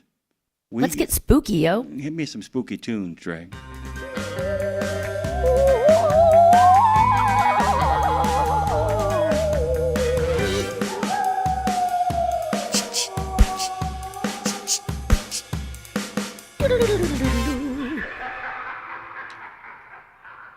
We're going to establish this by telling people to visit cripplecreek.com. We're going to get that out of the way right now because while this guest has been with us to talk about visiting Cripple Creek, Michelle Roselle is actually going to be... Michelle Roselle. By the way, takes care of heritage tourism over the city of Cripple Creek. But more importantly, just like our good friend Snake Pontchartrain, she is a paranormal investigator, Lindsay. So cool. So cool. Welcome back, Michelle. How are you? Thank you. Thanks for having me again. Great. We're doing great. We're doing great. We just thought that maybe we couldn't get a hold of you. We thought maybe the ghost had gotten you. They're like, don't let her talk about it on the radio. Don't let our story out. First rule of paranormal investigation: don't talk about paranormal investigation. Don't talk about it. Right. This is such a fun topic for me. It's just something that is really up my alley, both from a performative standpoint, but also from holding out hope that stuff is out there, and kind of giving us a little bit of a chill in the back of our neck, particularly this time of year. Tell us how you got into this, Michelle. So when I got hired to be in heritage tourism, one of the questions at my interview was, how do you feel about paranormal investigating? And I was like, okay, I don't think I've ever heard that question before. Wait, just to be in tourism, just to work for the museum, they asked that? Yes. Oh my Yes. God. And I said, I think I can probably pull that off. Oh my gosh, I love this. So what we did before I even got here, they were doing paranormal investigations at the Outlaws and Lawmen Jail Museum. And so I had to stay overnight with them to take care of the building, basically. And eventually the group that was running these tours invited me to join them, and I did. That was pretty much it. Okay, but stay overnight. So, like, have you been inside the jail alone at night? Yes, absolutely. Okay. What? Okay, what's the temperature? What is the silence like? What is the energy like? Is it? And actually, my real question, with all that said, is it a different feeling when you're there alone versus when there's a lot of people? Because I wonder if the spirits try to entertain when there's a lot of people. When there's one, they're like, okay, we can have a little more of a connection here. We don't have to like be so on. Right. No, you definitely feel a different vibe, and I don't know if it's because you're more linked in. There's not a distraction of other people. You know what I'm saying? Yeah. You're just kind of more focused, and if you hear something funky, you're like, oh, okay, what was that? You know? Yeah, because you can't blame it on Martha next to you. It's either you or the Correct. spirit at that point. Correct. Exactly. But I can tell you also, I mean, not just at night, but even during the middle of the day, early morning, whatever, if you're in there by yourself, you can hear some interesting stuff. I have to know everything. So this is kind of a fun thing. So you were part of a paranormal group that invited you along for the ride. And then we're in a new paranormal group. Kind of take us through the progression there, because then I have a very process-oriented question about what it takes to be, and we're going to forget about whether or not the spirits are actually out there. I believe they are. They are. But then we're going to talk about the idea of how you put all this stuff together. But talk about the movement from one group to the next. So, so this group was really great to work with.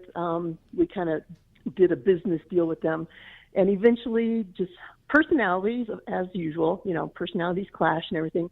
And that group kind of disbanded. So a friend of mine who was kind of helping out with that group decided to start another group, which we did. And so they kind of took over these tours. But then on the sidebar, when you're not doing tours for the jail, we go other places. And, we have to knock on doors, say, hey, we're a paranormal group. We're really interested in coming in and checking it out. Some people slam the door in your face, and some people are like, oh, yeah, we love our ghosts. Come on in. So that's the fun part. My follow-up. And you have to keep a good reputation. You don't go in there. You're not being goofy. This is real stuff. Yeah. Quote, we're unquote, real. serious about getting good evidence, and that's what it is. It's evidence. And I can tell you, over the years, I have more questions than answers. Absolutely. Yeah, I don't know if you know this. There is a famous rural legend called the Beast of Bray Road. Our good friend, one of our regular callers, Huck, actually has been over there and has an encounter with him. And I don't know if you guys know this, but when the story first started, this Michigan journalist went over there to cover it, Lindsay, just thinking it'd be a good kind of human interest story. And by the time it was done, she was working on a book because she was convinced it was real. She was convinced something was out there. And this often happens. Our good friend Lisa Morton, who conducts seances, calls herself a hopeful skeptic. when it comes to this stuff. And slowly but surely, over the course of time, she has kind of moved from being simply an investigator and a historian of this stuff to an actual believer. What I wanted to ask you about, though, is how do you put together tours? How do you go about the business of making sure that it's fun and exciting without being silly and ooga booga? That's a fine line. You're right. So to set up a tour, basically, I have a couple of groups that they will sell tickets to a tour, and then they rent the jail for me, and then they keep the money from the ticket sales. And there's only a couple groups that I work with on that. I'm very particular about who does that because I do respect the spirits that are in there, and, you know, I don't want any funny business going on. And then, you know, what they do, and even, you know, what we did in our group, is let people know what kind of things that we use, the equipment that we use, how it works, and why it works. And, you know, we kind of take them through that process so they understand how we're collecting our evidence. And a lot of times, personally for me, if I had we would break up in 3 different groups because we have 3 different levels. If I had a group of guests, I would try to make them run the investigation. So, you know, I'm not here. I've been here enough times. I've asked all the questions. What questions do you have? And feel free to ask those questions, you know. And so you're just kind of teaching them how to navigate an actual investigation. So we don't really get goofy. The only time we get goofy is if the spirits get goofy. And I know that's funny to say, but if they start, you know, giving you really goofy answers, or they start messing with you, basically, is when it gets silly. Otherwise, we're pretty serious. Well, what's so funny, Michelle, is that, you know, you didn't go looking for the paranormal. It sort of found you, quite frankly. So I'm curious if this was anything you had ever had any experience before or not, because it feels like, I mean, at risk of sounding cheesy, which I do so well, but do you think people get Lindsay sounds cheesy, part 1. Do you think people get like chosen for this work? Because I'm gonna venture a guess that, well, I don't know. Do certain people able to see it and others not? Do you have to be open to it, or does it, for the people that are not open, is spirit like, I'm gonna punch you so you see it? Do you find some people witnessing things that others don't? Yes, and I will give you an example. So I've had experiences my whole life, you know, and I choose not to see things. I hear them, I can feel them, but I don't see them. And so, as an example, I had my partner come with us on one of our investigations in the jail specifically, and I said, you're going to go along with another group, so I'm not influencing you. Mm-hmm. And he was a total skeptic. I mean, he told me straight up, he goes, you guys, this is all BS. And I'm like, okay. Well, let me know at the end of the night how you feel about it. Yeah, BS stands for bold statement. He was upstairs. He was picked on up there by a spirit. They went down in the basement, and he was against a brick wall, and he felt his shirt get tugged, and he looked because he forgot there was nobody behind him. And he's like, okay, that was fun. And then he actually sees, and he didn't know that until that evening that he sees. And so since then, he actually ended up joining our group and going on investigations with us. What did he see? He saw a shadow figure, and he didn't want to really talk about it. And because it freaked him out. He was ready to leave the investigation, but he couldn't get through the door because somebody was blocking it. But I let him settle down for a little while, and then about a week later, I said, hey, did you see like a head poke out with a cowboy hat on? He goes, oh my God, yes. And I said, you saw one of the shadow figures. And I've never seen him, but he was freaked out. And it was probably about 2, maybe 3 years ago, somebody actually captured it on video, and I showed it to him, and he was freaked out all over again. Is that video online somewhere? You know, I don't think it is. I'm going to have to reach out to them again and see if we can get it, because please. I saw it and I was like, oh my God, you got it. I want to go here so bad. See, I would do this over over a fake haunted house. I would do real haunted place over fake haunted place.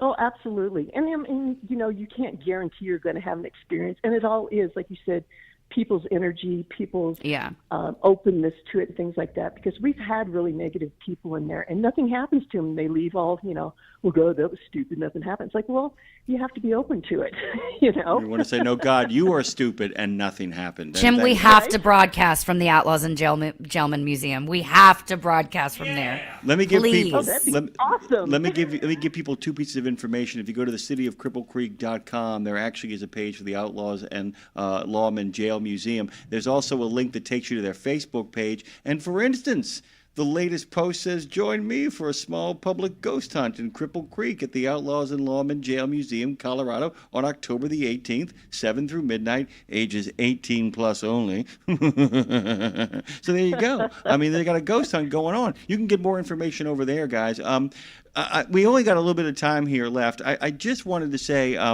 would you guys do anything special the night before or the night of Halloween? Anything coming up, or are you just going to have fun? Anything going on? In the past we've had groups that have rented out the jail, but a lot of us are actually family folks, and so we go home and hand out candy to kids. Full bars, I hope. Full bars, I hope. You got to give out those full bars. Yeah. Yeah. All right. Absolutely. Yeah. Michelle knows how it all works out. Full bars, Lindsay, is the only way you can do that. It's the only way you can make that happen. Right. Can I ask you a quick This is sort of a deep question to end it on, but Lindsay's deep question of the day with not enough time, part 1. That's what I do so well. How has working in the paranormal changed your view of life and death? Wow, that is pretty dark and deep. Yeah, I know. You've got 2 seconds. No, I'm just kidding. No, you really do have 2 seconds. It 2 minutes. Kind of gives me hope that there's something on the other. Well, I know there's something on the other side. I guess, it just kind of gives me hope that I can still mess with people after I'm gone on this level of the planet. What an outstanding answer. Outstanding answer.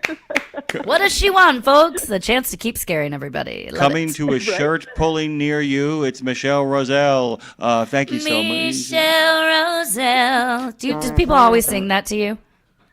Yes. I love it. Just keeping it cliche around here, guys. Keeping it cliche. Right. Thank you so much, Michelle. We're glad we got you in, and happiest of seasons to you, and happy hunting, by the way. Thank you. And hey, guys, come on up. Oh my gosh, we're doing it. We're doing that. We're in. I can think of about 10 truckers that'll actually show up for that too, by the way. Thank you so much. Awesome. Yeah, they'll come, man. I can think of one right now. I'm there. I'm bringing the wife too. We're going to have some freaking fries. That's we really are doing that. We need a spooky sponsor for that, Jim. Make that happen. Make that change. I can do that. Thank you, Michelle. Call me. You know where I am. Bye, Michelle. Bye, guys. Take care. Bye. Ooh. That was good. Thanks. That was my ghost, I guess. I don't know what that was. Actually, why don't you do that sound again one more time? Ooh. There we go. That's our double duo right there. Judge Tommy Fowler's got concerns about autonomous vehicles. They might not line up with yours. The judge for the Craighead County District Court in Arkansas says current laws in the books are nowhere near ready for the long list of new challenges that driverless cars will and already are unleashing. He'll be detailing his concerns from the perspective of the law to Scott and Ashley on Trucking with OIDA, plus Tommy Berg. T-Berg is going to be showing up talking about his love of trucks, but when he started thumbing through trade magazines at a previous job, he realized he wanted to explore that love of trucks as a career. He did. The contributing editor of Landline magazine is going to be working and walking our friend Scott and Ashley through those early days. It's all part of the trip down memory lane that is this week's Trucking with OIDA, the Thursday edition. And that's it. Boom. Hey, guys, go check out the new episode of We Should Write. It is available wherever you stream your podcast. Go listen now. It's Sarah McCoy. She's a New York Times bestselling artist. I cried in the episode. I'll tell you that much. It's a good one to help you dive deep. Guys, have the best day. Get home safe. That is the name of the game. We will be back tomorrow for a Friday edition of Road Gang Radio to get you further down the road. Check out the new over-the-top lineup at participating Country Pride and Iron Skillet restaurants. 3 gigantic sandwiches loaded with flavor. Try the chicken parm stack, the big country combo, or the ultimate smash melt. The ultimate smash melt. 2 delicious smash burger patties, surrounded by 2 grilled cheese sandwiches. 2 sandwiches in 1. Visit your favorite Country Pride or Iron Skillet restaurant and come hungry. Available for dine-in only at participating Country Pride and Iron Skillet restaurants inside TA or Petro Travel Centers. At Radio Nemo, we believe in finding your tribe, your people, your gang. But you can't find your gang unless you find yourself, and you can't find yourself unless you write, right? Lindsay Lawler's We Should Write is a podcast about the healing power of writing. It dives deep with creatives of all types to discover how putting a pen to paper helps them work their stuff out, and maybe gives you the permission slip to do the same thing. We Should Write, live at noon in the center every Wednesday, and then everywhere you get your podcasts. Go to RadioNemo.com and learn how to write yourself to healing, creativity, and clarity. Right? Exceptional value and exceptional values. That's Bennett Trucking. A core commitment of faith, family, and freedom has driven Bennett to being the leading provider of innovative, integrated transportation solutions, both at home and abroad. Bennett's values are not just compatible with providing high-paying jobs and unmatched customer service. They're inseparable. If you're looking for an employer or a partner who believes the best business model is being a model citizen, then Bennett Trucking is the place for you. Go to BennettIG.com and find the folks who share your values. The Soup Nazi says no soup for you, but we've got plenty of alphabet soup for you on Nemo Nation every Monday. You'll know what's going on at FHWA, TCA, ATRI, CARB, NHTSA, NACFE, OVAC, NTSB, ATA, RLA, NMFTA, DOT, CVSA, TXTA, NASTC, NAPTA, and of course OOIDA and FMCSA, and more. Dave, we're gonna need a bigger bowl. Here's to a mild autumn and clear roads across the U.S. from the Allen Lund Company. Welcome to Trucking with OIDA. I'm Scott Thompson. And I'm Ashley Blackford. Got a good one for you today. Here in just a moment, Ashley, we're going to hear from Judge Tommy Fowler. He's a judge for the Craighead County District Court in Arkansas. Judge Fowler recently gave a presentation at a conference sort of detailing his concerns about autonomous vehicles and current laws that are on the books and how they don't quite jive up. Judge Fowler has an interesting perspective on that we're going to hear from here in just a moment. And after that, we sit down with Tom Berg, a name that probably sounds familiar for readers of Landline magazine. Tom is a contributing editor for the magazine. He typically writes reviews of new truck models, so we'll hear from him about his background, his favorite trucks, and more. But first, as promised, Judge Tommy Fowler talking autonomous vehicles, the law, and impaired driving. Judge Tommy Fowler joins us today to talk about autonomous vehicles and the impact they could have when it comes to laws. Judge Fowler, thank you so much for joining us. Good to be here. Thanks for having me. Now, before we dive in, I wanted to get a little bit of your background, how you got your start, and what it was that made you want to get into the criminal justice system. Wow. A loaded question. Block there. I graduated from the University of Arkansas School of Law in 1998. Came back to Northeast Arkansas to Jonesboro and started private practice. Was hired as a deputy prosecuting attorney in 2001. So I kind of had the best of both worlds. I had a private practice and I was also a deputy prosecutor for our county. So over my lifespan of trial work, I've prosecuted over 20,000 cases. I mean, I've tried non-jury, jury, I've tried state, I've tried federal cases. I've just been all over the board. I've had a really good life in the practice of law. And in 2015, we had an untimely death of a circuit judge here in Northeast Arkansas. And so I was appointed by our governor to fill out that term. Well, in Arkansas, you cannot run to succeed yourself. So I took this position knowing it was a dead end position. There were no other circuit judge positions that I could run for. But the court I had been the deputy prosecutor in for 15 years, we had a judge who was retiring. So I ran for that seat. It was a contested race, and all judges in Arkansas are elected. And so I had a contested race and won, and have been reelected ever since. So I have started my 9th year on the district court bench, but I've got 10 and a half years in total. Wow. It's impressive. You recently, and this is the reason we reached out to you, actually. People may be wondering kind of what the link is here with trucking and whatever we're talking about here, but you recently gave a presentation to law enforcement and others that our foundation director, Andrew King, actually told us about. And the subject of that presentation that you gave was on autonomous vehicles and really the impact that technology could have on Missouri's impaired driving laws. So that's a very focused kind of area right there that we're talking about.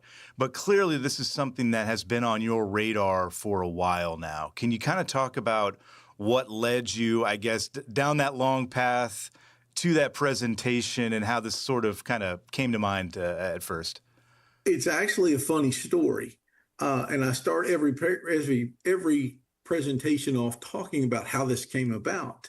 But I was sitting on the couch watching the Super Bowl about 3 years ago, and the GMC Super Cruise commercial first came on, the one where they start with the clapping of the hands, the We Will Rock You song. Yep, I remember it. So I'm watching that, and I watch the gentleman behind the wheel, punch the button to activate Super Cruise, and he takes his hands off the wheel. And the truck continues to drive. And the truck is pulling a trailer in one scene, and it's got motorcycles in another scene. And in one scene, it actually overtakes a vehicle. It passes on the left and then merges back in. And I was just sitting there thinking, and I looked at my wife and I said, was that guy in actual physical control of that vehicle from an impaired driver standpoint? And my wife, who's a retired judge, looked at me and she said, "You are such a nerd." And I said, "Yes, I get that. I resemble that remark, but I'm a recovering prosecutor for 15 years. That's just how I think." And so I started looking into Arkansas's laws. And to be honest with you, what I found scared me and shocked me, because in Arkansas,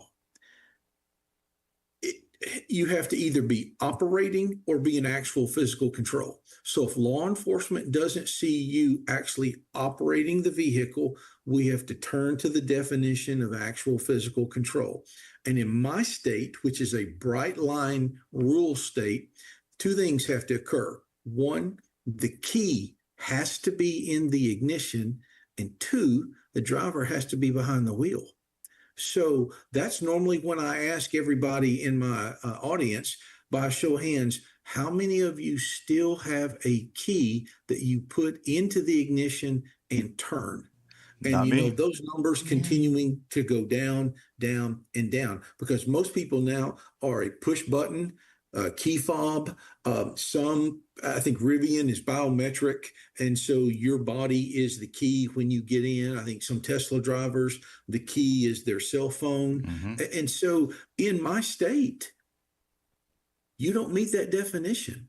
And our last case law was back from 2006, which addressed this. And we had a couple of Court of Appeals judges who wrote dissents saying, this thinking is years old. And they really encouraged our Supreme Court to take the case up, which they did not. So the only way for the law to change is going to be if a case gets brought up, which I doubt any defense attorney is going to bring one, or unless our legislature changes the law. So that's what got me started.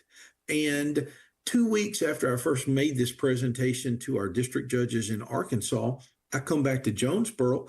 and I have a domestic violence case in front of me.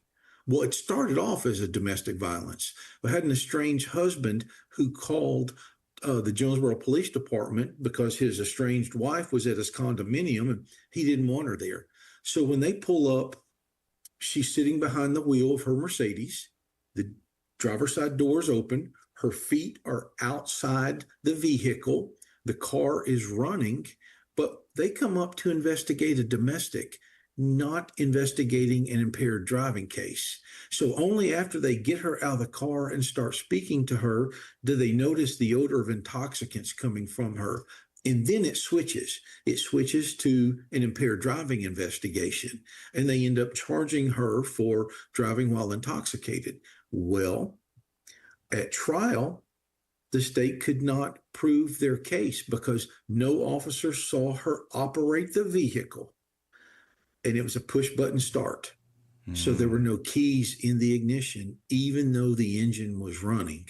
And I had to direct a verdict of not guilty for the defense. And so that's what really got me started. And I've been asked to come states all over the country, including Hawaii, to present on autonomous vehicles. And so every state that I go to, I do a deep dive into their impaired driving law and definition. So what I'm giving them is how technology advances may impact their investigation and their impact in impaired driving laws. So that's long story short of how I got to Missouri. The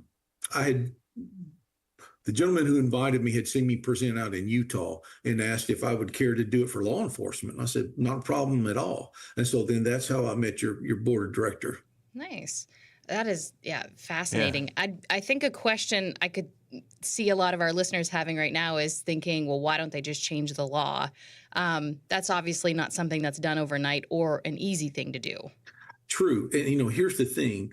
As a member of the third and equal branch of government, as a judge and in the judiciary, we do not make policy. We enforce the law. So that falls in the lap of the legislature. And I have made presentations for legislators. I have made presentations for state police and for other law enforcement. And in every state that I go to, it is an interest. But like you said, Ashley, it is a slow moving process. Sometimes there could be lobby interests that get in the way. Sometimes it could be, well, we only have so much time in the legislature, and this is really not our main focus. I really think more light needs to be brought onto the pitfalls that there are in everyone's law, because I say this all the time. Every traffic law that we have assumes a human driver. That's no longer the case. And that's what I was going to ask you too, is because again, impaired driving, that is certainly a concern. I think that all of us would have. We don't want people behind the wheel who have been drinking or taking drugs or whatever it may be. The bigger picture here, and I think the message that you're trying to convey to those people when you're giving that presentation and what you're saying to us here now, is that this horse has left the barn and it's running, and it's not trotting. It is in a full gallop. That is correct.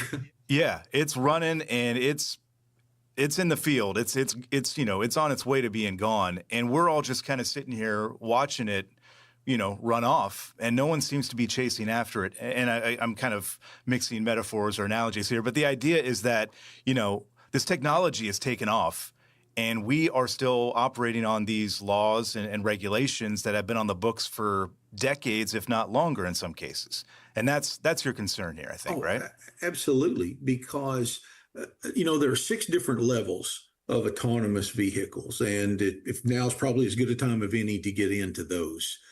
So level 0 is no automation. So that is your 1964 F-150, 3 on the tree. Air conditioner, roll the window down. You want the heater, roll the window up. You want to be entertained, then you maybe on a clear night in Northeast Arkansas on your AM radio, you could pick up Wolfman Jack being broadcast out of Chicago, and all your young drivers, that's going to go over their head. They're not going to know who Wolfman Jack What's a is. radio? Exactly. Yeah. AM. Level one is driver assist. And I use the example, that's actually, my wife's 2017 Acura MDX, and that's 2017 technology.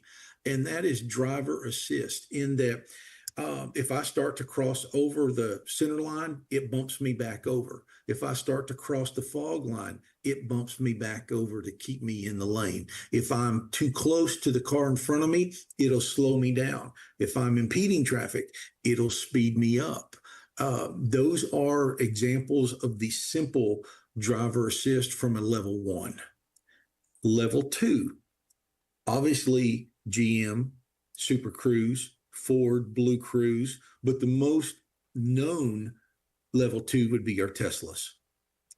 But that is the kind of funny thing about all this is, when they first started, their marketing was autopilot, and they had to change that. And it's after several incidents of fatalities and some of their crash data, NHTSA got onto them and they had to change. So now you won't see autopilot. You'll see self-driving, because level two still requires a human to be behind the wheel, ready to take over, because you are still responsible for the car.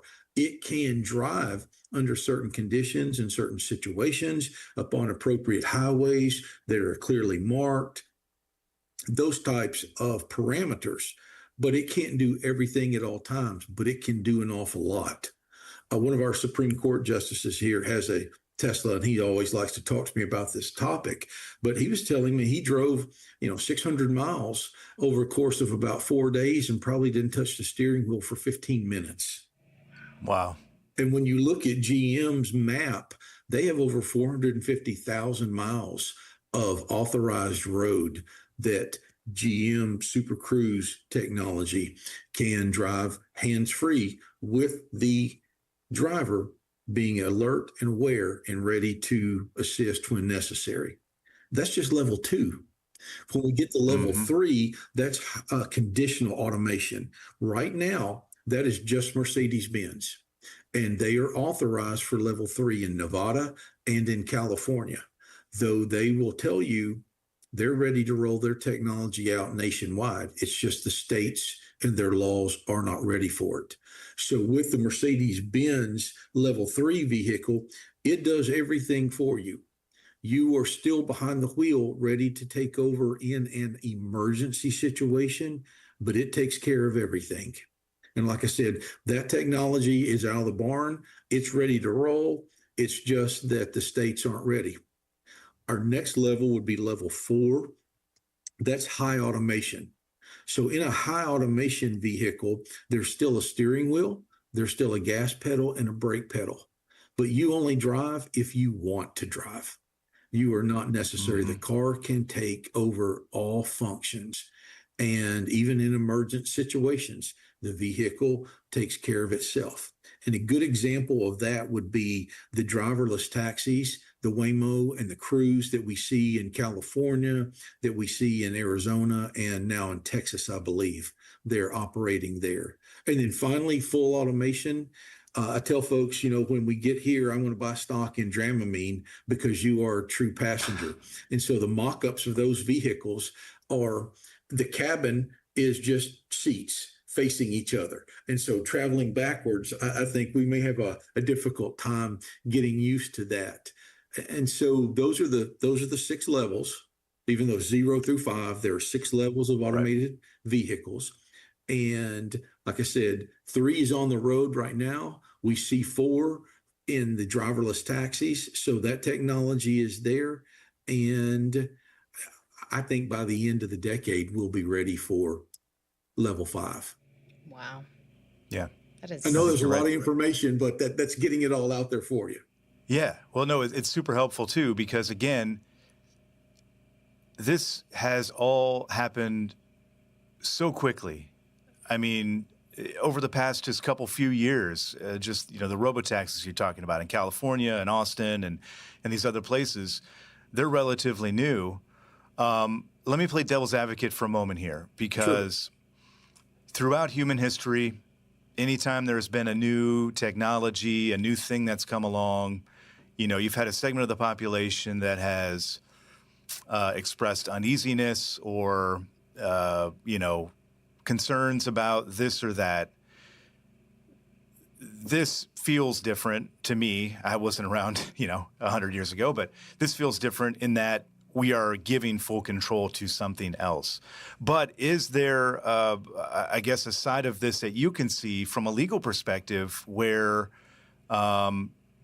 it will eventually work out in terms of the law catching up with all of this? I guess that's a concern you have, is that we are so far apart from the technology taking off and where the law is, that are you worried they're never going to kind of come together? Is that your concern here? What's your message, I suppose? No, I kind of think we're in the trough of disillusionment right now. And so once technology first comes out, there's that peak, everything is going to save the world. And then, we start to realize, wait, humans were involved here. So there's some problems either in the implementation of it or the design of it or both. And so we kind of fall into that area of, man, I don't know if this is ever going to work, but slowly we will get to that plateau of where things are good. And this is kind of where I see us going. As we are an aging society, and as we still continue to want to have quality of life, think about the abilities for Americans with disabilities, or as we age, our eyesight becomes poorer, our hearing is not as well. And so with autonomous vehicles, that could still allow us to have a good quality of life, to not have to rely on somebody to come pick us up to take us to the doctor's office or to take us to go shopping, if our vehicle could take care of it all itself. Think about the potential in cutting down traffic fatalities. Yeah. Not only accidents, but fatalities. Some of the NHTSA research that I've looked at, 94% of traffic fatalities are caused by the human error. Mm-hmm. And so if you take that out, and it's never going to be zero, nothing is zero, but how many lives could that save? You think about the difference that seatbelts have made in saving lives. Autonomous vehicles could easily surpass that within a very short period of time, making transportation easier. If we truly merge the way we're supposed to in the zipper technique, one car after another, as opposed to, as I like to say in Arkansas, we use the honk and flip method, because I honk, letting you know I want in, and then you flip me off, telling me to wait. Yeah, that's a good system, right? Yeah. Absolutely. Absolutely. Yeah. It gets us nowhere. Yeah, exactly. Yeah. Yeah. But let's take a step to the side and think about this. When we get on an airplane, the pilot's there to take off, and then they punch autopilot. And that technology's been around for decades. And then they take back over when we land. And so I know the skies aren't nearly as congested, though they're starting to get that way, as our roads are. But there's a lot of good potential here. Think about agriculture. How much could be taken care of at night as opposed to only being able to work during the daylight? I mean, we already use GPS to monitor our boundaries. If we're using drone type technology, why can't we have autonomous combines and tractors, especially being in the South in the agricultural area? Yeah. One of the funny stories I read when Russia first invaded the Ukraine, and they attempted to steal, or someone attempted to steal, a lot of John Deere equipment from the Ukraine. John Deere was able to remote kill all of that and created just a huge parking lot on their highway by being able to take and stop that. Yeah. Take it a step further. What about law enforcement? What if law enforcement no longer has to use the pit maneuver to try to stop somebody who is fleeing and evading, and can bring a vehicle to a slow, safe stop? How many lives might that save if you keep fleeing vehicles from running red lights and running stoplights and putting other people and other pedestrians in harm's way? It's just the laws aren't there yet. I think the technology's there. Our laws are not ready. I think we've gotten a good grasp of why at least this issue is so fascinating to me, because it holds so much promise. There, as you pointed out, there is a safety component of this. If it works out, we could end up saving lives because it takes that human error out of it. You are focusing here, your presentation and what you're talking about here about, again, where the holes are in the legal system. If you were to be appointed czar of autonomous technology law, or I don't know what the title would be, we'll come up with something catchier. But, if you were to get in there and you were able to just sort of start putting laws on the books here and there that you feel would put the correct restrictions and limits in place that would keep people safe and whatnot, what would that look like? I'm sure you've probably thought about this. What's the solution? So I'm going to tell you, I'm going to brag on Missouri, because Missouri has done away with looking at the term actual physical control. It's been years since that has been their focus on, in their case law, at least, on impaired driving cases. And they use the term drive or operate. And so different states may, like Arkansas is operate or be in actual physical control. Iowa is drive or be in actual physical control. Well, they've done away with actual physical control and they just look at drive or operate. And so if I am going to make a change or a suggestion to somebody, criminal laws are strictly construed. So if you look at the term drive, you look at the term operate. Is that present tense or is that past tense?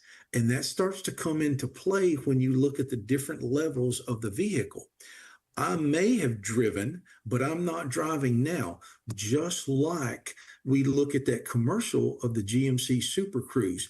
He was driving until he pushed the button and started it and then took his hands off the wheel.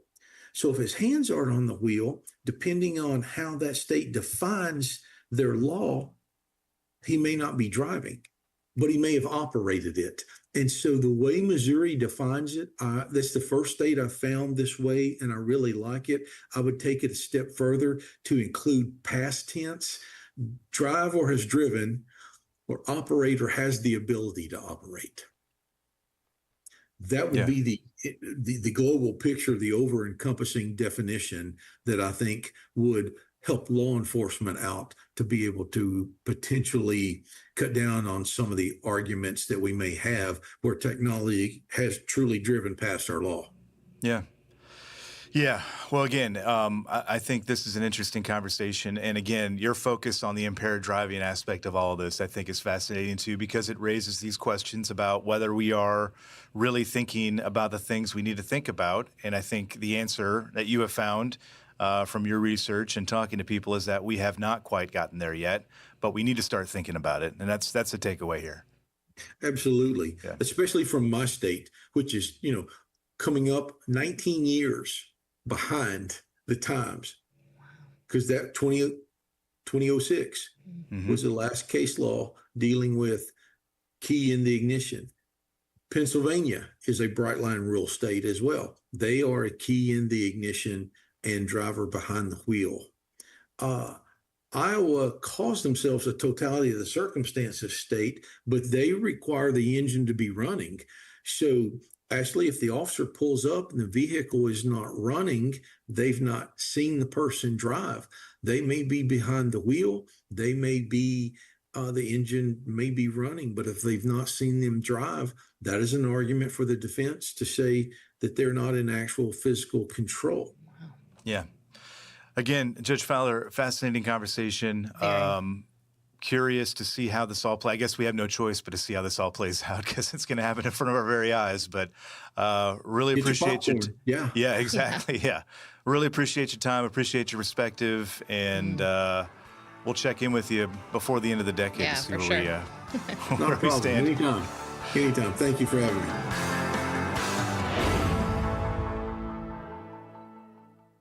17 Sapp Brothers Travel Centers are known for great food, hospitality, and mom-approved showers and restrooms. But don't forget the service centers. Sapp Brothers ASC certified technicians can repair nearly any issue in shop or roadside, including axle repair. Dig into your free steak dinner with your oil change. That's a Sapp Brothers tradition to thank you for your business. Tires? Sapp Brothers will beat any competitor's advertised price on tires. And download the Sapp Brothers app for exclusive promotions in the shop, restaurant, and store. Your spot under the coffee pot is waiting for you at Sapp Brothers. Hey drivers, are you hauling for a carrier that wants to help Reese across America keep moving forward but just doesn't know how? Well, you've come to the right place. RadioNemo has pushed in our chips all the way with our friends at Reese Across America. And your carrier should too. So tell your company to answer the Reese Challenge and join us to reach 50 states and 5,000 locations. Join the ride, join the mission, and help Reese Across America keep moving forward. Answer the Reese Challenge at readsacrossamerica.org/RadioNemo. That's readsacrossamerica.org/RadioNemo. Pro drivers, say hello to your perfect fuel stop. Racetrack. Perfect as in hello, everything you need on the go. Oh, hi there, dedicated truck lanes. What's up, hot and delicious grab-and-go food? And hello, cat scales, clean restrooms, and large, easy-to-maneuver lots. Racetrack has what you want so you can get in, get out, and get back on the road, turning miles into money. Next time you need to stop, say hello to the fuel stop built for pro drivers. Racetrack, whatever gets you going. Welcome back to Trucking with OIDA. If you are a regular reader of Landline Magazine, you've probably seen the name Tom Berg appear more than a few times. He has been contributing to the magazine for quite a number of years now, basically doing reviews of new truck models. He was actually in Grain Valley recently to visit headquarters, and we thought, why not bring him in, talk to him about his life and what he does, and let's do that right now. Tom, you asked us when you sat down what we're going to talk about, and the answer is yes. We're going to talk. We're going to try to talk about everything here. But you are a contributing editor for Landline Magazine. You, as I just found out, this is your first time actually at home base here in Grain Valley. Yes. Wow. Yeah, but you've been obviously talking with people, or two people in this building for a long time. Sure. Take us back to how your relationship, I guess, with Landline Magazine began. Well, I've known Jamie Jones for quite a while I had a real job, you know. I started out in 1973, I worked at CCJ and Owner-Operator magazines out near Philadelphia. Mm-hmm. That was about 9 months, and then I went elsewhere. Got back into the industry, in 1978, January of 78. And Jamie, of course, is younger, so she came along later. And just, you know, at the various press functions and so forth. And eventually, I think it was at a Louisville truck show, she says, Tom, how about writing for us? Well, she must have thought or must have seen that I was thinner than before. And you weren't eating well, huh? Money for food. Yeah. And so, yes, you know, I began writing, and I do an article per issue usually. Yeah, we read them. Yeah. Usually semi-technical about trucks, you know, the equipment. That's what I enjoy the most. You mentioned your career. Take us back to that, because you do have a CDL, I believe, and you still do have a CDL, but you've had a CDL for quite a while. But you've also got the writing aspect of it, right? And we see plenty of people and talk to plenty of people who, you know, are creative people who drive a truck and have creative interests on the side. How did those two kind of meld together for you? Okay, when I was a little boy, I liked trucks. I liked trains first, and I still do. But almost anything involving transportation I was interested in. But when I went to journalism school in Milwaukee, I went to Marquette, and I worked my way through by driving for the Milwaukee Journal, newspaper delivery trucks. Yep. First 2 years, I worked just in town, smaller trucks, what were called panel trucks. Those came before the Sure. vans that we have now. And then they had larger trucks, heavier trucks for state circulation. And of course, God, I wanted to drive those, so I did. Yeah. And that got me interested in trucks themselves. And Oh, I'd pick up. There were trade magazines on the foreman's desk at night, and I'd page through them. And so I thought, no, that would be kind of a neat way to make a living. And when I got beyond the desire to be an owner-operator, I never quite got there. But I did learn how to drive. Those were all straight trucks at the Journal. Later, I learned how to drive semis at a truck driving school in Wisconsin. So then all that kind of went on hold as I had different kinds of jobs. And I started in the Army. I worked in what they called public information because I have a journalism degree. I got out. I worked in TV news. I wanted to be a news guy. So I did that for, You're looking at Ashley Blackford here. Well, and Scott, famous in the Northeast. Both been news people. I So. wouldn't. Yeah. Well, so you're still professional broadcaster. Yes. That's what they tell us. That's what they tell us. That's what they tell us. Yeah. Yeah. Well, I did most of my work at Channel 5 Eyewitness News, Green Bay. You still got the voice. Yeah. I can still affect that accent. And what you were reporting? Mostly reporting, Yeah, okay. Nice. writing, photography. I produced the newscasts, which means I organized them. I've done that. Yep. And, yeah, okay. And it was fun, right? Yeah. It's fun, but my God, it's a rat race. It is a rat race. It's a good way of That's why I explaining it. ran away Yeah. from that rat race. Same. Yeah. Yeah. So from there, I briefly worked at CCJ and owner-operator, and then I went to other things. And in January 78, I started working for heavy-duty trucking out in California. I went out there during one of the worst winters, and I think it was that way here too, 77, 78, 78, 78, into the 80s, terrible winters, a lot of snow, a lot of cold. And I went to Huntington Beach is where I lived. And I thought I'd gone to paradise because I went out there without a car, but I had 2 motorcycles. And Nice. I could ride to work in January. Yeah. And it's still 65 degrees outside. Yeah. I grew up in Southern You California, can't do so yeah, this I'm in familiar. Wisconsin, No, not at all. Yeah, so I worked for heavy-duty trucking for 10 years, and then I went to, I think it was American Trucker. Okay. Long story. They transferred me to Indianapolis, and I got laid off. Yeah. And that's what started me freelancing. Technically, I'm still freelancing, although I did have a job starting back in 02 to 2017. I had a proper job because I needed health insurance. Sure. So that was okay. And then they kind of forced me to leave. Yeah. By then I was 73 or 74. I can't do the math. And so I went back to freelancing. Yeah. And I still write. I don't write near as much as I used to. I say I'm semi-retired, but I still write about semis. Yeah. There you go. Semis. Nice. What is it about that just keeps you, wanting to write? And I just enjoy sitting at the keyboard. Once I get going, I don't always want to sit down and do it, but once I get going, I find I enjoy it. At the keyboard, it brings out thoughts. It helps me organize the story. Usually it just kind of rambles on, but then I'll go back later and fix it up. That's what editors are for, right? Yeah. Well, no, I believe in sending in clean copy. Oh, okay. You're one of those guys. They probably appreciate that down there. Yeah, sure. Yeah. But that way, too, I maintain more control over it. If That's it's true, yeah. written well and it doesn't have a lot of errors, typos, or whatever, then it's printed pretty much as I wrote it. Yeah. I don't have such a big ego that I get angry if they edit my copy because I understand. Sure. They got to make it fit and whatnot. So, but the industry to me is fascinating.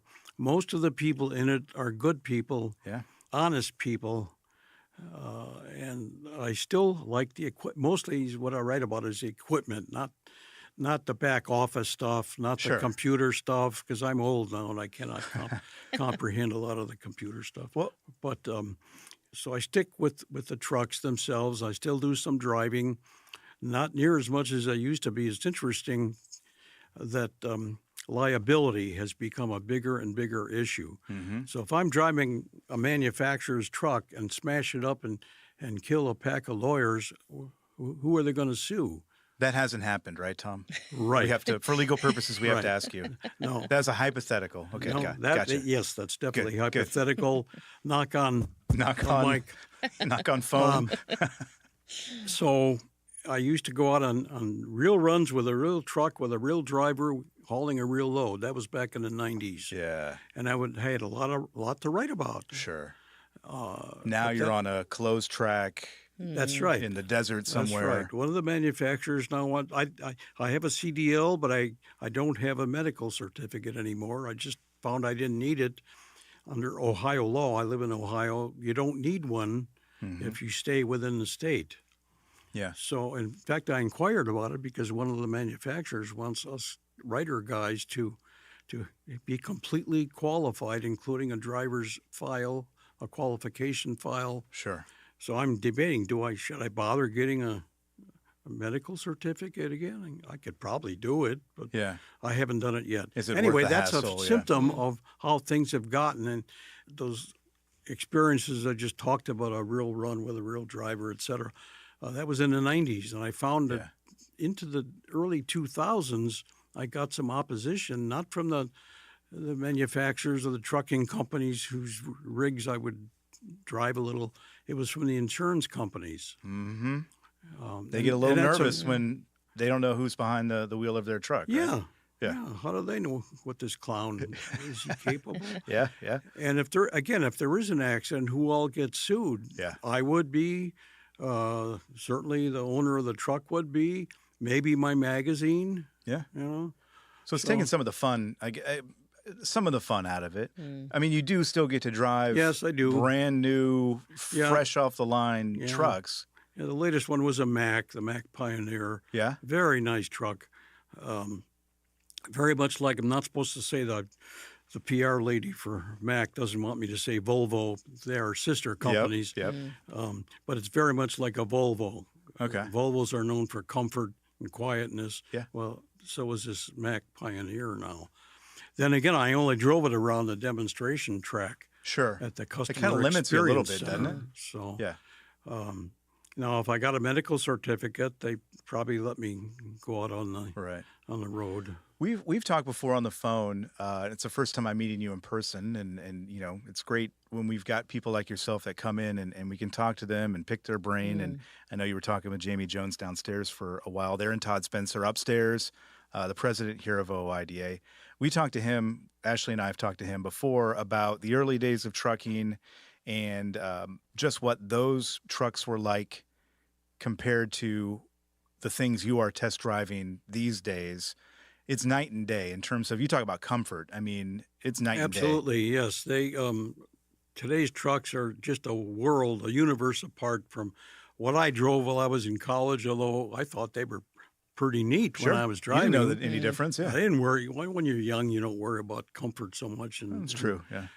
But now they're so quiet and ride so nicely, and they're nice. Most of them are nicely appointed. Not all,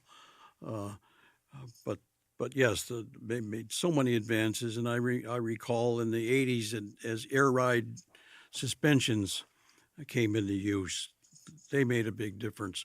White Motor Company was a dominant builder of heavy trucks, going way back into the early part of the 20th century. They were in Cleveland, and I drove some Whites while I was at the Journal in college. And but White got overstaffed and undermanaged, I guess you could say, and eventually went bankrupt in the 1980s. But before that happened, I remember driving a White Road Boss tractor. It was a conventional, and it had a steel spring suspension that White had the audacity to call Velvet Ride. Velvet Ride. They should have called it Cast Iron Ride. They were trying to sell it, huh? I don't know. Yeah. But it wasn't like Velvet. It wasn't a smooth ride. No, sir. No, sir. That's why I suggested Cast Iron Ride, although it was really steel. Yeah. But yeah, that was an example of a fleet truck, and that is what people were used to. Yeah. Whenever you make things more comfortable, it costs more. An air ride's going to cost more than a steel spring suspension. The insulation in the cab to keep things quiet, quieting down the engine and all the drivetrains. There was a lot of work done in the 80s to meet. There were federal standards for noise. Yeah. not in the cab, but outside. Right. People complain about trucks going by. They make a lot of noise. So there were standards, decibels, a limited number of decibels that a truck could emit. So awful lot of work was done on that. Yeah. And but some of those benefits went inside the cab for the driver. So what has not changed though is all the problems that drivers face on the highway. You still have traffic. You still have law enforcement. Truck parking. Truck parking is a major Yeah. one. You still have bad treatment at consignees and shippers. Yep. I can't believe that some of these people will not let a driver use the restroom. Yep. It's just astounding, and I guess it's in the next highway bill. They're There's a they're provision. trying to, yeah. Yeah.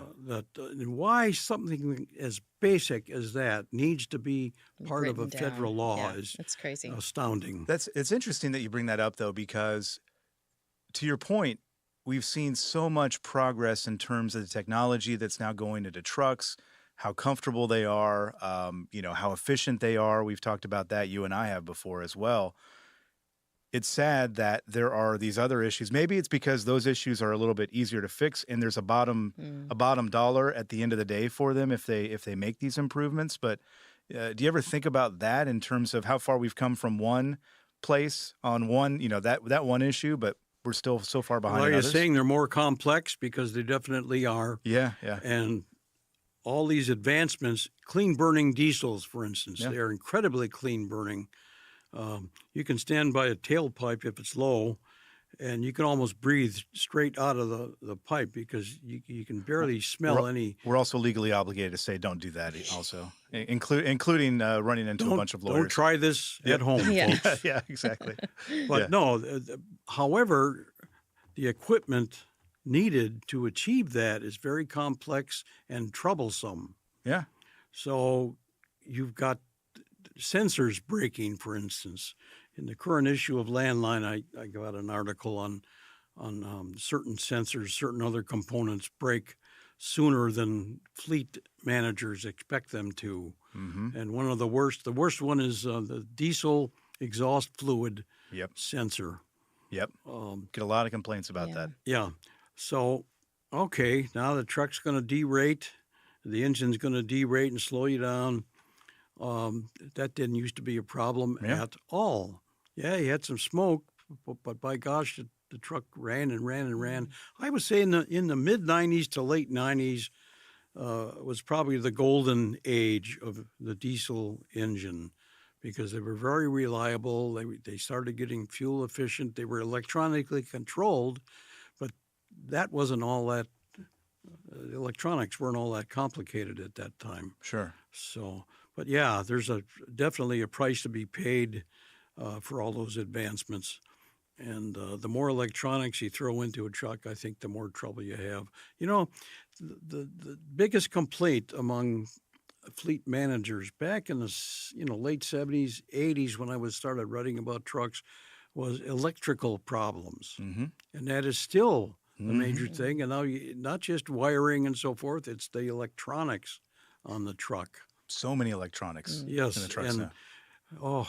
At these meetings I go to, used to be a heavy truck had about 600 electrical circuits. Now there's 15,000. And I want to scream, why do you need 15,000 circuits on a truck? But you don't. You don't scream. No, I try to be polite. Try to be diplomatic. I'm a guest there. I'm only a guest. Yeah. I heard of when automated transmissions started being used. One of the fleets, early adopter fleets, found they needed somebody at each of their shops, and they were a nationwide fleet, a guy who was able to trace shorts, to trace wiring. Yeah. Because a truck would come limping in, the transmission wasn't shifting like it should, and the guy had to go just trace circuits to see where the short was. Usually it was a short somewhere other on the chassis, not connected to the transmission. Yeah. But that short would migrate to the transmission controls. Become like a detective trying to find out all these things. Why not segregate those circuits. Yep, right. To keep that from happening. But you know what? Nobody called me and asked me. No? They call you folks? Anybody? No? I didn't get a call. I got a voicemail, but I ignored it. But Yeah. It probably wasn't from them, though. Yeah, you know, as you get old, you start having a lot of, you compiled a lot of answers, but nobody asks you any questions. Nobody's listening. Yeah, for sure. At Truck Stop, we built a better load board for carriers like you. Sign up today and access over 600,000 loads on the most trusted online load board. Learn why the best in the business rely on Truck Stop to make more money and start driving your profit today. Penske is the trusted source for quality used trucks. Whether you search our website, call our sales staff, or bid at our online auction, you are sure to find the right used truck for your business. Visit PenskeUsedTrucks.com to view our inventory and learn more. House Products provides your diesel with total performance and protection. Use Diesel Defender for a full system cleaning. Start treatment early with Diesel Treat to prevent gelling all season. And protect yourself from winter emergencies with Diesel Lifeline. Stay moving with House. Attention all truckers, Dean Michael, the tax doctor here. I want to talk to you about those dreaded tax problems. I know you want to keep on trucking and not even think about them, but let's face it, they're not going away all on their own. You need professional help. I've been helping truckers put their tax problems in the rearview mirror for years. I can help you too. Call me now for a free consultation at 888-557-4020 or go to mytaxhelpmd.com. It's like I always say, keep your eyes on the road, I'll keep mine on the IRS. 888-557-4020. Truckers, your engine works as hard as you do. Don't let torsional vibrations sideline your rig. Vibrotech TVD viscous dampers protect your crankshaft, cut downtime, and keep you earning mile after mile. Over 75 years of trusted protection made in the USA. Find a dealer at vibrotechtvd.com. Since you started, what you've loved about trucking is the freedom. Heading out on your favorite route, a good driving song, and thinking about truck insurance. Well, maybe not that last one. That's why we're here. At OOIDA, we have a full range of truck insurance products, expert advice, and great customer service, helping you get the right coverage for your operation. Go to OOIDA.com, because your job is to drive. Our job is to help with everything else. I'm curious, I mean, you've tested a lot of trucks over the years. Is there one in particular that stands out from the rest? Good or bad? Yes, let's hear both. I'm not going to mention brand names because... Sure, that's fine. That's fine. Huh? That's fine. Yeah, that's fine. Yeah. Okay. Unless you want to. All right. Let's air all the dirty laundry here, Tom. In the late 70s, 78 or 9, when I first started, I went up to Kenworth near Seattle. And I was climbing into, there was cab overs. Cab over was the type of vehicle then used. And I was climbing up the ladder to get into the truck. And there the ladder was behind the front wheel. So you climbed up and then you moved to your left. You already had the door open and there was a grab rail that went up vertically and then it bent to the left and over the top of the door opening. So I reached for that. I had my other hand on the vertical handle, and of course my feet still on the steps, and that handle came right out of its brackets. Oh no! And I could have fallen backwards onto the pavement, and the marketing guy was standing down there. Oh, I thought he was going to crawl into a hole and stay there. I bet, yeah. But in the late 70s, this was true in the automotive industry in general. There was lousy quality. The building of cars and trucks was not very good at all. Sure. Find yourself a 70s car and look at all the gaps in the sheet metal. Yeah. And it was true in heavy trucks. And they were cramming. There was a boom time. Yeah. In truck building. They're turning and them they out. were trying to crank them out Yeah. as fast as they could. I worked with a guy who did test drives at that time, and I forget. I think it was a Chevy or a GMC. They were in heavy trucks. General Motors was in heavy trucks until 86 or 87. And he said the elbow leading from under the cab, the exhaust elbow up to the stack, that actually fell right off in his hand. He touched it, he grabbed it for some reason, and it came right out of there. You don't want that. No, it's not good. I don't think you're going to find those kind of errors, those kind of defects now. No, in trucks now. In some senses, of course, we talked about the electronics problems. Yeah, and, they're more expensive and niggling. The mechanical stuff you can deal with. Sure. Well, if you know what the problem is, too, half the time you can do it too. But the electrical, that's when things get, as you pointed out, that's when things get hairy real quick because they can spread and cause problems elsewhere. Yep. Yeah. I think that's called migration. Yeah. Of the problem. Yeah. So still, they are very nice trucks to drive, and they go up and down the road, and they make money when they're running. Sure.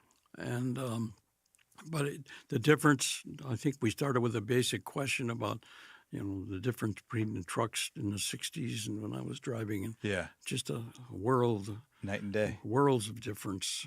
You mentioned some of the, Ashley had asked you, maybe your favorite or least favorite. I think you mentioned some of the problems there, but do you have a particular truck or even just a test drive where you got in, you're like, I never answered your question, You're Ashley. fine. Yeah. I would say there's a make of truck called Autocar, and that is the oldest nameplate in North America, not the oldest in the world, 1897, in Pittsburgh, Wow. PA. They started making auto cars. They were cars, automobiles, and then they got into commercial trucks early on in the 20th century. Mm-hmm. And that was made continuously until about 1997. Volvo then owned the brand. The Swedes did not appreciate the value of the Autocar name. To them, Volvo was, I think they had an altar somewhere in the building where they all worshiped the Volvo name. Maybe, yeah. And they hosted a American Truck Historical Society meeting in near Greensboro, and after that they dropped the Volvo, or correction, the Autocar name. And Jim Hebe was a guy who ran Freightliner back in those days. He was a character, and he claims he actually called up the president of Volvo Trucks and offered to buy the name from him, and of course got shut down. The guy wouldn't sell it. But they gave the name away to a company that is still in business and now makes Autocar trucks. They make mostly trash trucks. Okay. But they're in other vocations as well, concrete pumper chassis, and they make dump trucks now and mixer chassis, and some of them are made in Indiana, others down in Alabama. Mm-hmm. And I don't know, I just have a fondness for the name, and the trucks they make now are very good trucks from what I hear. We are out of time for today, but to listen to the rest of our conversation with Tom Berg, you can head over to Trucking with OOIDA on YouTube or wherever you get your podcasts. And that's our show for today. Thank you for listening, and thank you for all you do out there to keep America moving. Today's episode of Trucking with OOIDA was brought to you by a dedicated team of people that includes Jim Fetzer, Tennille Flick, and Kim Boren. You got thoughts? We'd love to hear them. You can call us at 1-800-324-6856 and leave us a message, or send us an email at podcast@ooida.com, and we might just include it on the show.